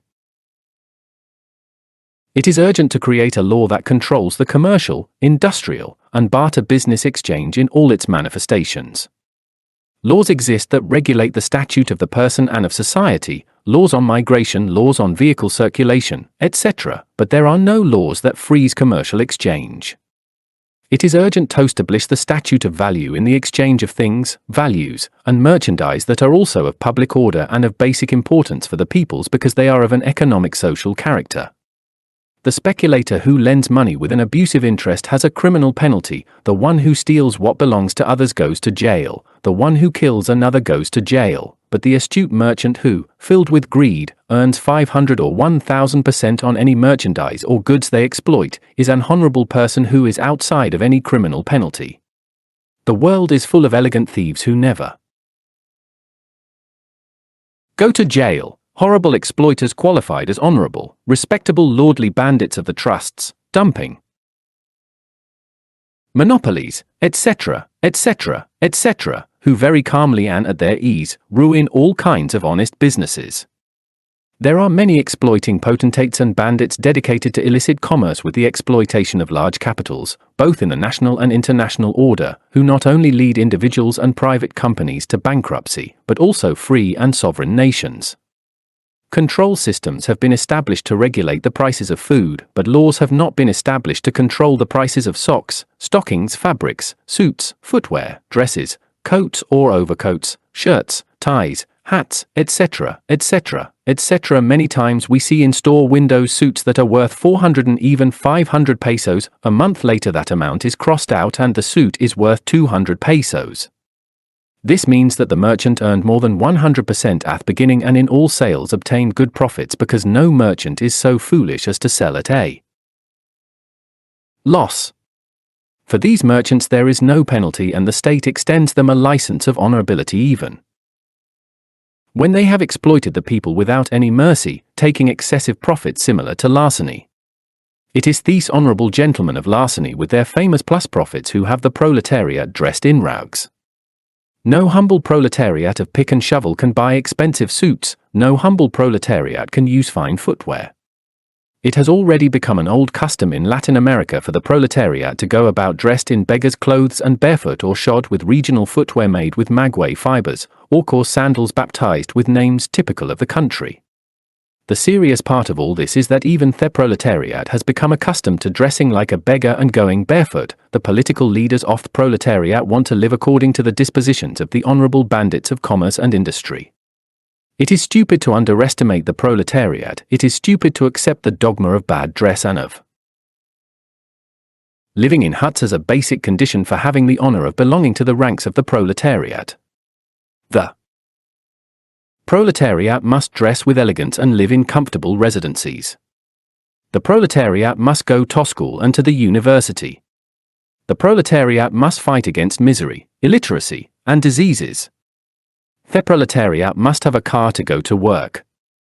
The proletariat is constituted by millions of human beings who are no less than anyone else and who have the right to live decently and with all kinds of comforts. In a free and sovereign country, should there be children and stepchildren, prices should be regulated for everyone equally according to an equitable regime of a justice framed in the parity of value. In this way plus profits or excessive profits would be avoided, which bring the abominable contrast between the misery of some and the opulence of others. Today, the only penalty that has been imposed on super profits in the different countries of Latin America is the tax of a certain percentage, which the honorable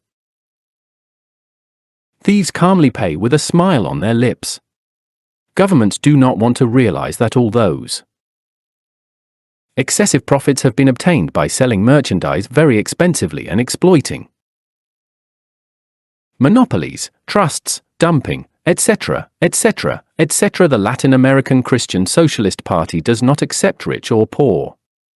We want a society without classes, a society without contrast between opulence and misery. When true codes of social justice exist that truly control the exchange of values in all its manifestations, there will be no rich or poor, since the distribution of wealth will then be wisely regulated by means of a legal regime that will make the law of supply and demand more equitable, the cornerstone on which general exchange rests in all its manifestations. The proletariat must not wallow in the mud of necessities. The proletariat must also not fall into the mire of excessive wealth. Governments must establish the just economic balance for the good of free and sovereign countries. Chapter 53. Foundations of our doctrine. Labor must always be considered as something very sacred, and therefore we sincerely believe that the salary must never be burdened by any deduction. The real salary must always be paid and the nominal salary abolished forever. It is stupid to invest salary money into matters of retirement or the needs of the individual or the family. The money for the payment of retirements, pensions, and the needs of workers of muscle or brain must come from production in its primary state and from consumption as it is distributed to the people. In this way, the thesis sustained by the Latin American Christian Socialist Party is established in an intelligent form, concerning the co-participation of taxes and fiscal tributes between the state and the individual. Really, at its core, the state is the extension of the individual, and it is fair that the individual also participates in some way in the wealth of the state. It is necessary to found in each country the entity of social welfare and aid, as we already stated in our book titled The Social Christ. Every person must earn enough money according to the standard of living which, as we already said, is subject to many variations. Savings should not be made from salaries because this causes privations of every kind, hunger, ignorance, and diseases. Savings must come from consumption. This seems paradoxical, but so it is. According to our Christian socialist doctrine, the more one consumes, the more one saves, given that the individual will have the right to participate fairly in all the taxes with which consumption is burdened for their needs and retirement. A greater degree of consumption leads to a greater degree of production, a greater degree of consumption and production leads to a greater degree of taxes, a greater degree of taxes leads to more national savings. From the national savings, individuals will participate through retirements, pensions, and needs of every kind, including old age. Thus, the more that is spent, the more that is consumed, the more will be saved, and each individual will be able to live very well and with all kinds of benefits and comforts. This system of saving by consuming is a true economic revolution of the Latin American Christian Socialist Party. The ideal is 1. Individual production equal to consumption, equal to standard of living. 2. Production and consumption of the nation equal to needs and retirement. 3. More consumption, more savings, more wealth. 4. Wealth plus consumption, plus personal well-being, minus needs, equal to full abundance and enjoyment of social life. Disease is a social problem and consequently must be the responsibility of the state. Doctors, hospitals, remedies, dentists, etc., must be free. In fact, every individual is a worker, with the exception of thieves, and for that reason they must have the right to all medical services. Burials, doctors, clinics, etc., must be in the charge of the state. The taxes that the state collects must serve to attend to all the needs of the individual, and among these are found diseases and death. Our motto is, all for one and one for all. This is the mutual collective social cooperativism. We all consume, we all save, from the national savings let the individual benefit. Let everything that is produced and everything that is consumed be burdened with fair taxes. With immense pleasure we will pay taxes for producing and for buying if we know that with said taxes we are saving for old age, diseases, accidents, needs, etc., etc., etc. This system of saving by spending can solve all the economic problems of the peoples. It is absurd to tax the salaries of workers when it is possible to save by spending. If everything that is produced, if all the goods we buy, from a simple box of matches to a car or a house, are taxed with fair taxes, it is clear that there will be sufficient national savings to attend to all the problems of the individual and of society. This is a mandatory system of saving that in no way harms the individual, nor the family, nor society. To the foolish, our thesis of saving by spending will seem an absurdity. The foolish are always foolish, for to be foolish from birth is an incurable disease. The foolish are wise until they speak. Unfortunately for society, in human nature there is generally more of the fool than of the wise. He who, upon seeing a fool, is not capable of recognizing him, is also a fool. Many witty fools will resolutely oppose our thesis of saving by spending. Really, there are no fools on the face of the earth as harmful as those who have some wit. Said class of fools abounds everywhere like weeds, and it is clear that everywhere they will oppose our system of saving by spending. We must never forget that every fool always finds another much greater one who follows and admires him. The greatest, most dangerous, and most unbearable fools are the enlightened ignorant ones. Making a new revolutionary idea crystallize is very difficult because fools of every type always try to defend their reactionary ideas. We need to fight with the best weapons of intelligence so that our idea of saving by spending triumphs. Chapter 54. Unemployment. The Latin American Christian Socialist Party must fight against unemployment. Our party must grow through service and not through demagoguery. The peoples of Latin America are already tired of promises and want concrete facts. No one can eat with promises. The petty politicians have sickened the world with promises that are not fulfilled. We must establish special organizations to obtain jobs. The system of employment exchanges established in many countries must be established in a free form for all the people. If we truly obtain jobs for the people who are without work, our party does effective labor and grows rapidly. The only condition we set for every person who wants us to get them employment is that they affiliate with the party. To everyone who affiliates with the party, their respective credential, card, or identification card must be immediately extended, accrediting them as an active member of the party. We must fight to the death against unemployment. Every man and every woman has the right to earn a living, and the Latin American Christian Socialist Party is resolved to speak with facts by obtaining jobs for those who do not have them. The ladies of the house can request servants and maids from our employment exchange, and we must provide them with honest servitude. The employers of all companies can request duly recommended employees from our employment exchange, and we will obtain them.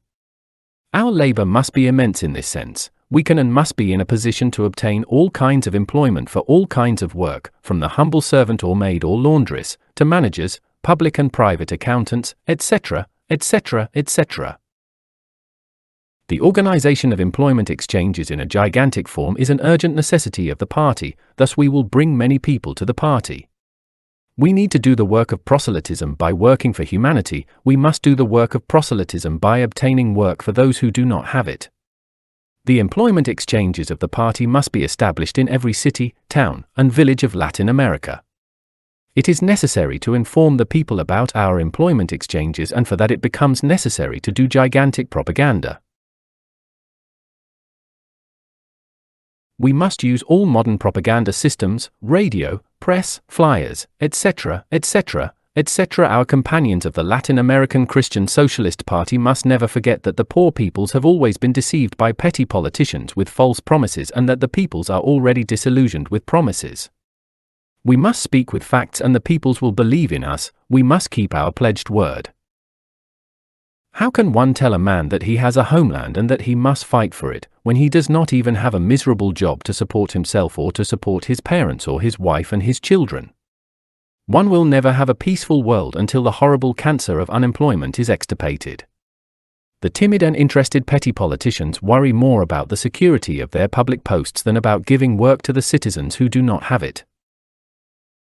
The worst misfortune of unemployment is that the man feels tempted to commit grave actions that go against the law and justice.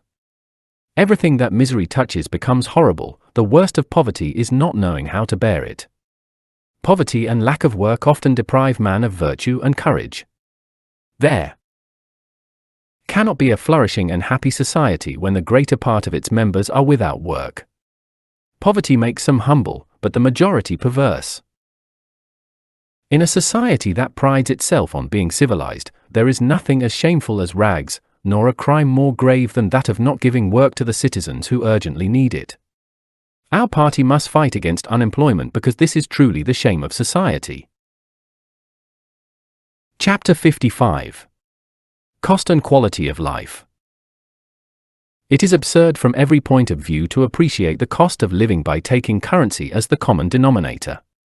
Every comprehensive person knows very well that currency has many variations in its purchasing power. The great writers on economics and finance know very well that many causes exist for which the purchasing power of currency varies.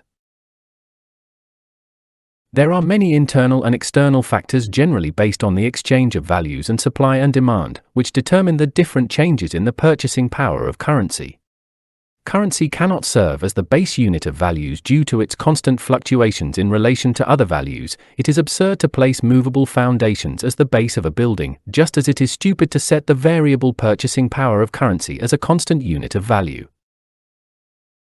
If a worker earns $600 pesos a month, it may happen that his salary at that moment is very much in agreement with the standard cost of living. But if unfortunately the prices of basic necessities happen to rise, it is logical that said salary is no longer in agreement with the cost of living, and if the salary is not then raised for the worker, the result is that the worker will not be able to buy basic necessities, and both he and his family will have to endure much hunger and misery.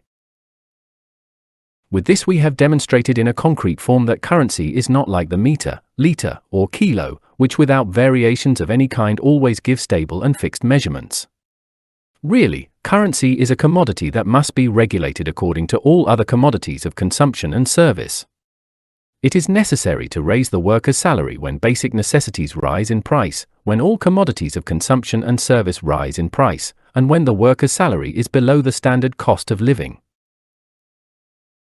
There exists an economic barometer, a barometric relativity between the standard cost of living and the purchasing value of currency. Many economists have established an indicator index of oscillations by means of a base quantity.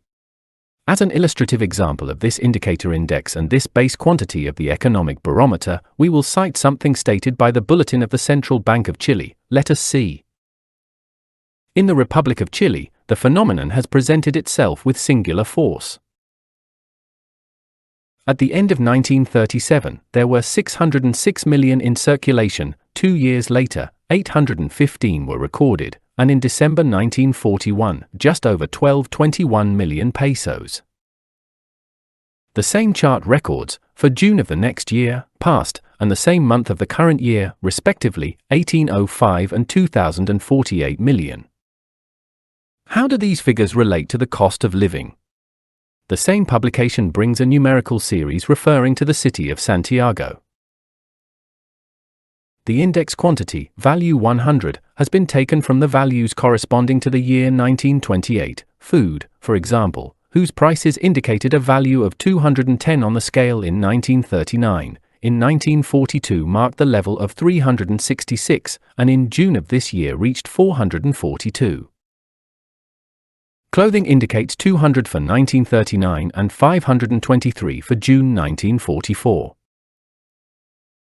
On these two dates, housing indicates 157 and 266, and the indices of the column fuel and light have passed from 162 to 313. The increase is truly impressive. The general index of the growth of the cost of living in that city shows that the figure 186 corresponding to 1939 has been transformed in June 1944 into 388. The way in which the index quantity is taken from the values is something that economists already know too well and is redundant to cite. The fixing of the minimum wage must be based on the standard cost of living. Salaries cannot be stable because the standard cost of living is not stable. It is also urgent to know that an excessive increase in salary when there has been no rise of any kind in the cost of living can bring grave economic disturbances, the making of life expensive in its totality, a catastrophe of capitals, etc., etc., etc. It is necessary to know how to regulate all values within a wise fiscal and tax system of production, consumption, supply and demand, both social and state. In this way and only in this way is a perfect and wonderful economic balance obtained within a high level of life and good salaries. It is also urgent to regulate the values of consumption because if unfortunately these were disguised in relation to the purchasing value of labor, there would be an imbalance between the trio, purchasing value of currency, value of labor, cost of living. We need said economic trio to keep a perfect balance, because only in this way is it possible to have abundance and perfect enjoyment of social life. It is necessary to maintain the perfect balance of the mentioned trio through just retribution. The Latin American Christian Socialist Party must fight for the unionization of all workers and the understanding between employers and laborers. An intelligent distribution of labor and wealth and a very just, prudent, and honest fiscal legislation is necessary. Only in this way, based on rigorous comprehension, can we create a society without hunger and without misery. Chapter 56. Small Industries. The Latin American Christian Socialist Party can grow on the basis of small industries. The party can set up small sewing workshops. Sewing machines are obtained on credit and are paid for with the work itself. In these small sewing workshops, women affiliated with the party can make shirts, pants, dresses, and overalls for workers. They can also sew fine clothing and sell it cheaply to all party members and the general public. The money will serve so that they may live, and so the machines are paid for. Thousands of workshops in every city, town, and village will give work to thousands and millions of women. Thus the party will grow and many people will affiliate. This is how we can make a gigantic party through service. Workshops for shoemaking, barbering, carpentry, mechanics, foundry, etc., etc., etc., can also be established in a similar form. All these workshops would give work to party members, and it is clear that many people without work would affiliate with the party to have a job, thus the party would perform the work of proselytism through service to the people. The people are already tired of so much demagoguery and so many promises that are not fulfilled. Now the people want concrete facts. The people need bread, clothing, and shelter. The party, by doing work for the benefit of the people, grows inevitably. It is clear that all these small industries can be developed through cooperation. It is urgent that there be union among all the members of the party. It is necessary that there be no dissections, because these damage all the best purposes. This matter of small industries can and must be carried out through a rigorous official control of the party. We must not forget that many people exist who only think of their own benefit and say first I, second I, third I. That class of people has no problem stealing the machines and the raw materials of the industry. It is for all this that the party must progress through the control and cooperation of each and every one of its members. One must call all the people who do not have work and organize them within the party. Thousands of workshops must be established, distributed in every town, city, and village. One must know how to handle finances so as not to fail. All these businesses move on the basis of numbers, and for that reason it is necessary to know how to handle the economic aspect of these workshops with mastery. The Latin American Christian Socialist Party must grow through disinterested service to humanity.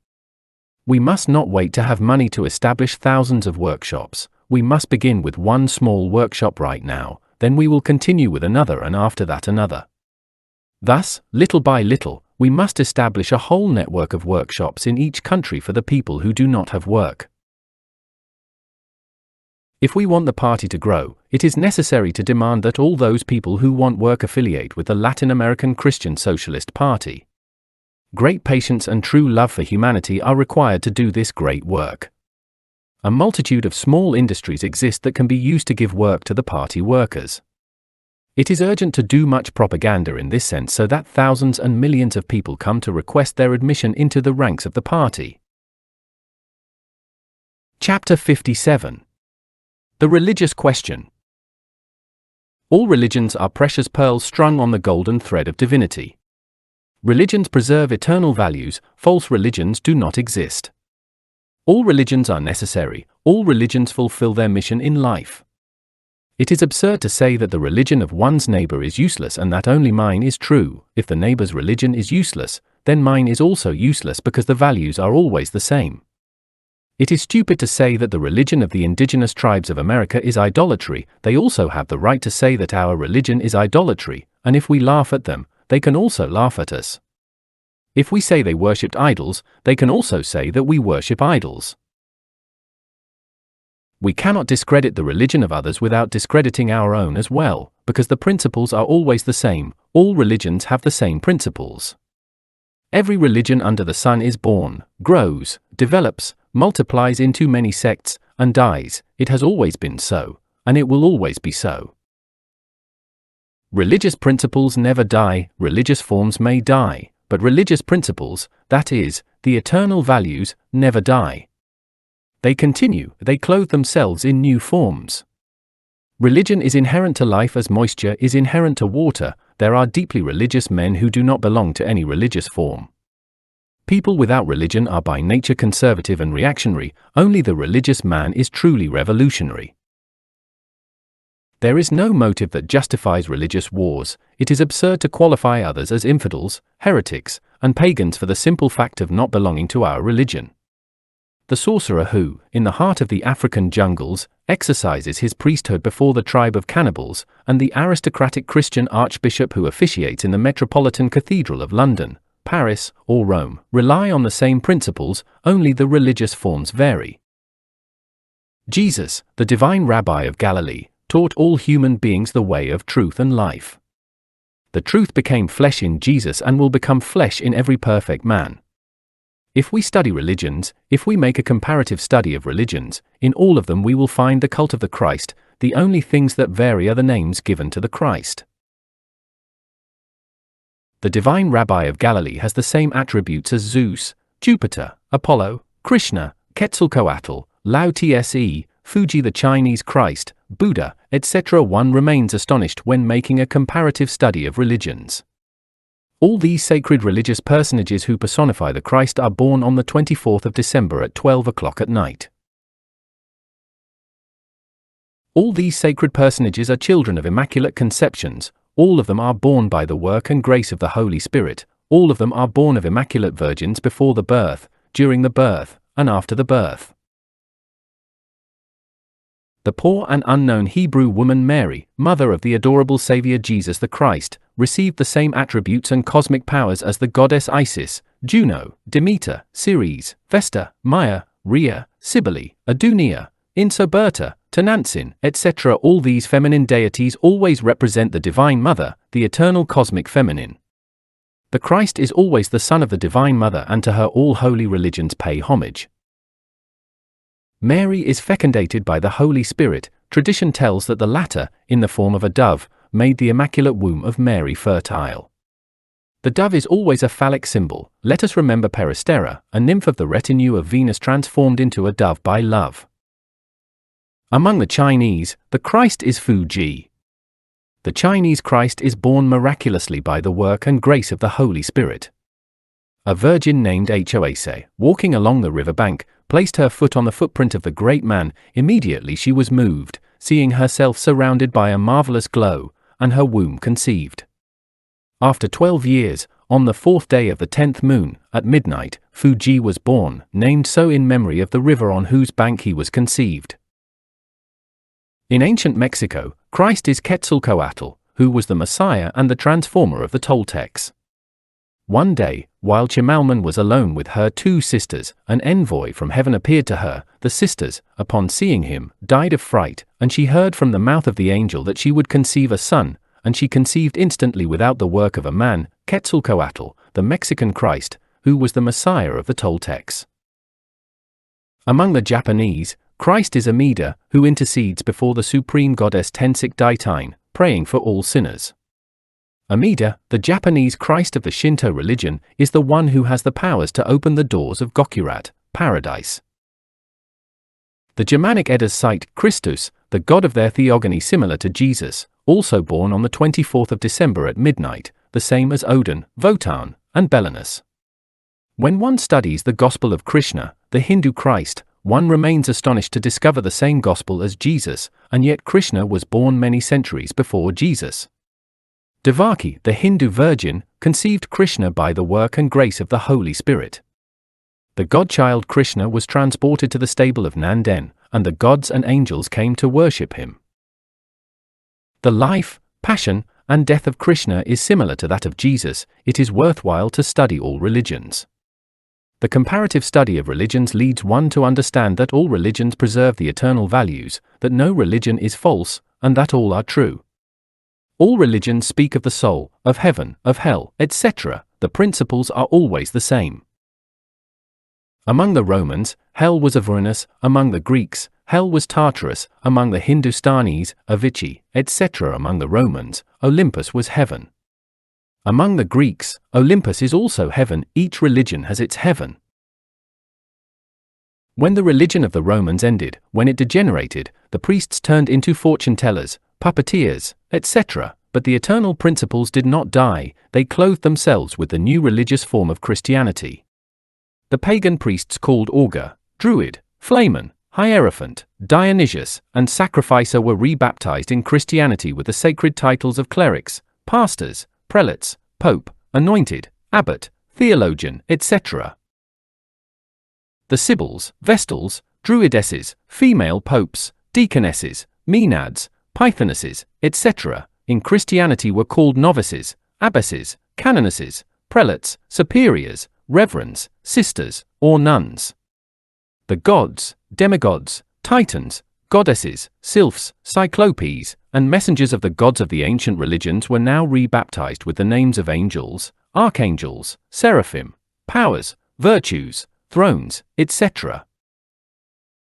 If in ancient times the gods were worshipped, now they are also worshipped, only with other names. Now they are called, as we already said, angels, archangels, etc. Religious forms change according to historical epochs and races. Each race needs its special religious form. Peoples need religion. A people without religion is in fact a totally barbaric, cruel, and merciless people. Marxism-Leninism wants to convert the human being into a machine of consumption and production and nothing more.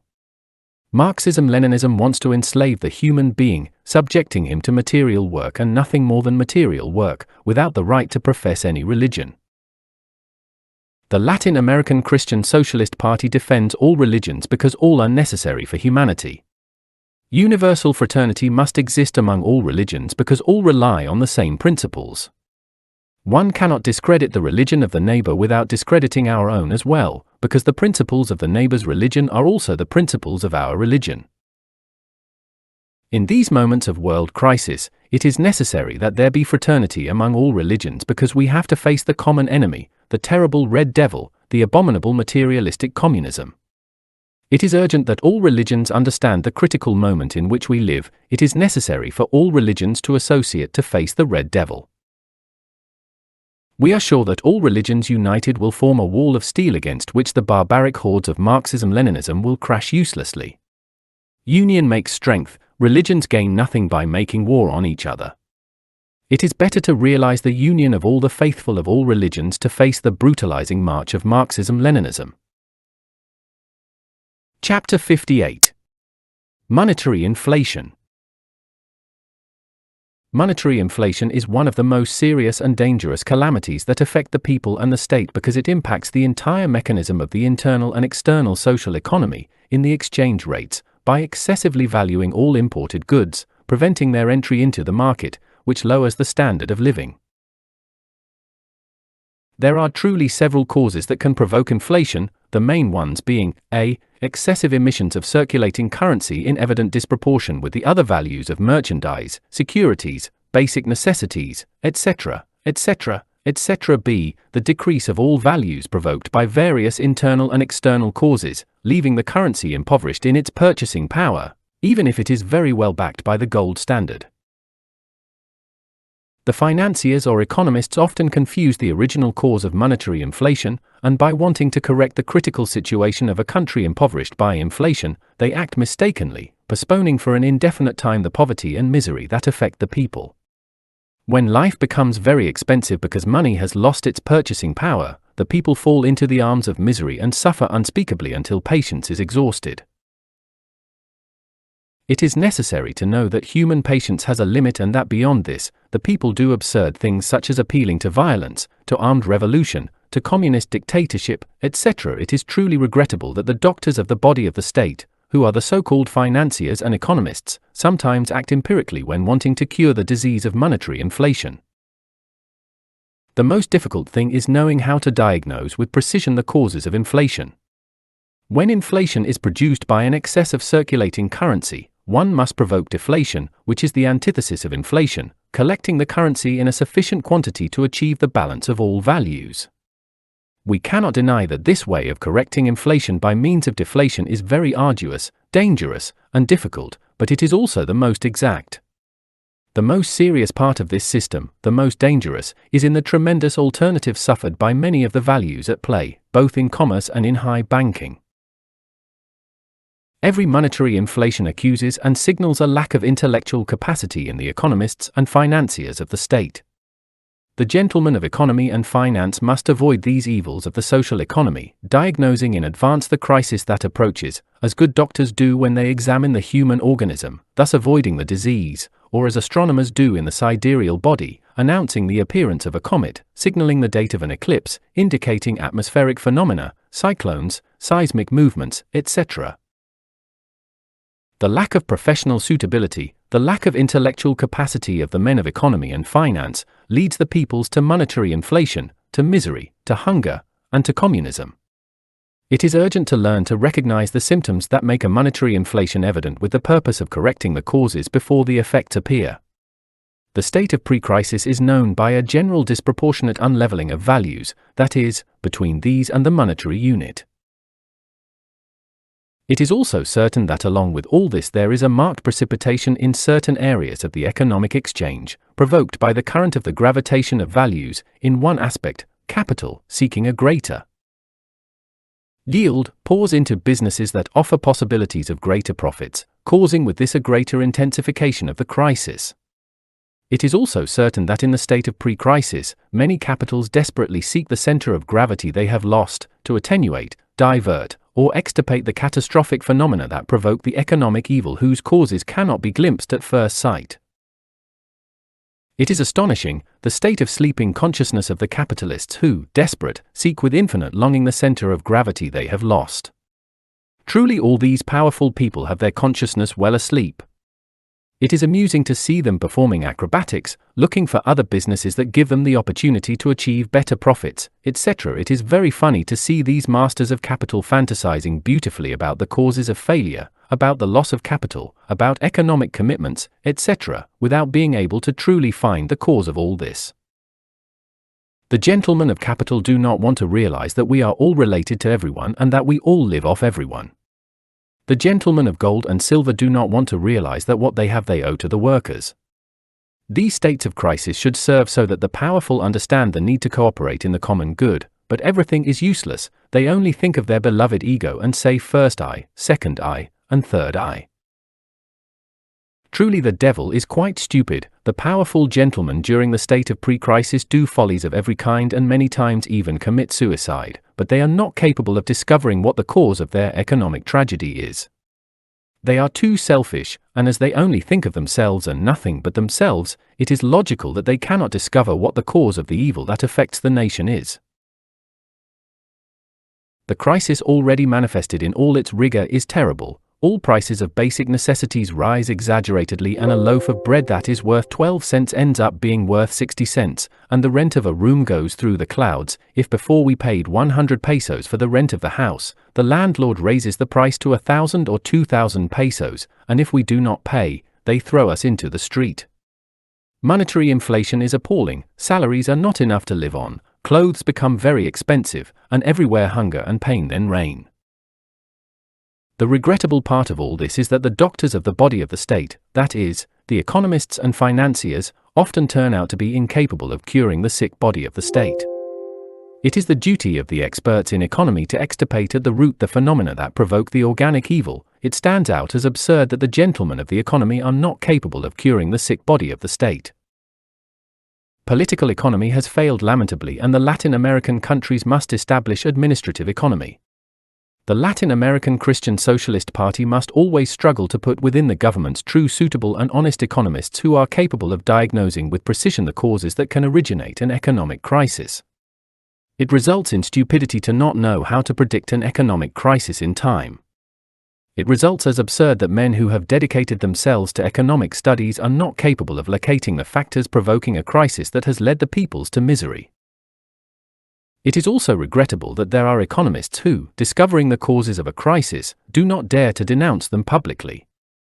Many times behind the great crises are many selfish interests and many powerful people. From the pain of many, the powerful live, the plutocrats and the plutocracy often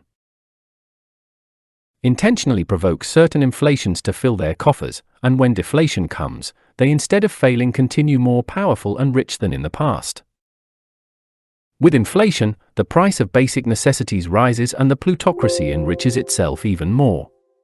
With deflation, the price of basic necessities falls and the plutocracy should become impoverished, but then it intensifies cheap production and in such a way balances itself without losing anything of what was obtained during the inflation.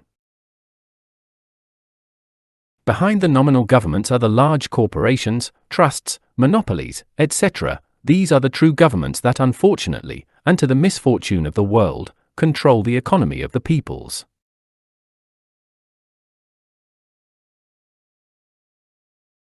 Chapter 59. Misery. The Latin American Christian Socialist Party is at war against misery.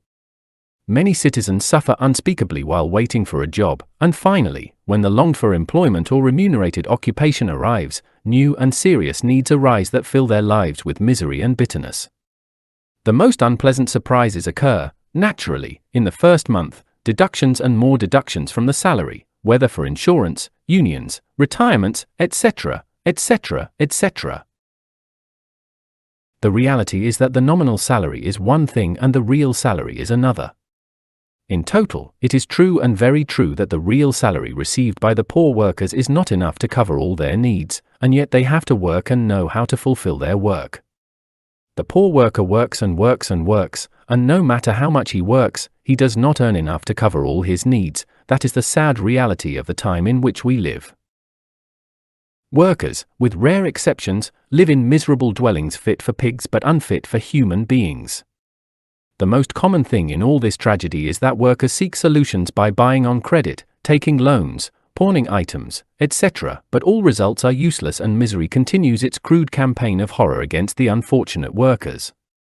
The most serious part of all this, the most tragic, are the vices. Commonly, workers filled with pain and misery fall into the mire of vices, alcoholism, gambling, etc., to forget the sorrows that life has given them.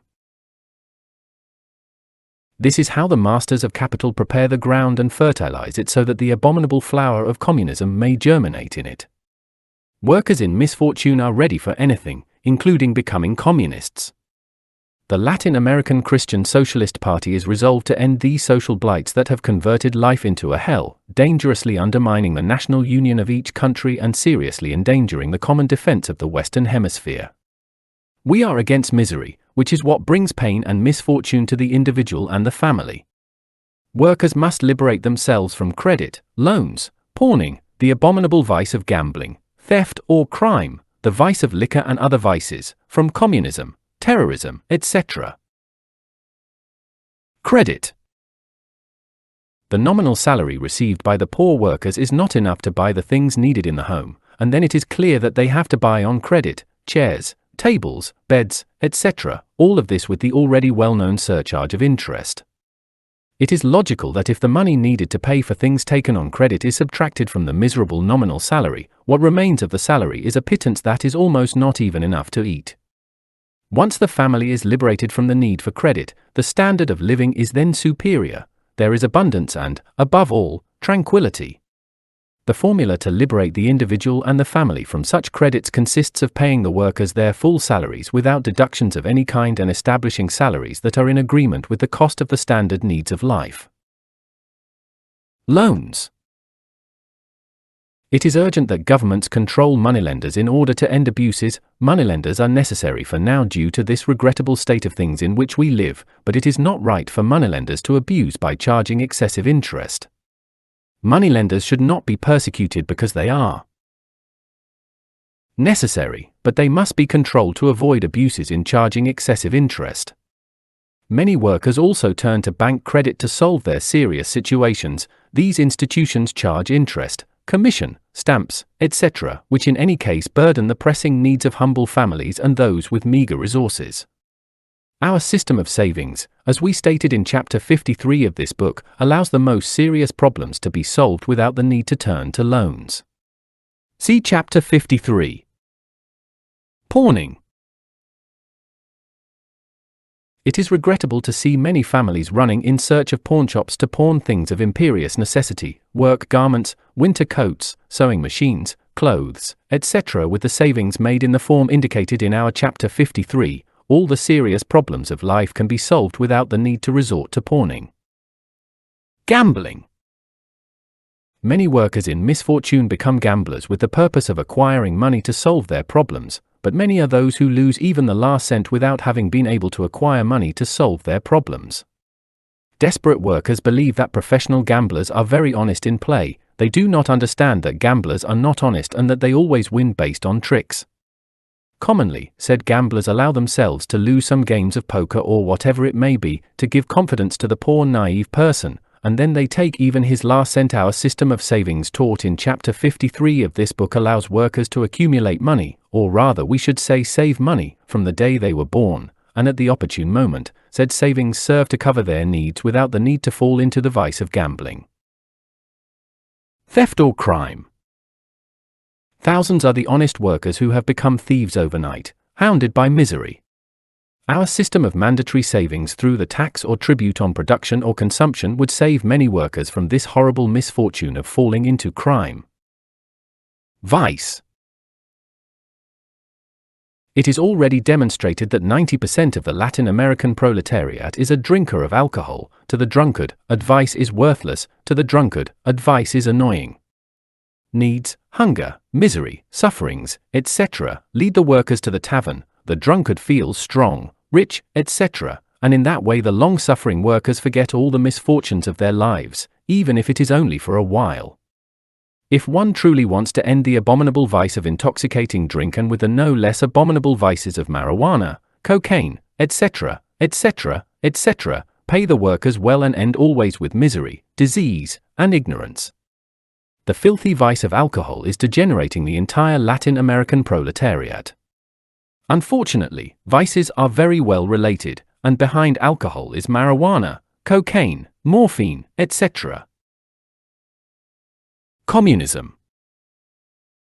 Disgusting and filthy communism is the result of ignorance, disease, and misery. Where these three factors do not exist, the abominable plague of communism does not exist either. Chapter 60. Snobism. Every head of state, every minister, every influential person is always surrounded by cynical, interested, and selfish flatterers. All those social parasites are true snobs, friends of brown-nosing influential people. The snob always wants to be great. He enjoys saying, "I am a friend of the President of the Republic. I am invited to a party at the home of the minister. I go for a walk with the general," etc., etc., etc. The snob type enjoys identifying with the great. He is self-sufficient, always wanting to give himself airs of grandeur, to presume to be influential, to tell everyone that he is a friend of Mr. So-and-so or of the Prime Minister. From the humble counterclerk to the most important people of the country, we all desire to be someone in life. Thus begins snobism, the sense of importance. The snob enjoys flattering the psychological ego. No snob wants to be a nobody. The snob by nature presumes to be important, and even though he sometimes disguises himself with the rags of a beggar, he never stops being a snob. The snob never wants to be an old kitchen rag, a nobody, and yet we need to be a nobody to end snobism. It is very difficult in life to be a nobody due to the false education we have received, the novels we have read, the cinema, television, social prejudices, and family traditions. They always tell us that we are from the best family and that we descend from Count so-and-so, or from an ancient historical hero, or from a very intelligent man, etc. At heart, we all desire to be magnificent writers, to rub elbows with very famous people, to be great musicians, famous painters, virtuous men, great saints, etc. In this cruel world, no one wants to be an insignificant ant, everyone wants to be elephants, powerful, great. We have known humble maids remembering their noble ancestors, presuming to be aristocrats, proud of their ancient lineage. Snobism is spread everywhere, and we can find it just as much among the rich as among the poor. To be like nothing, to be a nobody, is something terribly difficult, and yet only by being no one in life can we end snobism. To be like nothing, one must know how to love deeply. When one is nothing in life, that is, a nobody who passes by on the street, one is no longer a snob. Whoever truly wants to be no one, whoever really wants to end snobism, urgently needs to break with the old mistaken habits that have modeled their thought, forget ancient educational influences, end personal resentments and grudges, extinguish the envy that within the social mechanism serves as a base for all our activities, turn the sense of rivalry to dust, and disintegrate many other harmful and prejudicial incrustations. Every snob enjoys flattering the psychological ego. Every snob overestimates himself in excess. The snob lives very pleased with himself and is full of self-love. The snob worships himself. Snobism has many nuances because we can find it just as much among the refined artist and the elegant lady as among men dedicated to politics. We can find snobism among those who want to stop being counter-clerks to be something else better, and those who, being humble pseudo-esotericist students, aspire to be masters. We can find snobism among the class of street sweepers who want to stop being street sweepers and be someone, as in the poor artisan who wants to stop being anonymous and appear in print. We find snobism among the humble dressmakers full of self-love who aspire to marry a Prince Charming, as among the wives of the cabinet ministers. We find snobism between the rich prostitute who boasts of her magnificent relationships with police chiefs, representatives, and senators, as among the humble family maids who in their hours of leisure remember other times and other people from whom they presume to descend. Everyone struggles to be something, to be someone. No one is content with being what they are. Everyone wants to be something more. Ambition is one of the most powerful springs of the snob, and it is very difficult to find a person without ambitions. To be like nothing is something very difficult in life, and only by being no one on the path of existence can we love our fellow men. What do the insults of the insulters matter to me if I am a nobody? The words of the insulter have no more value than that which the insulted gives them. It is logical that if the insulted victim is full of self-love, if he is an unbearable and proud snob, he will give those words a tremendous value and will charge very dearly for the insult. But if the insulted person is a nobody, then he will not give any value to those words and will even feel pity and love for the insulter. To love humanity, one must be like nothing, one must be no one in life. Snobism can only die with love, love can only be born in those who are like nothing. We need the social transformation of humanity, and that is only possible with the substance of love. Whoever really wants to disintegrate the psychological ego must reduce snobism to dust. We must never forget that many snobs aspire to be great saints and live flattering the ego. All the governments of the earth are controlled by the cliques of snobism. Snobs, like a bad and harmful plague, surround rulers and, to the misfortune of the world, always occupy all the best posts of the bureaucratic hive. I have translated chapter 60 as requested. It provides a sharp psychological look at the concept of self-importance and its impact on society. Chapter 61. Destitute Childhood. It is necessary to intelligently raise the structure of integral protection for infancy. Mexico has given the Latin American world a great example with the foundation of the National Institute for the Protection of Infancy, INPI. In 1958, the institute limited itself to helping 80,000 school children daily only within the federal district. In 1964, 3 million daily breakfasts were distributed in 95%. 2,159 of the municipalities of the country. From February 1, 1959 to November 30, 1964, the distribution of 92.08 million rations among the children of 24,000 populations of the Mexican Republic was assured. The subsidies inherent to this labor amounted in the same period to 559 million pesos. Furthermore, 163 nutritional orientation centers were created. In them, nearly 79,000 nursing infants received a total of 600,000 daily rations. It is marvelous that the struggle has been undertaken to save the vagabond child from the exploitation of their elders. It is extraordinary that the Child Pedagogical Center has been built to attend to children affected in their locomotor apparatus. It is magnificent that children are given all kinds of facilities to create the union of their workers. The work done by the National Institute for the Protection of Infancy is marvelous, but this is nothing more than a beginning because millions of destitute children still wander the streets of all cities begging for alms to eat and sleeping in the open, stoically enduring the cold and the rain. The INPI has done much, but all it has done is only the beginning of what truly must be done. Certainly, the labor of the Institute has been limited to the children who are in school, but the millions of children who do not go to school, who cannot go to school either because their elders cannot send them or because they do not want to let them go, are very many. In all of Latin America, the school population is very reduced in relation to the quantity of inhabitants each country has. Millions of fathers and mothers do not send their children to school because they do not even have a place to sleep. Through the streets of the cities in all our Latin American land wander millions of men and women who find themselves in indigence, and who do not send their children to school due to various factors: hunger, total abandonment, demoralization, the need to beg with the children to get something to eat, or the need for the children to work at something so as not to die of hunger themselves or their families, etc. It would be indispensable for the National Institute for the Protection of Infancy to be founded in each country, but it is necessary that this protection be integral in each and every one of its aspects. It is not fair that protection extends only to school children. We consider it necessary that protection be extended to the entire infant population. The national heritage of the INPI in Mexico was 13 million pesos in its beginnings, and now in 1964, it is more than 500 million pesos. We consider that the national heritage of the INPI in each country must always be the most powerful, because society must not continue committing the abject and miserable crime of abandoning its children. The Latin American Christian Socialist Party must fight to found the INPI in each country of Latin America.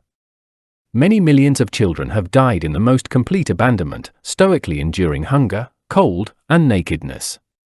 It is criminal that through the luxurious avenues of the great cities, millions of children wander semi-naked, hungry, and miserable, often pursued by the police who want to take them to jail for a crime they have not committed, or to a nauseating asylum that more than an asylum seems like a pigsty, where poor children are mistreated, humiliated, and miserably vexed for the sole crime of being poor. We need the National Institute for the Protection of Infancy in each country of Latin America to give all children of each country integral protection in the most complete sense of the word. The orphaned and destitute child does not need an asylum for dogs. The orphaned and destitute child urgently needs collective homes, beautiful homes where the child is duly attended to with every luxury of detail. The orphaned and destitute child must go to the collective home, to the modern school, etc. The INPI must found luxurious collective homes in each country, model homes full of beauty, tenderness, elegance, etc. The hour has arrived to understand the necessity of establishing garden cities upon the face of the earth with beautiful collective homes for destitute children. It is a crime of the worst kind to humiliate destitute children, locking them up like prisoners in disgusting, filthy asylums that, as we already said, seem more like filthy pigsties.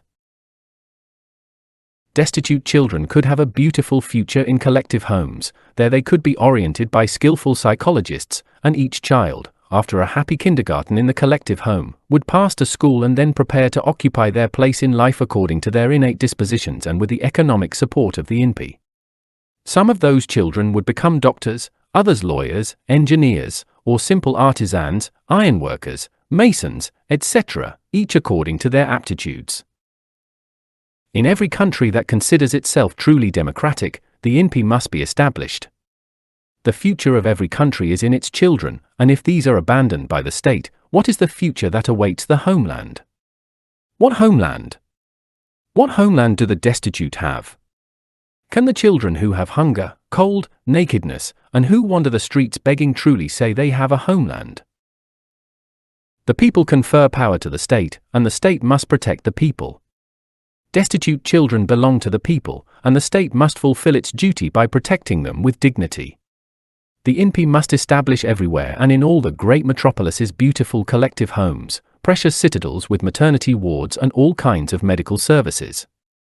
Many mothers who are in misery give their children away to the orphanage where they go to live the lives of pigs in filthy sties. Those mothers who for such and such motives cannot raise their children could give birth in the maternity ward of the collective homes and then leave them there so they may be raised and brought up with dignity, beauty, tenderness, and decency. Orphanages must be abolished as undesirable and filthy. The children of the collective homes would not be considered orphans, but children of the homeland. Every child raised in collective homes would become a good citizen due to the culture in which they were raised. Within the citadels formed by collective homes, there would be kindergartens, beautiful nurseries, primary and secondary schools, and workshops of every kind for the technical preparation of those children who were already of age to learn a trade. The children raised in those collective homes could also pass to the university with scholarships duly provided by the government if they demonstrated aptitudes for being doctors, engineers, lawyers, etc. Children raised among flowers, good music, good teachers, noble doctors, and caring nurses would, in fact, receive magnificent principles that would convert them into exemplary citizens. There are many mothers who cannot raise their children due to misery and many other factors. Those mothers would take their children to the collective home. This does not mean that the mother, by the fact of putting her child in a collective home, loses her child. Any mother could take her child out of the collective home whenever she wished. The INPI has a marvelous task ahead to realize. We must fight until we achieve the foundation of the INPI in each country of Latin America. Chapter 62. Radical Extirpation of the Ego. 2 great world wars have passed and the world finds itself on the brink of the Third World War. The world is in crisis, everywhere there is misery, disease, and ignorance. The 2 great world wars have left us nothing good. The first left us the terrible flu that killed millions of people in the year 1918, and the second left us a mental plague worse than the plague of 1918. We refer to the abominable existentialist philosophy that has totally poisoned the boys and girls of the new wave. Saving formulas are needed for this world in crisis, and the Latin American Christian Socialist Party fortunately has them. There is not the slightest doubt that the platform of principles we have is formidable, but we need sincere people, honest people who truly work for the common good, people who are willing to give even the last drop of blood for our fellow men. All of us have created this social chaos in which we live, and among all of us we must work to dissolve it and make a better world. Unfortunately, people only think of their selfish ego and say, first I, second I, third I. We have already said it and we repeat it again, the ego sabotages the revolutionary order. If we truly want a radical, total, and definitive change in this society in which we live, we first need this change to take place within each one of us because, whether we like it or not, the reality is that society is only the extension of the individual, and what the individual is, society is, the world is. If we truly and very sincerely want the social transformation of humanity, we first need the social transformation of the individual, because society is a sum of individuals. The Latin American Christian Socialist Party needs people who are willing to transform themselves and to transform the world. It is urgent that each individual be truly willing to change individually in order to be able to change society, the world. There are many people who accept the necessity of a radical, total, and definitive interior change, but unfortunately they demand stimuli, special incentives. People like to be told that they are doing well, to be patted on the shoulders, to be told pretty, stimulating words, etc. There are many people who demand some very pretty verse that serves as an encouragement, some belief, some ideology, or any utopia to change. There are those who demand the hope of a good job as an incentive to change. There are those who demand some good courtship or a magnificent marriage that serves as an incentive to change. No one wants to change just because, and without a good incentive for action. People love stimuli. The poor people do not want to understand that such stimuli are very hollow and superficial and that, therefore, it is barely logical to say they are useless. Stimuli have never in life, never in the history of the centuries, been able to provoke a radical, total, and definitive change within any individual.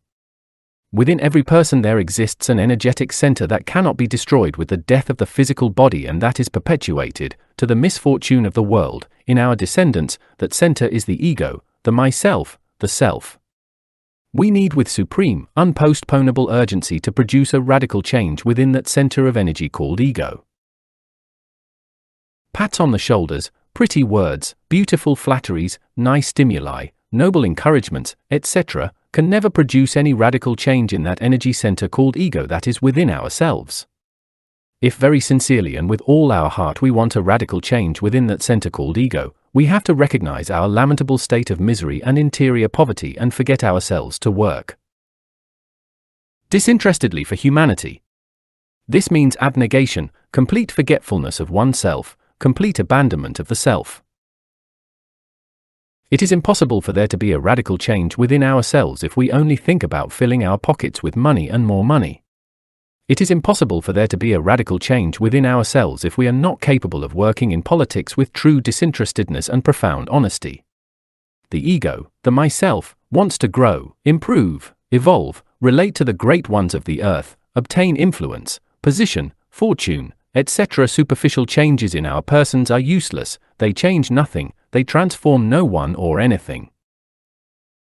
We need a profound change within each one of us. Said change can only take place in the center we carry within, in the ego. We need to break that selfish center like a potter's cup. It is urgent to extirpate the ego to produce within each one of us a profound, radical, total, true change. As we are, we can only serve to embitter our lives and embitter those of our fellow men.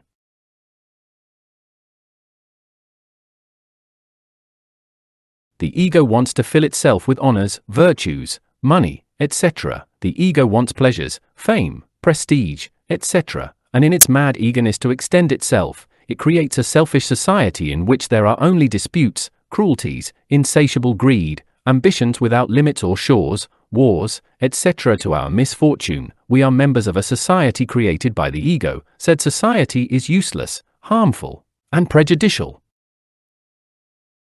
We need to create a new society, but that is not possible with dictatorships of the right or of the left, nor with revolutions of blood and aguardiente, coups d'état, executions, concentration camps, etc. Only by radically extirpating the ego can we radically change the world. If we truly want the radical extirpation of the ego, it is urgent to have the memory quiet so that the mind becomes serene, and then observe ourselves with calm to know ourselves. We must contemplate ourselves like one who is contemplating and enduring a torrential downpour upon oneself. No one in life can dissolve the ego by seeking substitutes, leaving liquor and changing it for cigarettes, or abandoning one woman to marry another, or leaving one defect to replace it with another, or leaving one school for another school. If we truly want a radical change within ourselves, we must set aside all those things that seem positive to us, all those old habits, all those mistaken customs.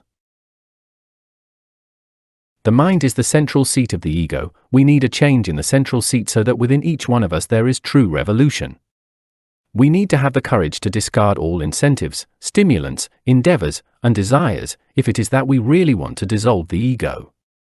Only with absolute abnegation and comprehension of what we unfortunately are, and without stimuli and incentives of any kind, can we truly achieve the radical extirpation of the ego. Chapter 63, The Confederation of Latin American States. General Charles de Gaulle wants an imposing assembly of nations to join Uruguay and France for the specific purpose of forming a third force that can give international politics a perfect balance. The President of France directed the appeal to more than 50 countries that have achieved independence in the last 20 years and which, he said, are subjected to ideologies that compete desperately with one another. De Gaulle added that an assembly of nations such as the one he requested would need to possess clear vision and be decisive enough to lead the great struggle man sustains to free himself from hunger, misery, and ignorance, through cooperation without ulterior motives. He then spoke of a balance in which each nation would find its proper place. Charles de Gaulle wants to establish a France-Uruguay axis. Charles de Gaulle wants to establish a third position with the bloc of Latin American countries. It is regrettable that Latin Americans are asleep. It is terrible that they do not yet understand the tremendous world mission that Latin America must fulfill. It is not precisely France nor any other European country that is called to establish the Third World Bloc, the Third World political position. The third force cannot be established by any European nation because all of Europe is bottled up in tremendous, antiquated, and outmoded prejudices. The third position will be established by Latin America. The new order will be established by Latin America. We do not ignore the spiritual and cultural ties, the Latin origin and Christianity, that link Latin America with France, but in addition to all this, the Latin American race has Indo-American blood. The Latin American race, a mixture of Western Indian with Latin, has, in fact, something new in its blood, something new in its ideas, something new in politics. We venerate and respect France and all the Latin nations of Europe, but that which transforms is never the old, but the new. Latin America represents a new race with new ideas and purposes. It is Latin America that is called to transform world politics. It is Latin America that is called to establish the third force in the world. The Latin American Christian Socialist Party and the Confederation of Ibero-American States constitute a new political and economic phenomenon that will transform the world. The great Latin American family, composed of free and sovereign nations, can and must confederate while each nation maintains its independence and sovereignty. The United States of Latin America, together with the Christian Socialist Party and its new Latin American doctrine, have been called to establish the Third World political position. It is urgent that all of Latin America urgently understands the hour in which we live and the necessity of a confederation of states. The Latin American population is the sixth subrace of the great Aryan race. It is absurd for people of the same language and race to be divided by nationalist fanaticism.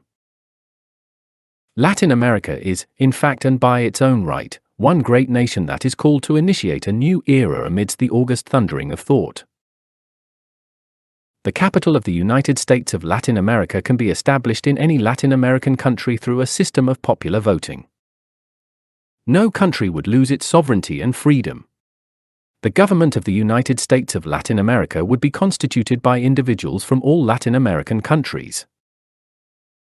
The chief magistrate would be elected by all of Latin America through free elections. Thus, all of Latin America, converted into one great autonomous and sovereign nation, would in fact become the first world power.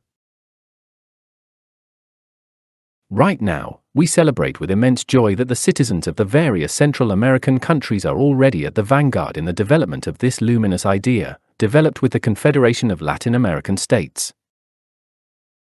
We still remember when we visited the Republic of El Salvador about 10 years ago. Back then, we heard speeches from the president of that brother country proposing the Confederation of Central American States. Now, Central American citizens travel throughout Central America without the need for a visa. It becomes urgent to launch ourselves into a deep struggle for the Confederation of Latin American States. We want Latin America to understand that its hour has arrived. Latin America must wake up from its millenary lethargy with the firm purpose of initiating the new era. Latin American citizens, our hour has arrived.